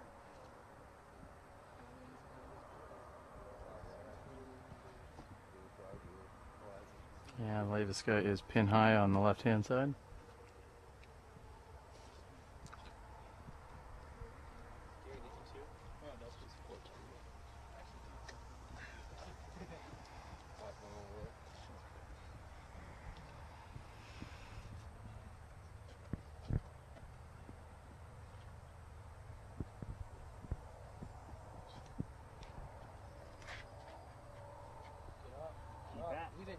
Yeah, hook up. Solid shot by Gary Patton.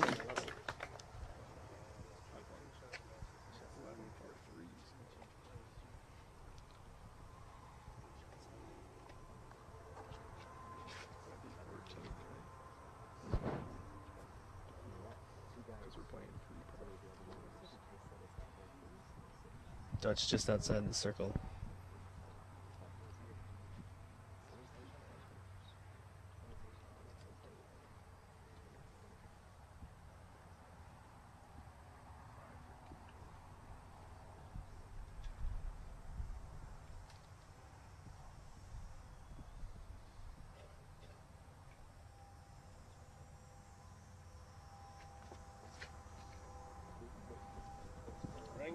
Honold with a good looking throw. It's just going to fade out a little early. He's going to be under the pine tree. And Honold, like you said, a little deep on this 393 footer. He's going to have that tree to contend with if he wants that birdie too.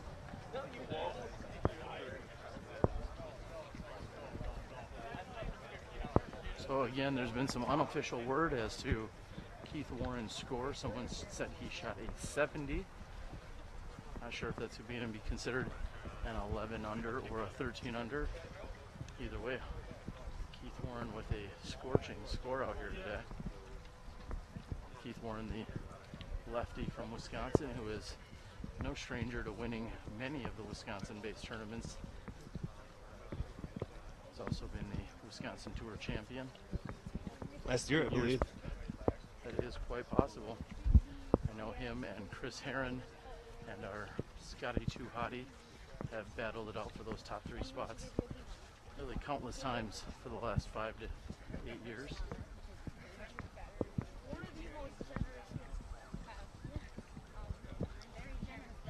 Keith was 3 under after yesterday, so unofficially he could be in the hunt for this. Yeah, it's just a matter of, again, if people are discussing it as 11 or 13 under, depending if they're declaring par 4s on a few of the holes. So there was some minor clarification on that earlier during our round.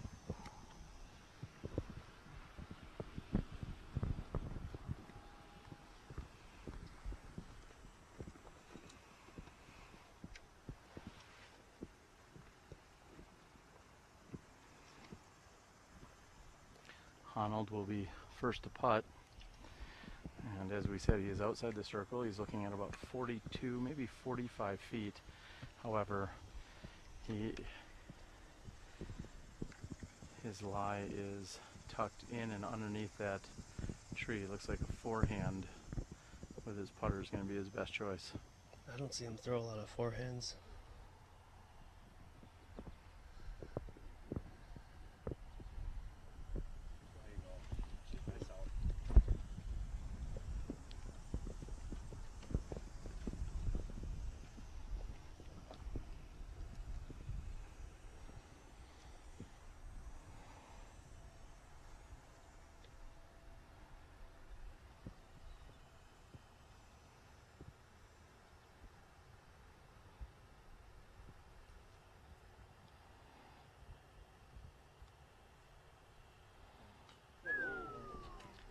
Kale lays off the jumper and comes up just a bit short and right.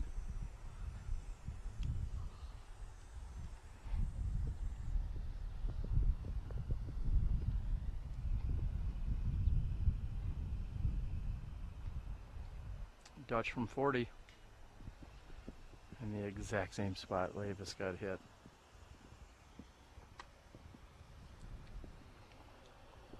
Gary still has an opportunity to take a birdie 2 here.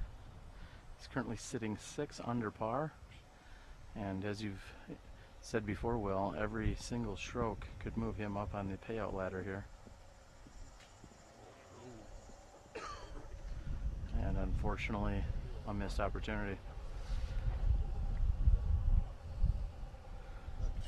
We disc golfers have become accustomed to that noise, the doink, and it's not a favorable one. We are through 25 holes with just 2 to go. We're glad you are logged in and watching us here on SmashBoxxTV. Will Miller and myself, the disc golf guy, bringing you all the action. Just 2 holes to go to wrap up our 2014 Mad City Open.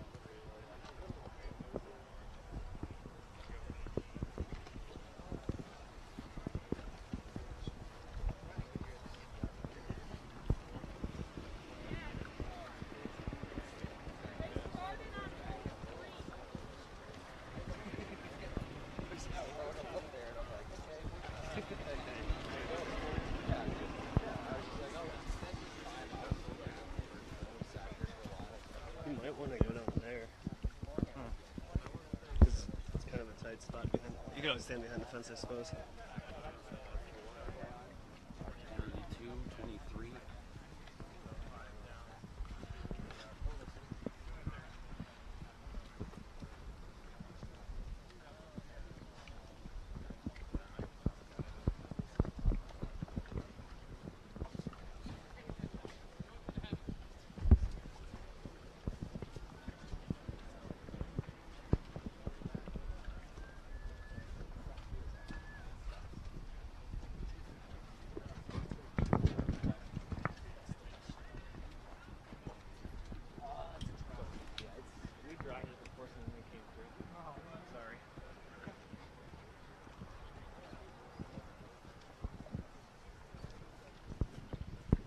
Smile a little bit more. It comes across in your voice. Feel it on the camera. Yeah, it really comes across to the world.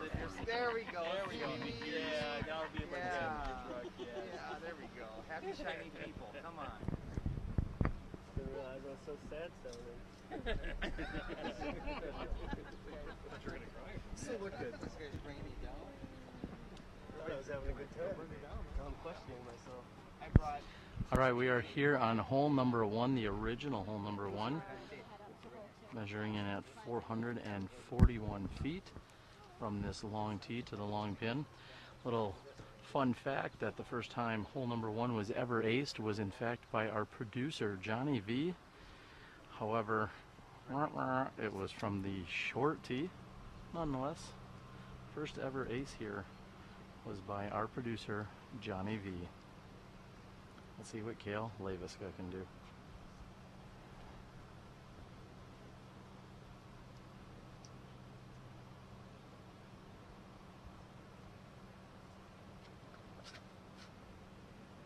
Go, baby. Go, baby. There it is. Go, baby. Nice shot, Kale. Excellent shot by Kale. The crowd loves it. He should be right up there.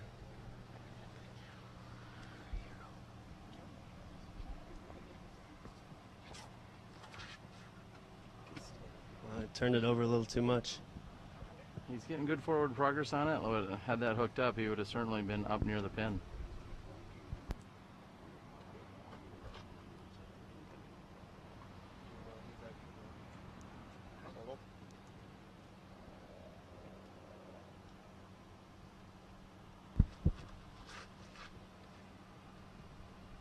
And Dutch going with the turnover shot.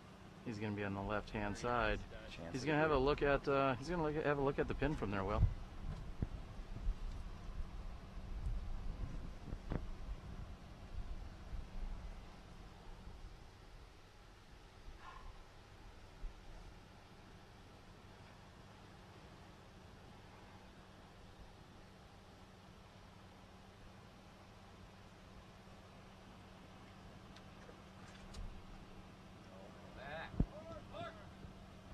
with a huge turnover.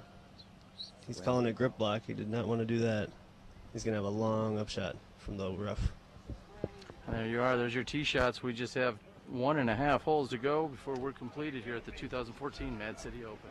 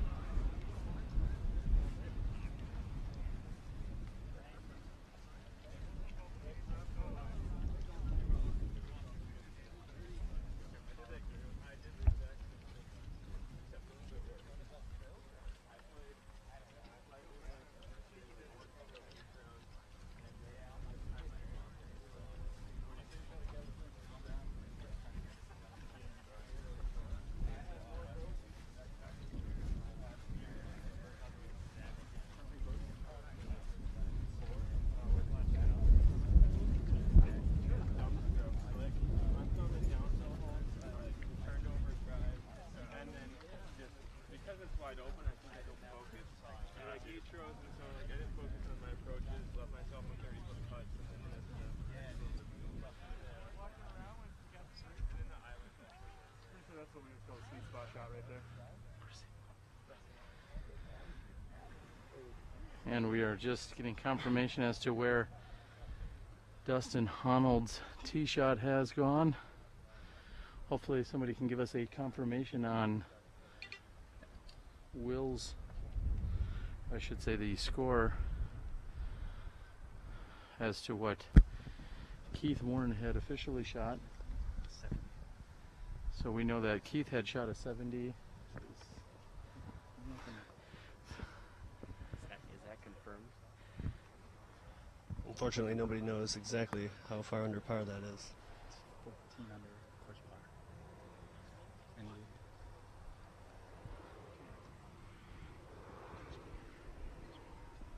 we're catching wind that Keith Warren may have shot, well, we know that he had shot 70. Again, we're just clarifying where that puts him overall. Looks as if it'll be very close with, and I'm getting a word from none other than Scotty Too Hottie Bertard that he is right now sitting 1 stroke ahead of Cale Leiviska. So Cale's going to need a birdie here on hole number 1. He's going to be looking for a birdie 2 here on hole number 1. And hole number 2, although it is very long, is still considered a par 3. Hit it. Shot, Gary. And Dutch.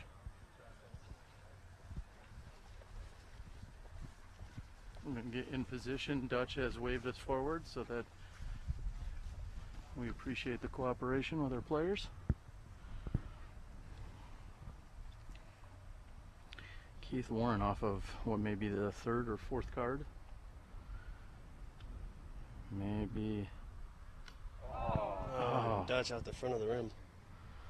And he thought he had it, as did the rest of the crowd. Leiviska is just short of the 33-foot circle.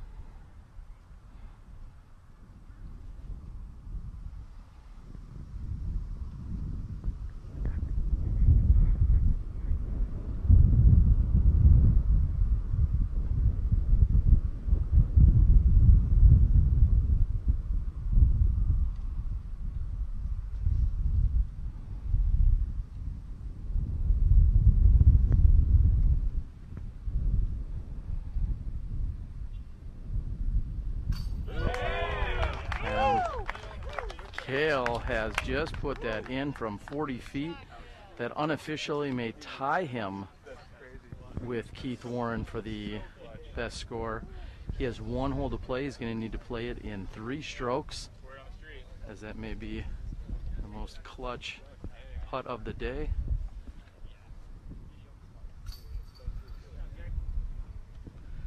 We're going to move over. All right, these guys are going to putt out. We're going to stand down for just a moment, make sure we're geared up. We have 1 remaining hole at the 2014 Mad City Open.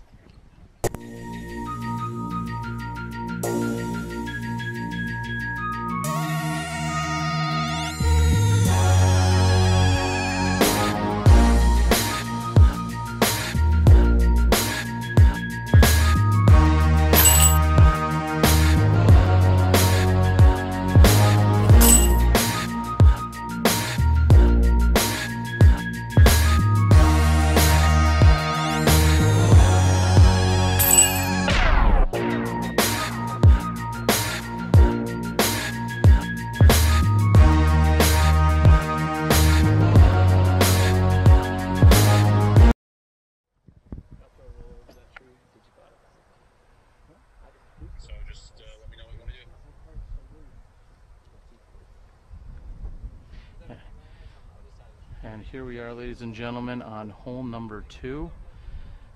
This may or may not be the final hole that we broadcast today, as we believe that Cale has officially tied it up with Keith Warren.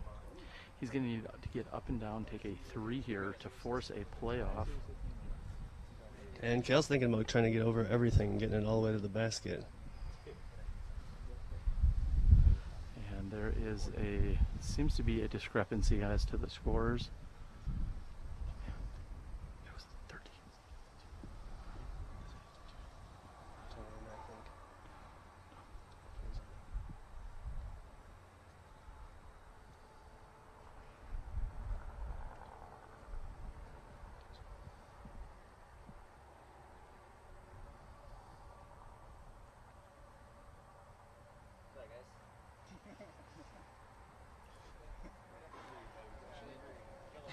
Let's go.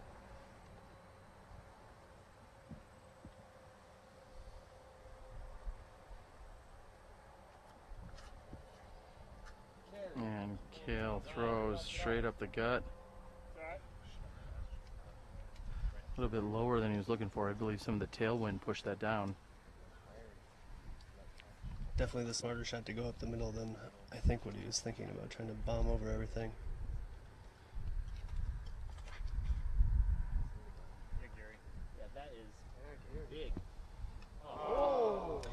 And Gary was just treed by Nate Heinold after saying how great of a shot that was.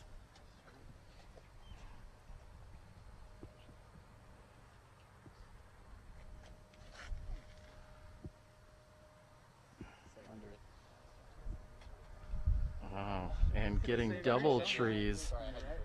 Nate has worked this card so...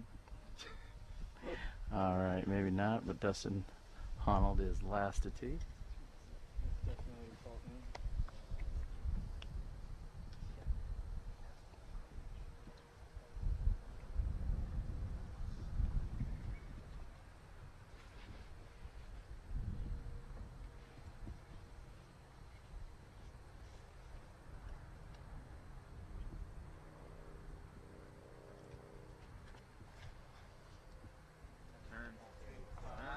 And he is carrying far left. He's going to hope to see if he can get up and down from there. Not the turn he wanted, for sure.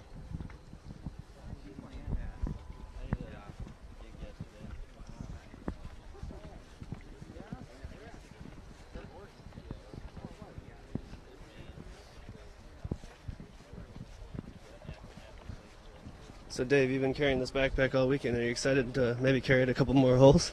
If that's what it takes, man, I will carry it as long as I need to watch the rest of this tournament unfold. I think Disc Golf Guy right now is looking into figuring out whether we have a tie and what his plan is going to be for the rest of this coverage. Until then, we will continue to bring you the rest of this hole and see where all these guys wound up.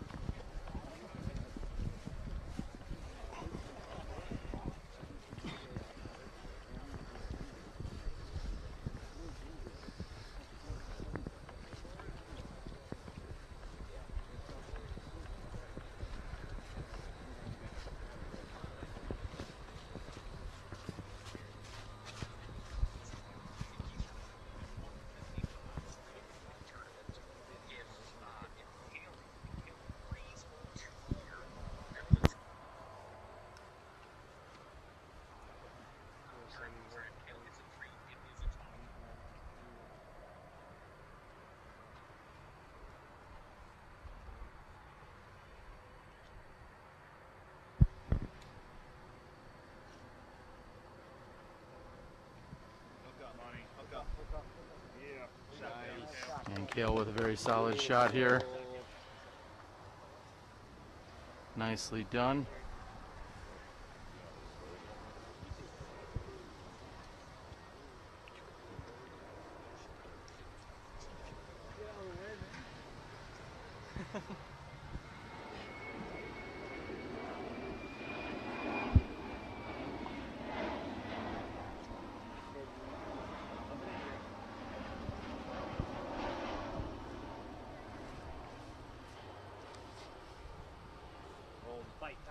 Gary getting aggressive, maybe a little more so than he was hoping for. Hard not to get aggressive with this crowd here.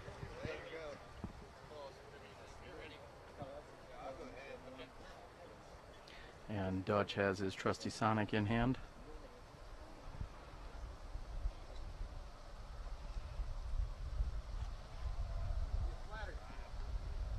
And Dutch also going at that hard.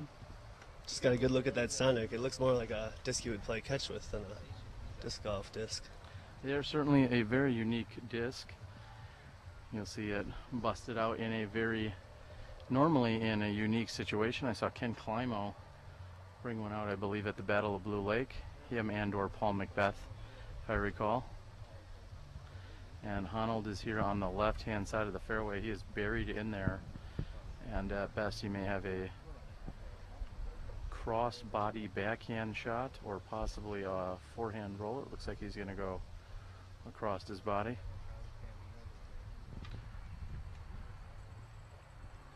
Get up there, Dusty. And out into the fairway. So we are just waiting on final confirmation.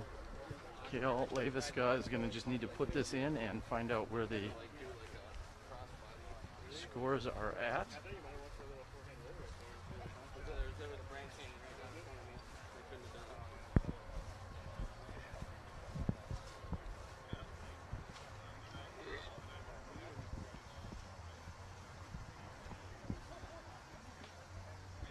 If Kale can take a 3 here, that puts him at 175 for total.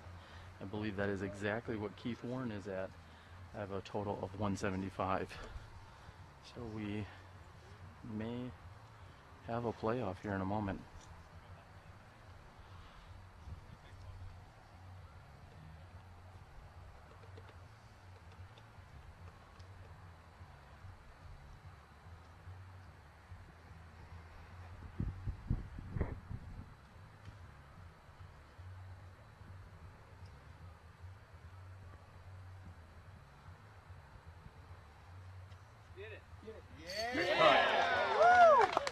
And Honold makes good on the 3 after a great recovery on the left-hand side of the fairway.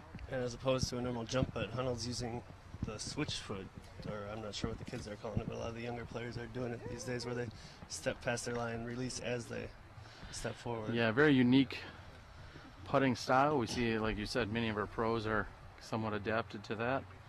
And certainly some would say it's questionable, others as to its legality. Solid finish here for Gary, taking a 3. Dutch from Kentucky on tour. This should be his final throw of the tournament. And it was with a solid finish there by Dutch, aka Batman. And Leiviska is going to need this putt to force a playoff with Keith Warren from what we account.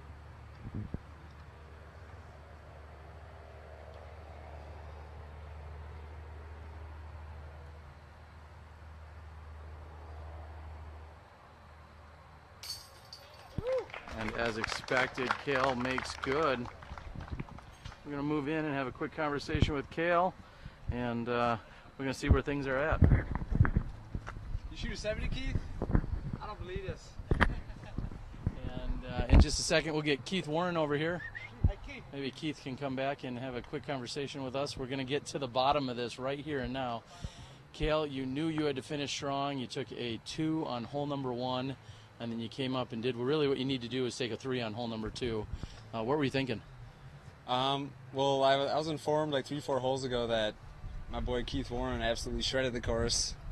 Shot like an 1100 rated 70. And yeah, I did the quick math and figured out I had to get 1 more 2 if I wanted to get to that number. And yeah, I hit a huge putt on 1. That was definitely my biggest putt of the weekend. And what did you shoot this round? I think I shot a 5 worse than him. That's all I know. Because now we're tied. And if the scores are correct, I think we're going to go to a playoff. So. All right, we're going to bring Keith Warren in as well, and we'll get to the bottom of this. Thank you very much, Kale. All right, Keith Warren, come on over. The lefty in Wisconsin here, one of the best golfers in the country. You're just not on tours as much as you should be. We got the lefty Keith Warren. Tell us a little bit about your round. You know what? I knew what needed to be done. I knew who I was going up against, the kind of competition that Mad City Open brings out here. And if you miss one, well, you're done. And I just kept digging and digging and digging, and every shot counts. And I got tons of supporters out here, and I don't want to let them down. And I feel good. I put one out there, and the job's not done yet. All right, you've got some work to do. Leiviska, one of the best players in the world, and he's been proving it week in and week out. What are you looking forward to here in the playoff?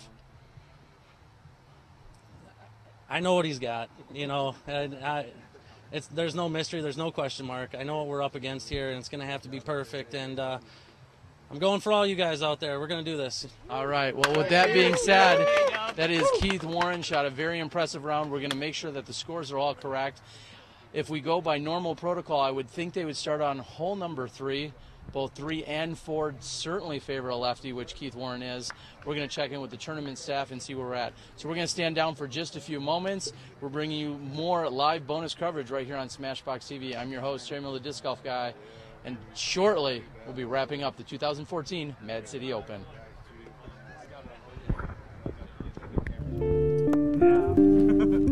It's the most unstable one there.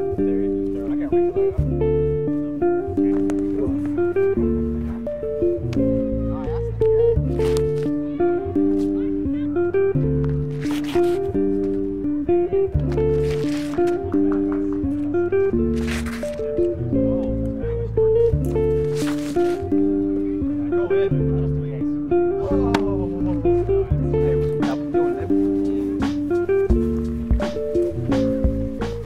What is like the thing that tells you the disc is done? When are you like, now this is ready? When he puts it in his bag. He says that. When he puts it in his bag, it's ready. Yeah, we kind of throw it, test the different runs, and go with what's flying the best, most consistent. Up and go up and down with different weights to change the flights and do different stuff as we're testing them. You know, different colors matter also. So the weights are going to be more weight now. The weights are about 8 grams difference. We made and designed the mold to do a specific thing. So we're out there testing the mold, testing the plastics to make sure that's how we design the disc so we can fly the way we want to.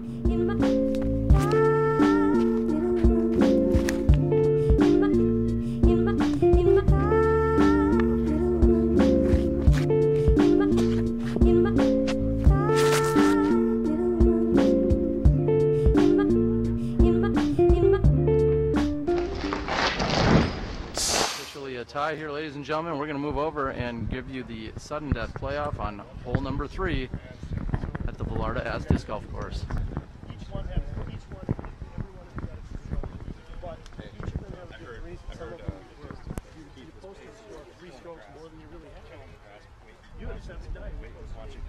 Let's do it circles. He was pacing. He's in.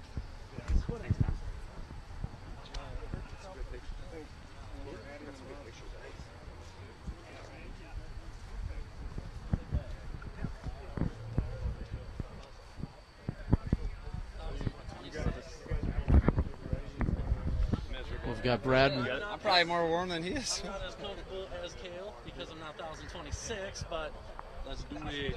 You don't have any take care of or anything? You're ready to go? Sweet. All right, we've got the official call, and Leiviska is on the tee. This is sudden death for your 2014 Mad City Open.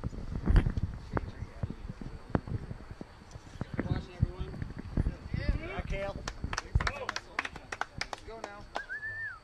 The male defending champion of Mad City Open. You got it, Kale. Right up there. Last year he's nothing. Keith doesn't get a symbol? What are your symbol? What's your symbol, Keith? Taurus? And as we said, 320 feet. This is our initial starting hole. Sudden death playoff. First 2 holes favor a left-handed player for certain. You as excited as I am, hole 5 guy? I am.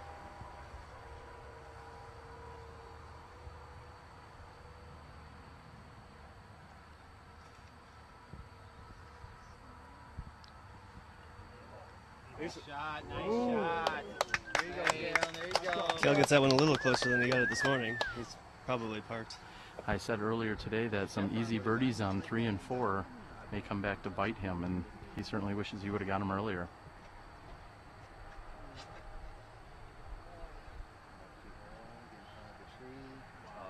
Yeah, there you go. Keith Warren with equally as nice of a shot. Again, earlier today, when they started on holes 3 and 4, there's a number of the shorter birdie holes that these guys had the opportunity to take down, and Kale's jump putt was off throughout the round. He put in that huge putt on hole number 1, which is essentially what forced our playoff here. Yeah, we saw these guys struggle out of the gate this morning, getting some of these easier holes.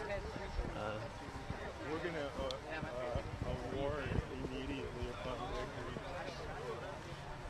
And as clarified by our tournament director, immediately following the winning putt, whenever that does take place, we will be right here for the award ceremony to crown our 2014 Mad City Open champion. And Leiviska has put the pressure on as he is essentially underneath the basket, just 3 feet away. Keith's left with a little bit of a tester here. This should be routine for Keith Warren, one of the best putters in the world.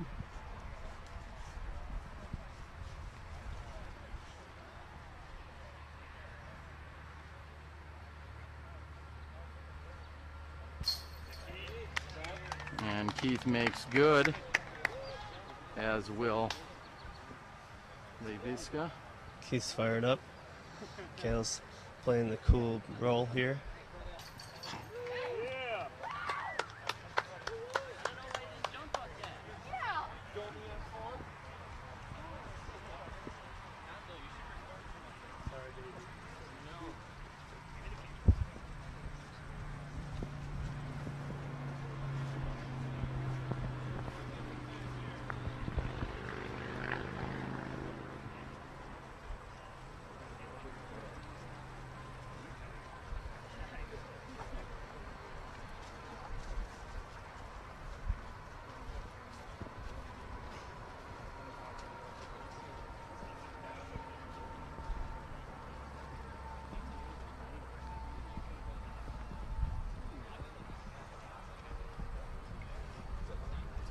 And the gallery will move down the fairway and clear out of the way for our competitors. They're going to move down, and in just a few moments we'll see our next tee shots here in sudden death.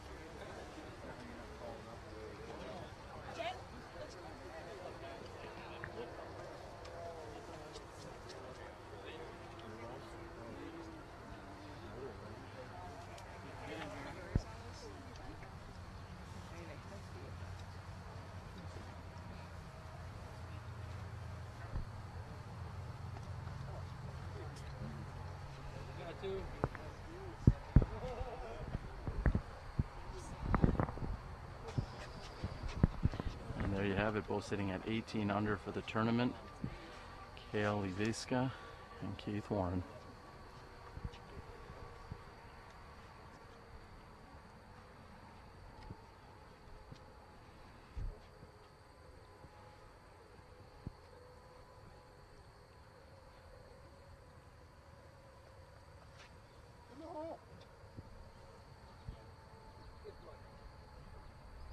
Yeah, good push.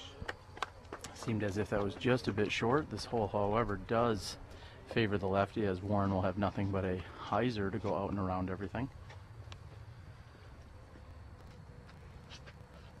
Keith wasting no time on the tee. Not pushing how he wanted it to.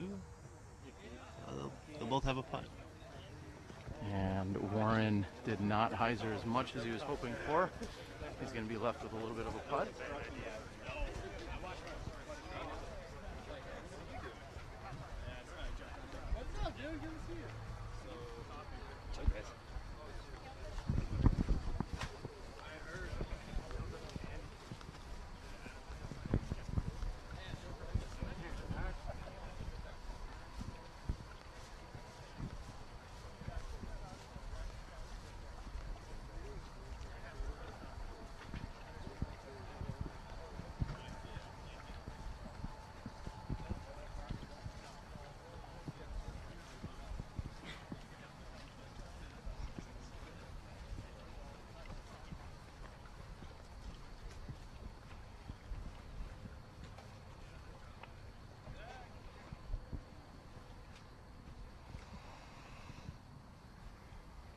as you can see, we have a pretty sizable gallery that has come out and joined in on the action.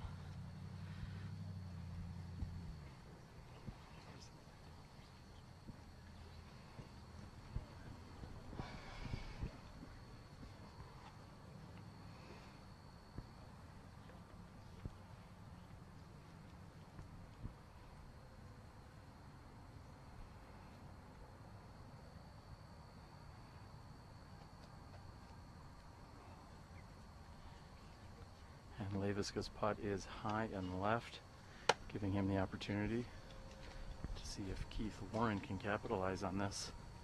This will be Keith Warren for the win.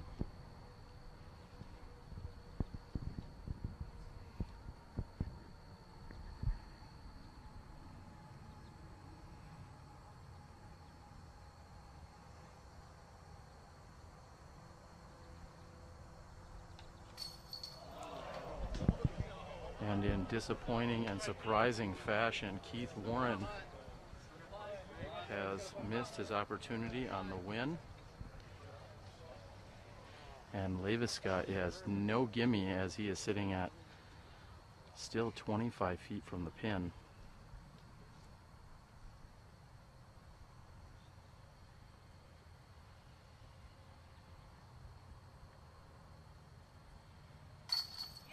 And as the best, one of the best in the world, Cale makes good on his par 3. Once Keith taps in, they will move over to hole number 5. One of the few par 4s out here. Hole 5 is a good, got a good scoring spread on it. It does, and that's also your nickname. So let's see what kind of magic it has to offer. You're watching Sudden Death Playoff right here on SmashBoxxTV. Hey guys, we're at hole 5 at Velarde Disc Golf Course, Token Creek County Park. This is the longest hole on the course, 610 feet. It's a two-shot hole. So what you want to do, sort of over everything, get it in the fairway, and then you're going down to the basket that's in a small oak grove. So it's a two-shot hole. You want to get a 3, 4 is okay.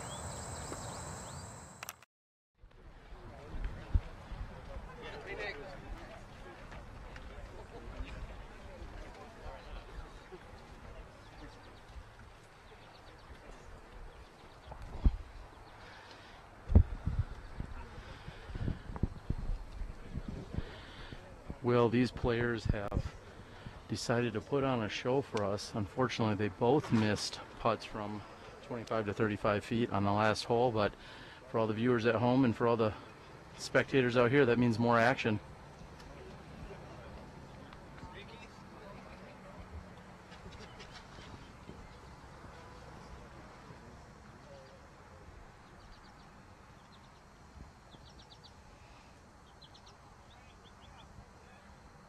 It was a little bit left earlier when he threw this hole and he wanted to throw it again. I guess he gets his opportunity here. Let's see if he can put it a little more in the middle of the fairway.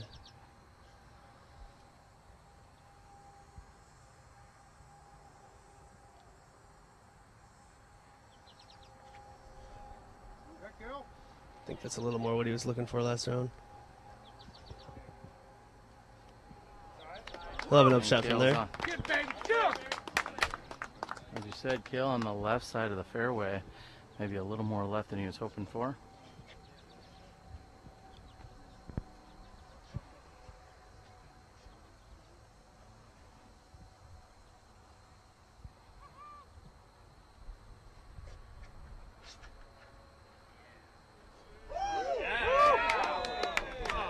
Wow.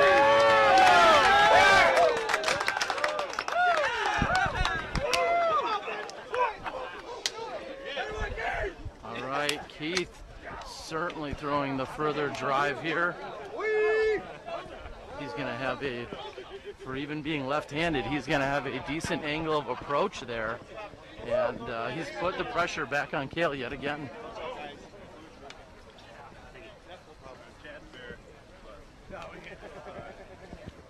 Generally, this upshot favors a right-handed person because it's down and to the left, but I think Keith's put himself far enough to the right that he's going to have a pretty straight look at it.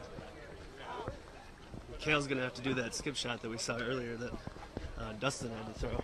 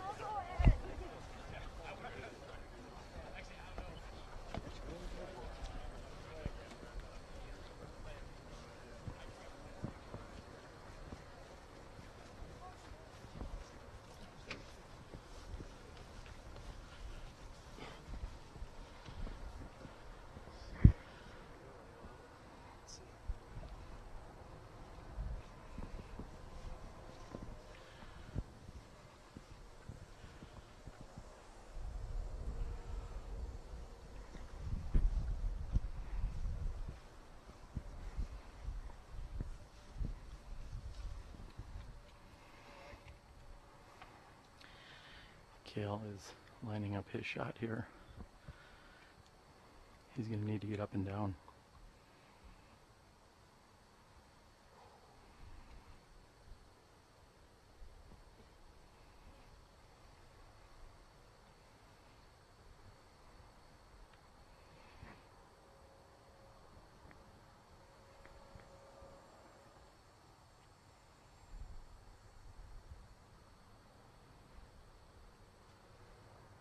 Play. Big play.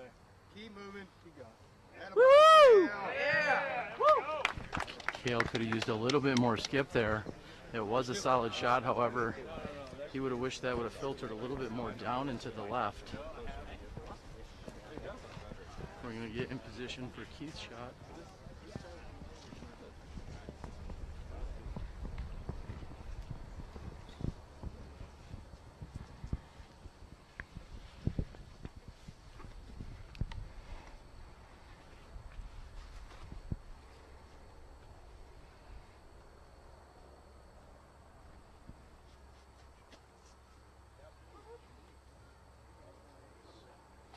And Keith throws a shot that has a little skip out into the right-hand side, putting the pressure back on Kale. Keith's is very makeable. Kale may just be a few feet outside of that. I see that. It's awesome. Kale's going to have to make sure that the gallery gets set and in position before he throws a putt. We don't want a distraction too.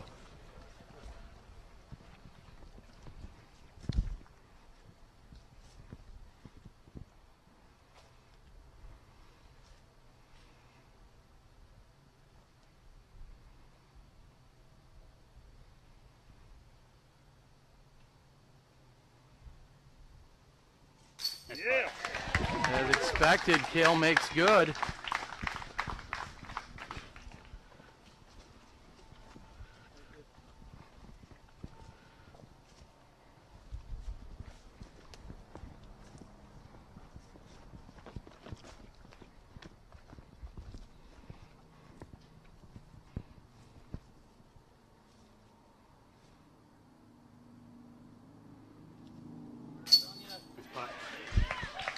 And Keith tells them they are not done yet. And with that putt, we are going to move over to hole number 6.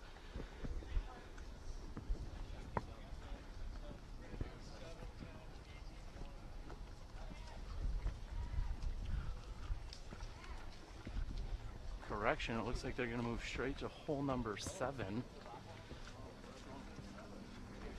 What?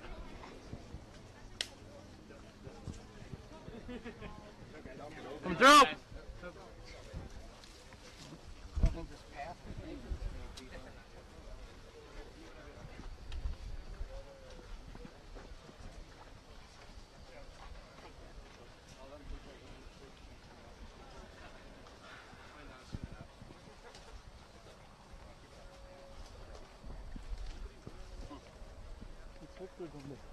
Play right here. Why? Why? Wrong basket. 7. Nick. Why? I'm not sure why, but that's what they told me. Oh, I know. We're playing 7, he said. Just kick the signature hole right out of it. It What makes the- sense. What is going on? Should we go? You think we should go to the pin or no? Should we go to the mix? Maybe, because then you can see Tell them to wait. Tell them to wait. Get going. Sorry, guys.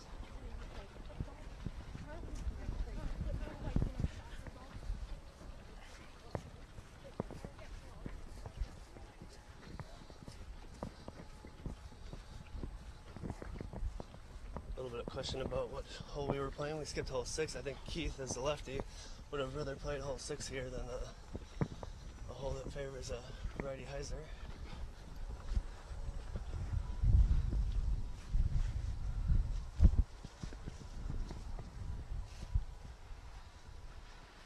And we are getting in position. Sorry about the shaky camera work, everyone. I would have thought that we moved to hole 6 for the playoff after continuing after 5. However, they have moved right over here to hole 7. And we are trying a different angle here for you, as hole number 7 is a blind shot. We expect Kale to take the hyzer. Should be coming pretty much right over our head here, playing to the Rockwell elevated green. He was about 15 feet from this basket earlier. Kim Keen. He looks a little wider than last time. And he's going to be deep and on the edge of the circle. That was not Kale's best effort, as he had gone deep of the pin.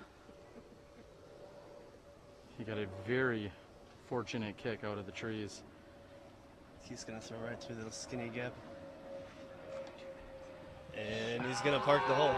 And Keith has worked very hard. Keith has worked very hard to get to this spot, and he is not giving up easily. He has forced Kale Leiviska to make a phenomenal putt here.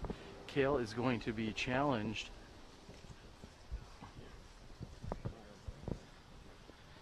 Kale's going to be challenged here by some footing, as well as backing into that, or figuring out how he's going to take a stance. And Warren has just a 15 to 20 footer possibly. So we will see. He said his putt on hole 1 was his biggest putt of the day. He's going to have to get this one, keep going. He certainly is, as Warren has missed one short putt during this finals, and I don't expect that to happen again.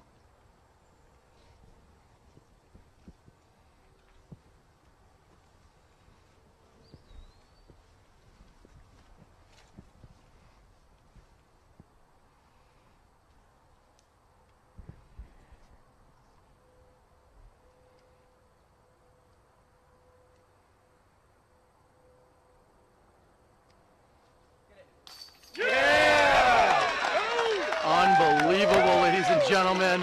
Leiviska has just canned that putt from outside the circle on one knee, putting the pressure back on Keith. He's going to need this putt to keep the playoff going. Yeah. Where we going? And the competitors are going to move over to hole number 10. We see a major gallery. We're going to have a brief walk over there. We're going to stand down for just a moment. Stay tuned. You're watching Sudden Death Playoff here at 2014 Mad City Open. I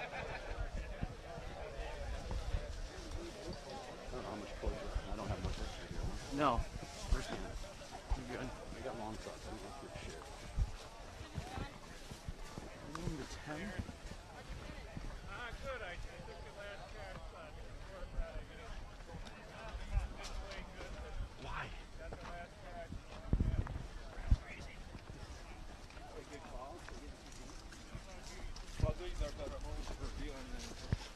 Yeah, they're trying to make it so they have to get out.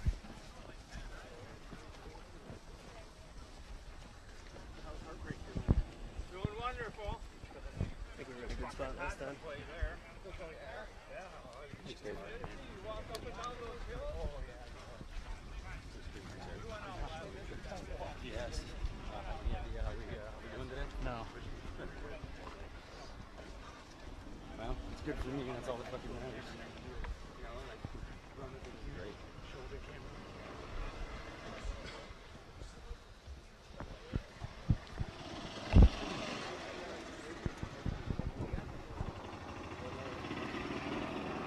All right, we are back here, and we are on the fairway of hole number 10 after the amazing putt on hole number 7 by Kale Leiviska. Everyone has moved over. There are hundreds of spectators in the gallery that are just trying to clear out of the way.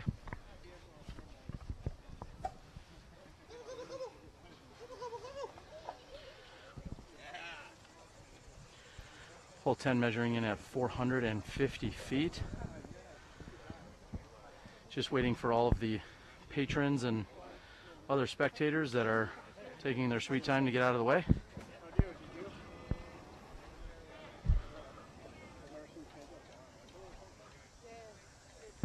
If our spectators don't seem to be in any kind of hurry here, as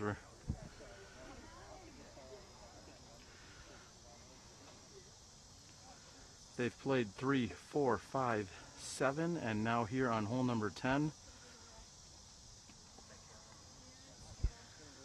This is our 4th hole of sudden death playoff, and Leiviska is trying to repeat as champion here at the Mad City Open. He's hung that wide right. He's going to need a little help.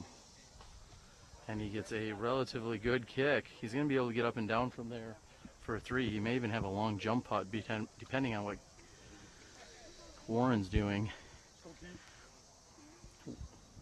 Will, what is going through Keith's head right now? I don't know. If he's going to turn something, he's got to turn something late and far. There's a tight gap on the lefty side. He's going to go for the turn. He's going through the trees. Is it going to get through? And he gets through the trees.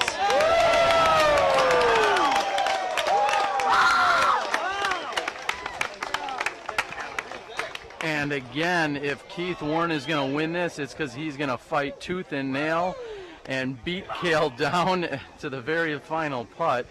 Cale's going to have to make an even more miraculous putt than he did on the previous hole.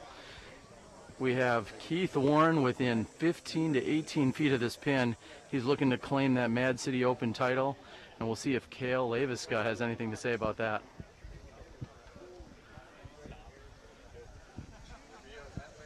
We're going to move over to take a look at Cale's spot. At best, he's going to have a straddle putt. A wide straddle putt. A very wide straddle jump putt. Looking at that position. And he's at least 60, maybe 70 feet from the pin. Will, are we going to call this match or not? Cale's made some clutch putts already, and I'm not sure I'm willing to count him out yet. But he's gonna have to have quite a putt here to push this thing to another hole.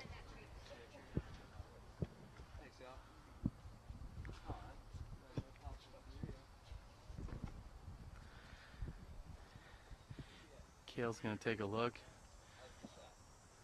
see that Warren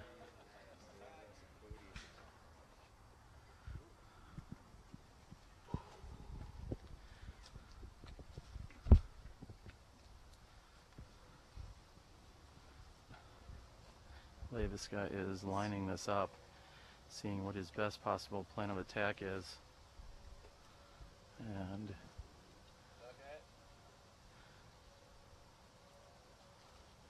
he's going to mark his lie.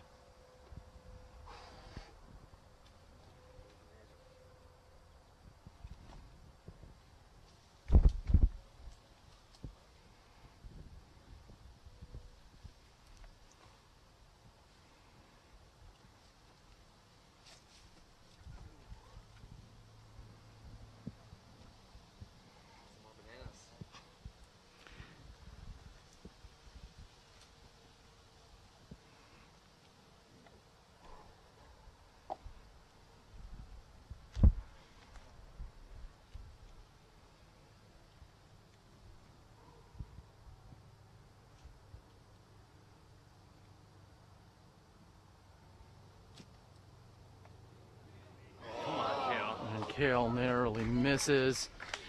Amazing effort.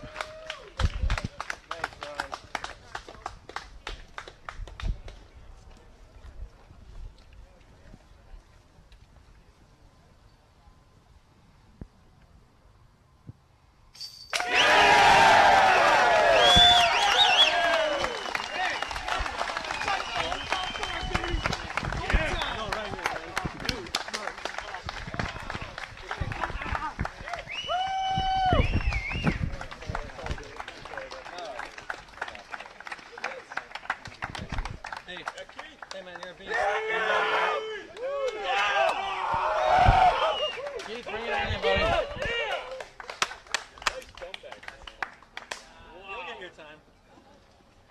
All right, ladies and gentlemen, your 2014 Mad City Open champion, Keith Warren.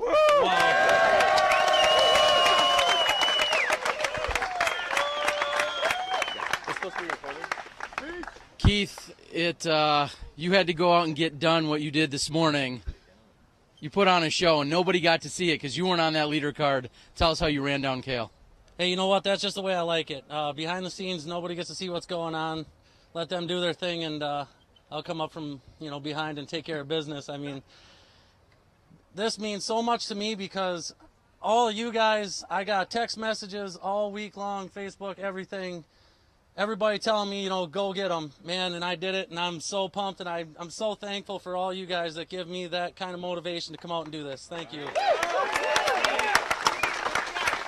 We covered Cale during the first round. We covered Dutch, who shot very well during the first round, and then we come out here and we get you guys in the playoff. Tell us what went through those last couple of holes during that playoff. Hey, man, I gave him one. I should have wrapped this up, and I didn't, and it was on my mind, and I just know how great of a competitor Cale is. You guys don't need to hear that from me, you know. And anytime you leave that door open, you're second-guessing yourself, and you just got a short memory, get rid of that, and just move on to the next one. And I'm so thankful that I was able to do that, and, man, it feels so good. It feels so good. Hole number 7, we skipped 6 and we went to 7, which certainly favors a righty.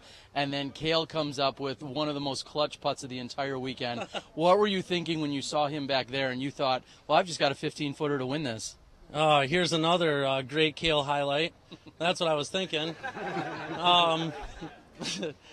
Anybody that gets a chance to shoot with that guy knows, man. And I want to keep, you know, pounding that point that Cale is absolutely, you know, somebody that everybody should look up to. Great guy, great disc golfer. I mean, just a classic guy, you know. I mean, I love Cale, and I just can't believe that I had a chance to outshoot him out here and you know, keeping it in Wisconsin, baby. Well, there you go. There you go, ladies and gentlemen. He's taking home the Wisconsin Tour coveted black disc. He's taking home a PDGA A-Tier win, the 2014 Mad City Open. This is your champion, Keith Warren.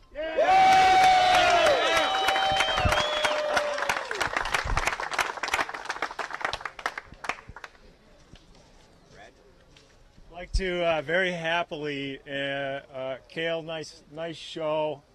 A lot of players here put on a good show, but it's nice to see.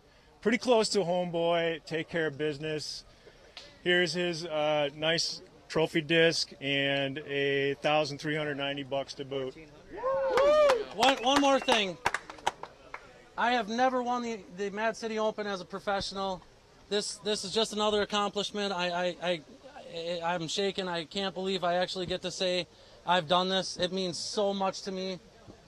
I've seen the hard work that the tournament directors and all the volunteers have put in. I mean, the spotters, you guys did a great job keeping us, you know, going forward. I appreciate it, and this is seriously going to mean a whole lot to me for a long time. Thank you, everybody. So there you have it, ladies and gentlemen. The Mad City Open with extra holes has finally come to a conclusion, and dethroning our champion is none other than Wisconsin's own Keith Warren. For now, I'm Terry Miller, the Disc Golf Guy. We hope you've enjoyed all the coverage here on SmashBoxxTV. We'll check back with you guys in a couple weeks when we're covering the San Diego Open. Again, I'm Terry Miller, the Disc Golf Guy. We'll catch you next time when you step inside the Smashbox.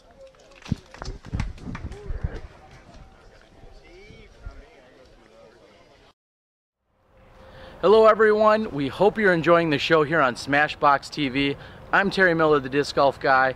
And our show would not be possible without the amazing help and support and sponsors that we have. First and foremost this week, Legacy Discs. That's right, Legacy Discs out of California, Sylmar, California. Bamba, Steve, Freddie, Steve, all the guys over there, amazing support. Thank you guys for getting SmashBoxxTV up and off the ground. Play with confidence. Also, we have the PDGA. Our Professional Disc Golf Association has been supporting us from day one, and thank you for everything that you guys do. You are our disc golf ambassadors. Thank you so much. Of course, we have Miles Parkhill over at Paragon Disc Golf. Miles provides some of the best merchandise to all of clubs and tournaments throughout the entire country, and without Miles Parkhill at Paragon, we wouldn't be where we are. Last but not least, Sandy Point Resort and Disc Golf Ranch. Mike and Michelle Cousins in northern Wisconsin have been absolutely amazing. They're bringing you the leaderboard throughout the entire week. Sandy Point Resort and Disc Golf Ranch. Check them out. It is my favorite disc golf course anywhere in the country. Check them out. sandypt.com, Sandy Point Resort and Disc Golf Ranch. So there you have it. We have an amazing set of sponsors. Everyone else that tunes in, watches, supports us on YouTube, supports us via Facebook, shares, likes, Twitters, the whole 9 yards. We also have our first run of SmashBoxx t-shirts, dry fits. So come on out, support us, and enjoy the show.